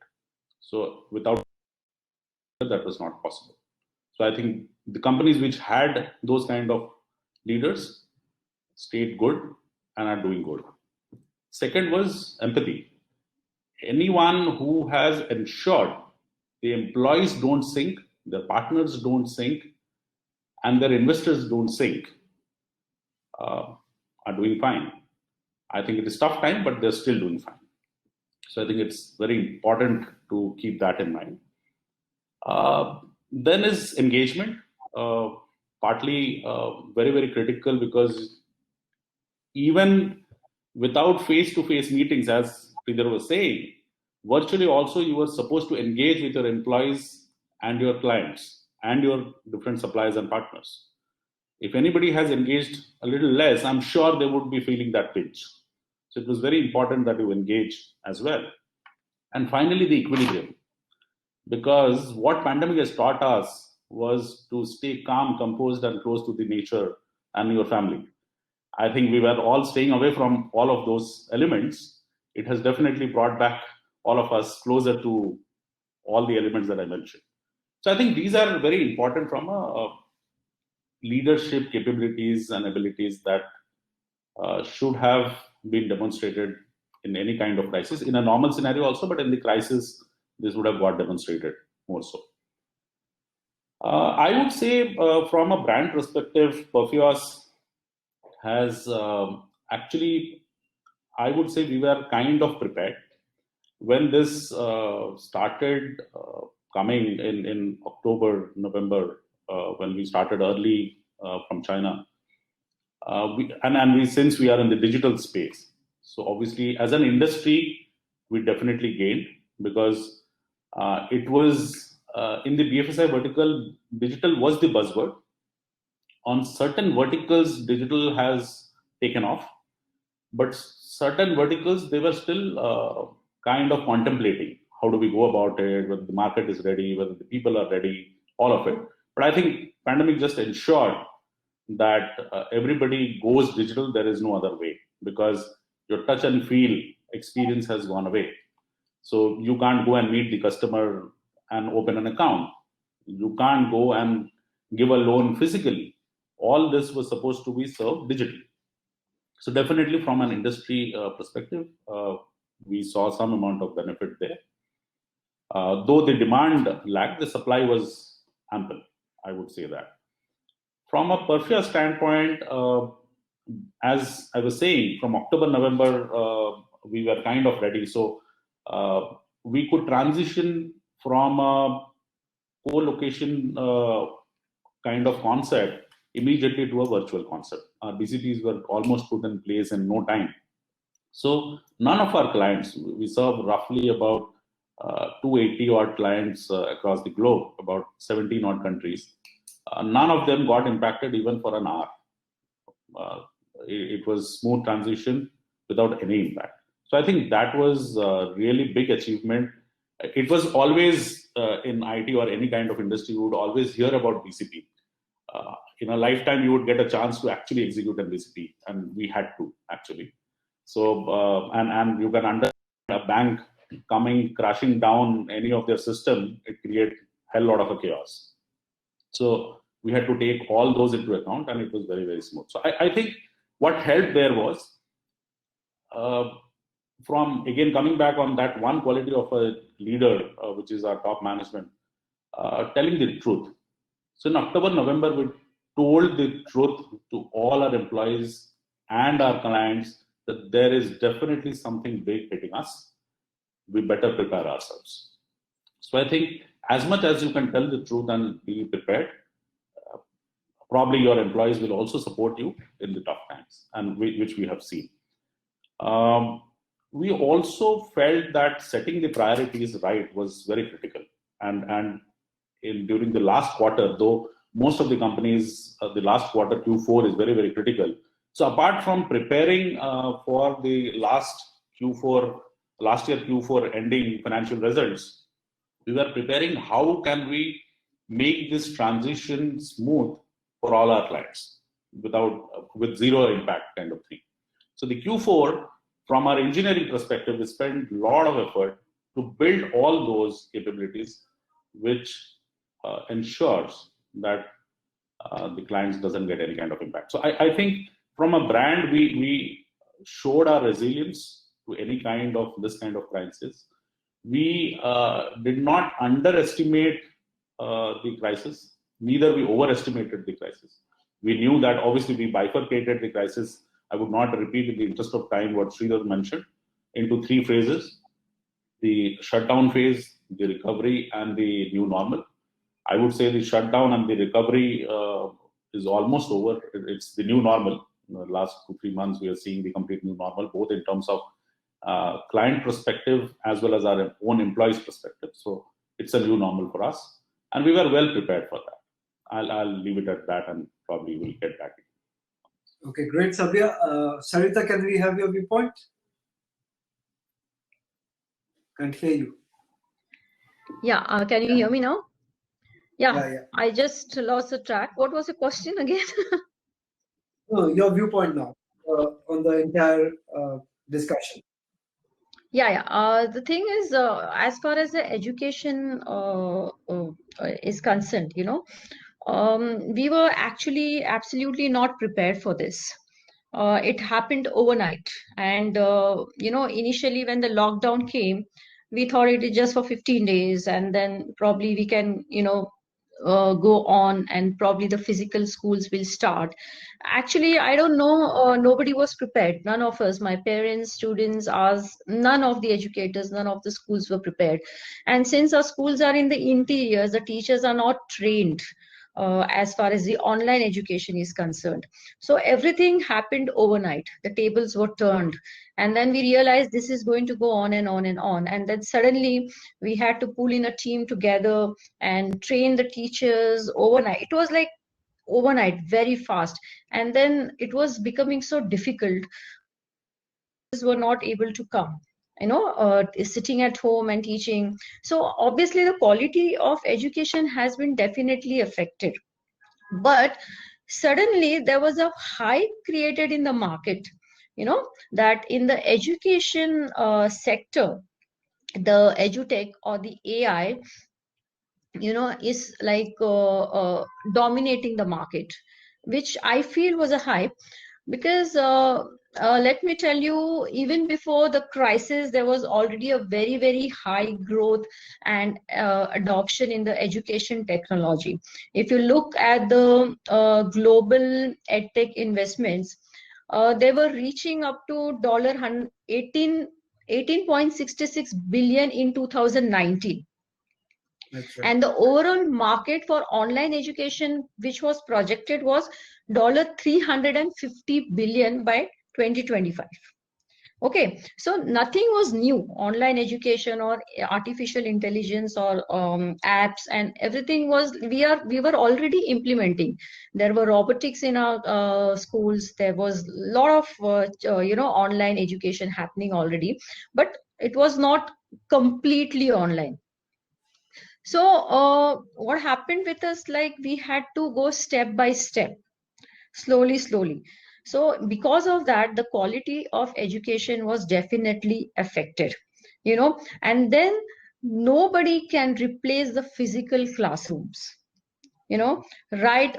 All of your kids might be taking online classes right now. Maybe they're taking online classes for schools or colleges. So initially, even the students thought that probably it is just a phase, and it will pass. But now the frustration levels of the students have gone so high, the lack of interest, anxiety, depressions, loneliness. Because what happens initially, the parents were with the students. Then the work started, offices started, business started, then we all started going out. So at least first parents were the, now to the students were absolutely alone, lonely at home. So this was actually taking a toll, on the students' psychological and emotional health. And I would like to ask all the panelists that how are these children doing and going through. And the frustration is actually coming on the parents, and the parents are becoming punching bags. And I'm sure everybody is going through that. So online education. Yeah, sorry to disturb you, just to Yeah. break. Of course, this pandemic got people together, families together. However, data says a little different story. Huh? Data says, like what Sarita is saying, the frustration. Domestic violence cases in India have gone up. Yes. Violence cases in India have gone up. Depression cases in India have gone up. So are we saying too much of bonding with the family is also not right? And people need to have A hard-hitting fact. This is a hard-hitting fact. I will tell you the hard-hitting fact. As far as every member of the family was going out, everything was fine, in harmony. The moment everybody was sitting at home, the reality came off. The reality, it's just not about the relationships between a husband and wife, but the relationships between the parents and children and everybody, even the servants and the maids. So everything was falling apart because everybody lost a sense of purpose. Everybody had a sense of purpose, getting in the morning, getting ready, going somewhere, achieving something, doing something in life. That was totally lost, and everybody became each other's punching bag. So for schools, for education sector, online is just an last option, and we don't have anything, so we go online, but it's not going to sustain. Education industry very badly these days. There is no doubt on that. There are some industries which are doing well, like SME is a backbone of a country. SME as an industry, I'll come to Dr. Jaya and Sabya on this a little bit later, but SME as an industry, as a total vertical, has virtually collapsed during this lockdown and the pandemic situation. And it is not too good for the country. It is leading to the economic crisis. We will come to that. Just finish your viewpoint. We'll go to Alok and then come back to you once again.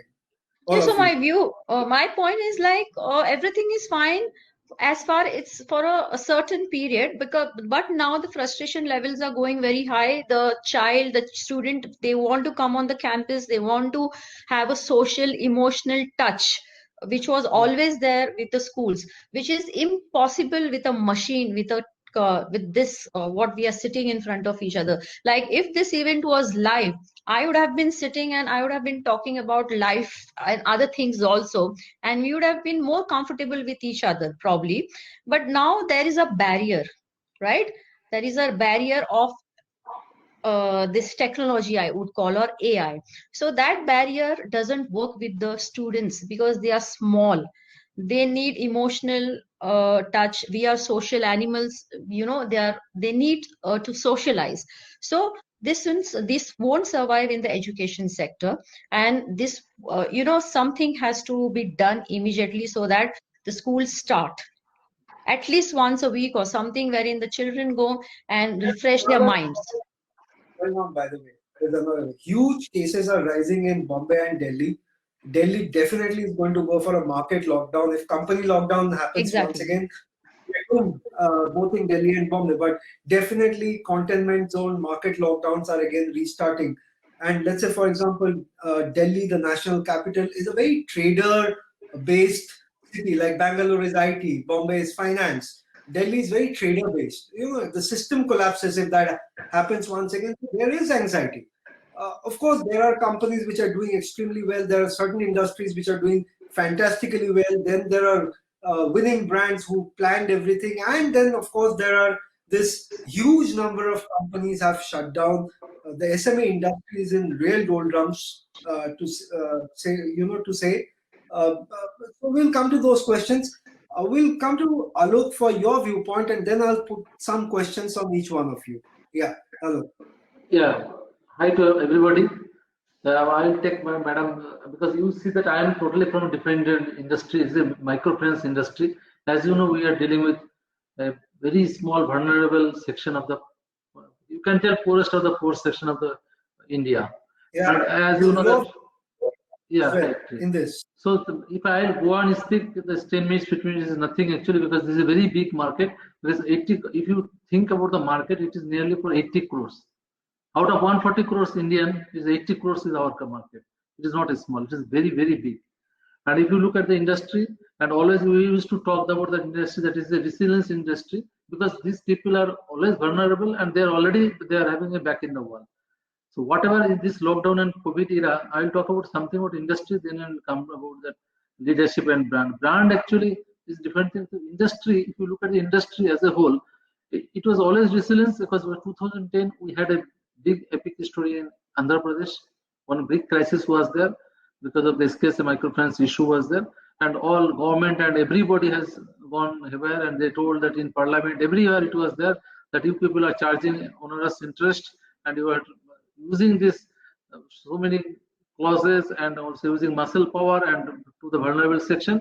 So a lot of issues was there. Then government came, and in 2011, May 2011, some sort of regulation came with RBI guidance and all this issue. So we have seen the resilience, and the market was only 20,000 crore. Then you look at 2016, another story of demonetization. That time also people suffered like anything. But every time when the resilience is, when the industry bounced back like anything, this simply from 20,000 crore in 2016 it is 2 lakh crore, and now it is 8 lakh crore business. And market is hugely open, and it is, as you know, that we are providing only 20,000 to 30,000 rupees only. A poor borrower, they are asking only 20,000, 30,000. You people think that smartphone cost is 27,000 or 28,000, but they are borrowing us from 20,000 to 30,000 rupees. And what they are doing with this money, they are repaying back with 12 installment or 24 installment in a year or 2 years product. So 20,000, you just imagine how much money is there. So maid servant and all this, whatever is there, vegetable vendor, 80 crore people are there with us. So here actually, if you look at a lot of crisis, because they don't have means, their local train is not there. And as you told, Mr. Abhimanyu was talking about SME and other things, is all interlinked, because all people are working because there is a supply chain issue is there in everywhere. So because a local train or containment zone, whatever you tell, they are most sufferer of this country. And when they are sufferer means we are also sufferer. So our repayment rate and all these things has gone haywire, and we are always hoping back that the government will support us, and government is supporting us through the special liquidity facility and all these things. But the industry as a whole, another issue is that the brand, actually another point is the brand. If you talk about brand, slowly after 2016, the brand already gone over. There is no brand actually. Microfinance itself is a brand. Whether it is a Janakalyan or whether it is a Kramin Kuta or whether it is any other company, slowly the brand, government actually wanted that the brand should not be there in NBFC sector. Recently, the circular already came that NBFC should be converted into a small finance bank or something like this. So my idea when I started this company, Jagaran, another microfinance company, my idea was to start a small bank. That is my idea. That's why I left Axis Bank and started their bank.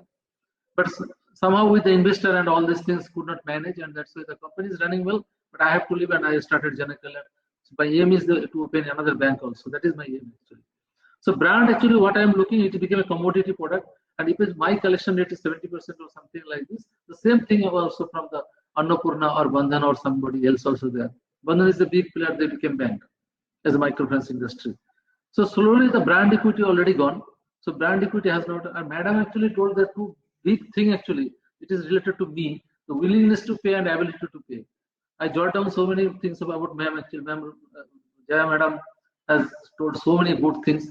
And the ability to pay and willingness to pay, we are now facing that willingness to pay because some unlock is there and we saw that everything is okay, but people are not willing to pay because they are thinking that second wave of lockdown will be there and how they will survive.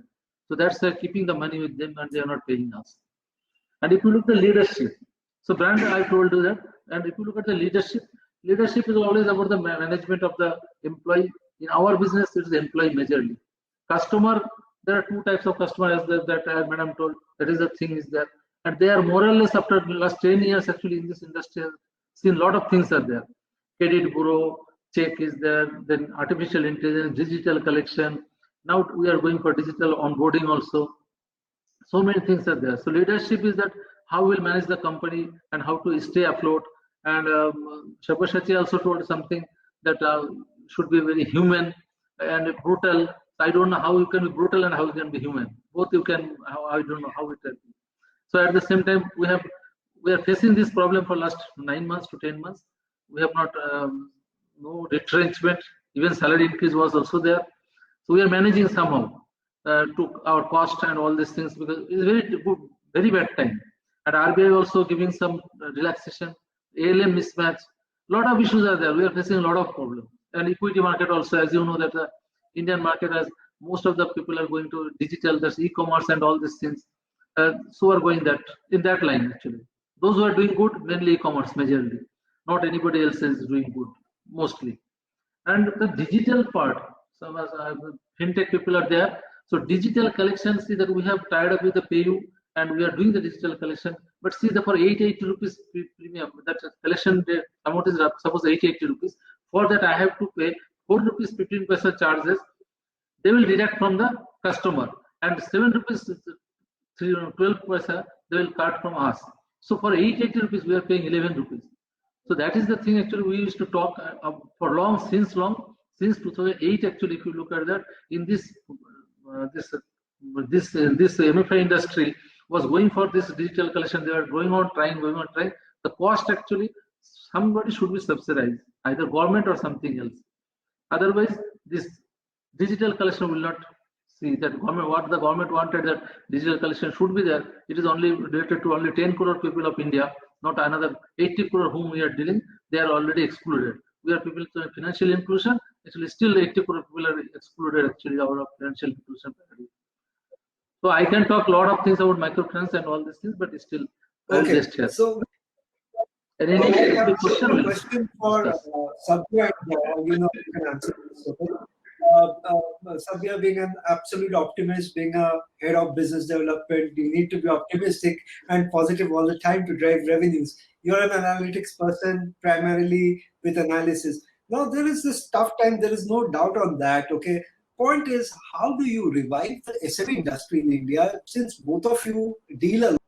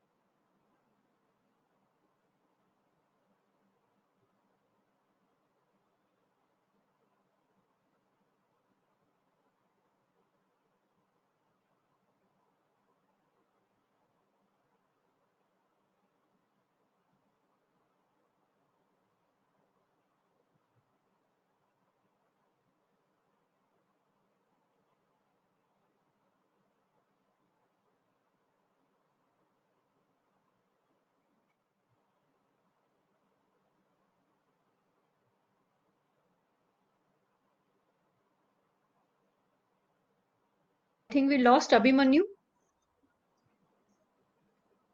We did, but I think just staying on for a couple of minutes, maybe he'll come back. Well, it was 3 to 4, so only 3 minutes left. He might be lost. Yeah, He's to be back in probably 10 seconds. I think is some issue with the Wi-Fi, and that's why sometimes it gets difficult to do all these things digitally. So he's going to be back in about 10 seconds. So the technical glitches. Absolutely. So the Madam Sarita actually told us that this technical things and online class that will not help the people. So children imagine the needs kind of frustration the students going every day. that to be another thing is that when they are in the interior of the quality, then they might have another issue of this Wi-Fi and all these things. They don't have Wi-Fi, they have an internet connection, and that also not working properly. No, my daughter, we are in Mumbai and we have Airtel connection and it goes on and off several times. So whether you're in the interior, doesn't work. It's India. And you have to accept that fact. That's why we have a hybrid technology actually. We are using loan operator origination system, LOS. Mostly we are using technology for loan origination and collection, everything. It is a hybrid model. So when you are off, then also it will work. When it will come, then it automatically upgrade the server.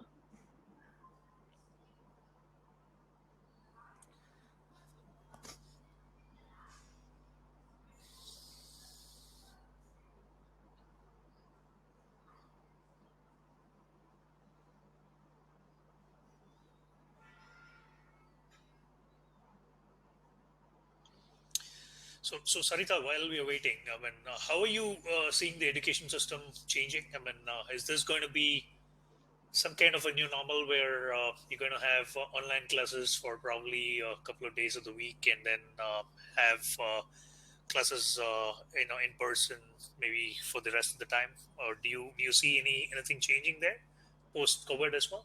No, I think they are craving, the students are craving to come back to school because it's just not about the online classes. There are so many physical, emotional, and mental activities. Then, this like football matches, and then we have martial cadet trainings, and we have swimming sessions, horse riding, archery, shooting. So basically it's just not about the children come to the school, they might hate their maths or science teacher, but then there is something which they might like there is Christmas carnivals, December fest and all that. So how are you going to do all this online?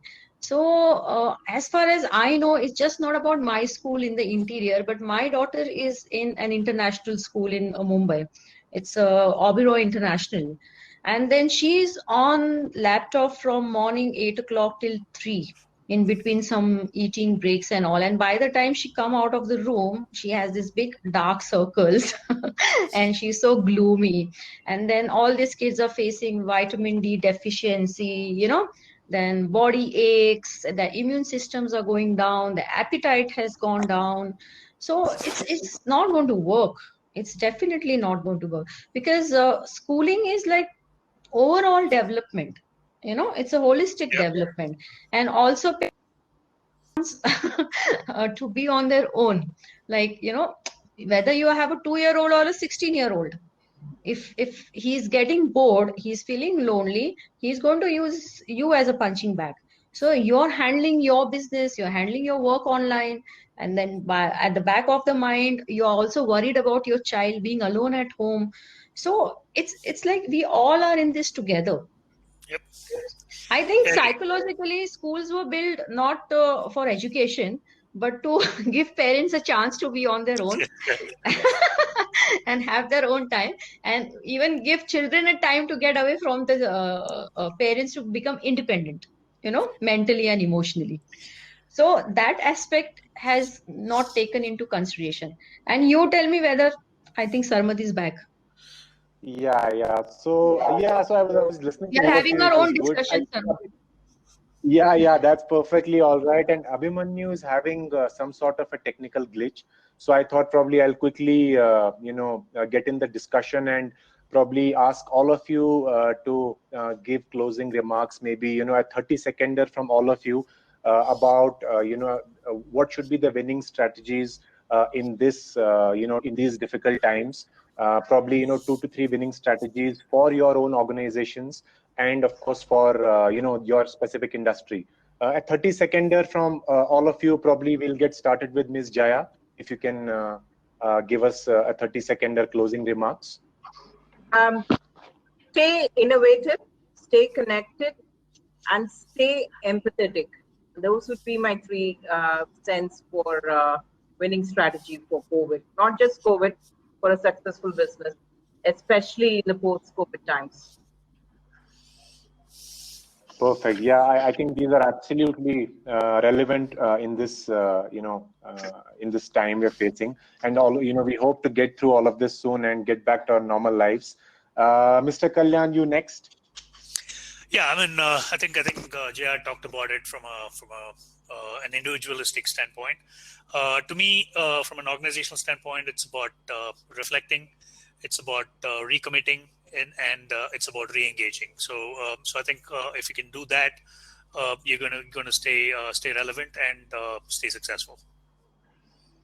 Absolutely, absolutely.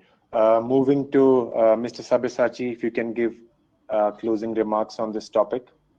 Yeah, I think we all have learned to be more adaptable, definitely. So I think it's the need of the hour.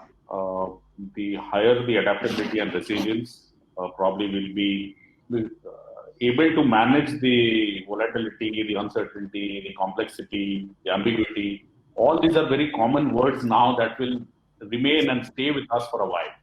So the more adaptable we become, the more collaborative approach that we take, I think we'll be able to sustain all of this. So it's very, very important. And one important thing which I would leave everyone with is we need to all learn to give up control. I think in the situation of crisis, it is obvious and seldom that the solutions will come from a top-down approach. It can come from anywhere. And the delegating it swiftly and getting out the solution from anyone who has it and who has the creativity to think of an innovative solution, I think is the need of the hour. So if you don't give up control or you don't empower your people, you lose it. I think that's very, very critical. That's the thought I'll leave with. Sorry, I lost my connection, but I lost a little track. So Sabya, you spoke from where I left. No, actually. So I was asking them about their closing remarks. No, Abhimanyu, I think it was a quick 30-second closing remarks on what will be a winning strategy. Absolutely, for all of So have all of you. So moving to Ms. Sarita. Okay. Moving to Ms. Sarita, and then we'll have the final words from Mr. Alok, and then Abhimanyu can give a closing remarks as a moderator, and then we'll end the discussion. Ms. Sarita, Madam also not. Is it, can I talk? Yeah, please go ahead, Sarita. Yeah. I feel as far as the corporates are concerned, I feel disintegration of the organizations as a single monolithic structures to distributed polyolithic, and building market creating innovations, creating local ecosystems for the geographic equilibrium, and redefining business as cluster of people to cluster of roles or jobs, and capitalist systems to creative capitalism. But as far as schools are concerned, education is concerned, I think post-COVID the schools should redesign the entire system to focus on nurturing the whole child, balancing cognitive with socio-emotional skills development. Crisis management is the most important thing, because I don't think our students were prepared for this crisis. So I think the new system should be crisis management, emotional and mental health, which wasn't taken care because of online learning. Also ensuring that all children have access to the conditions and resources that enhance learning and development. And we have to make up for the loss of all their emotional well-being, which has happened during the lockdown. So I think this is what education sector should do. Okay, Jaya? your closing remarks? I think Jay's done. You need to go to Okay, Alok. okay. Hello? And Yes. we'll give the final remarks after Alok is done. Okay, fine. Okay. Yeah, but in my sense, this post-COVID area, as I will talk about the welfare industry only, we have to empathize with the customer also, as because they are facing a lot of crisis. We have to manage our investor and stakeholder majorly for that, especially bankers, lenders, and all these things. We have to be there, and of course, we are with the customer, with our HR, and all these things has to be strengthened. Proper technology and strategy has to be set. And as you think that when we are doing this business, it is a very people's incentive business, because if you see that only for some 1,70,000, 1,80,000 customer, and we are having 458 employees across geography, is managing them is very difficult, and also very low paid employees also. So managing them is very difficult time. And as Abhimanyu Sabyasachi actually told sometime, that is the engagement. Actually, the employee engagement is the major essence now. We are going on doing the employee engagement initiative. When my chairman and other people was HR head and all this was not that much inclusive was there, but now every day we are engaging with them, with the employees and the customer. We have set up a war room also for that. We are making phone call the customer also, and we are giving them assurance that we are with you. The good time will come, and always we will be with you. So that is the essence actually. Now we have to be very nimble and humble also, and we have to survive. So that is the message actually we have to give to all employees also. Okay, thank you very much, all of you, for your great viewpoints. We all agree. We all come to the same page that today, in today's tough times, a winning company is the one who will get their leadership right. That is, constantly engage their employees with themselves, take them to their side with right strategies, right product development, right development of overall as a human being, and have tremendous empathy for the business and, of course, for their personal growth. Two, we all agree that in today's, this entire thing, innovation becomes an extremely strong point. Whatever business you may be in, if you do not innovate, you're bound to go back on time. Generating trust, as Sabya said, Kalyan said, Dr. Jaya said, all of you nearly said that generating trust with your consumers today probably is the most important task. Education industries may be a little different, and we will have to wait for things to get a little better. But even in education industry, how you place trust with your students, how you place trust with the parents, how you develop new models today become absolutely the key strategies. Today things have changed. Bigger companies worldwide have deployed manpower overnight to various different things which suits their role, which suits the company's need. They have generated trust with their consumers with new product development, new ideas, and of course taking in consideration all government policies. I personally feel that government policies really need to be taken into consideration for any economy to thrive, for any company to go ahead properly. And it's far better than rather sitting and cribbing on policies and various other factors. We as leaders, we as companies today generate trust in our own target market, in our own employees, in becoming better human beings, and in becoming better managers. I think these are the only key strategies that will work for anybody post-COVID era. Sitting and cribbing would not help. We have to be proactive. We have to generate trust in our consumers, generate trust in our employees, and most importantly, all shareholders of the company. We thank you all for being a part of this great panel discussion. Thank you very much for being a part of Ideas Fest 2020. Thank you. Thank you. Thank you. Thank you. Thank you everyone for joining us here today. We have had some amazing speakers who shared their valuable insights on important, pertinent issues and topic. We are looking forward to seeing all of you again tomorrow at 3 p.m. wherein we have some amazing global speakers lined up for you tomorrow. Also, congratulations to all the winners who were honored today for their exemplary achievements. We look forward to recognizing the selected and the deserving business leaders and brands tomorrow.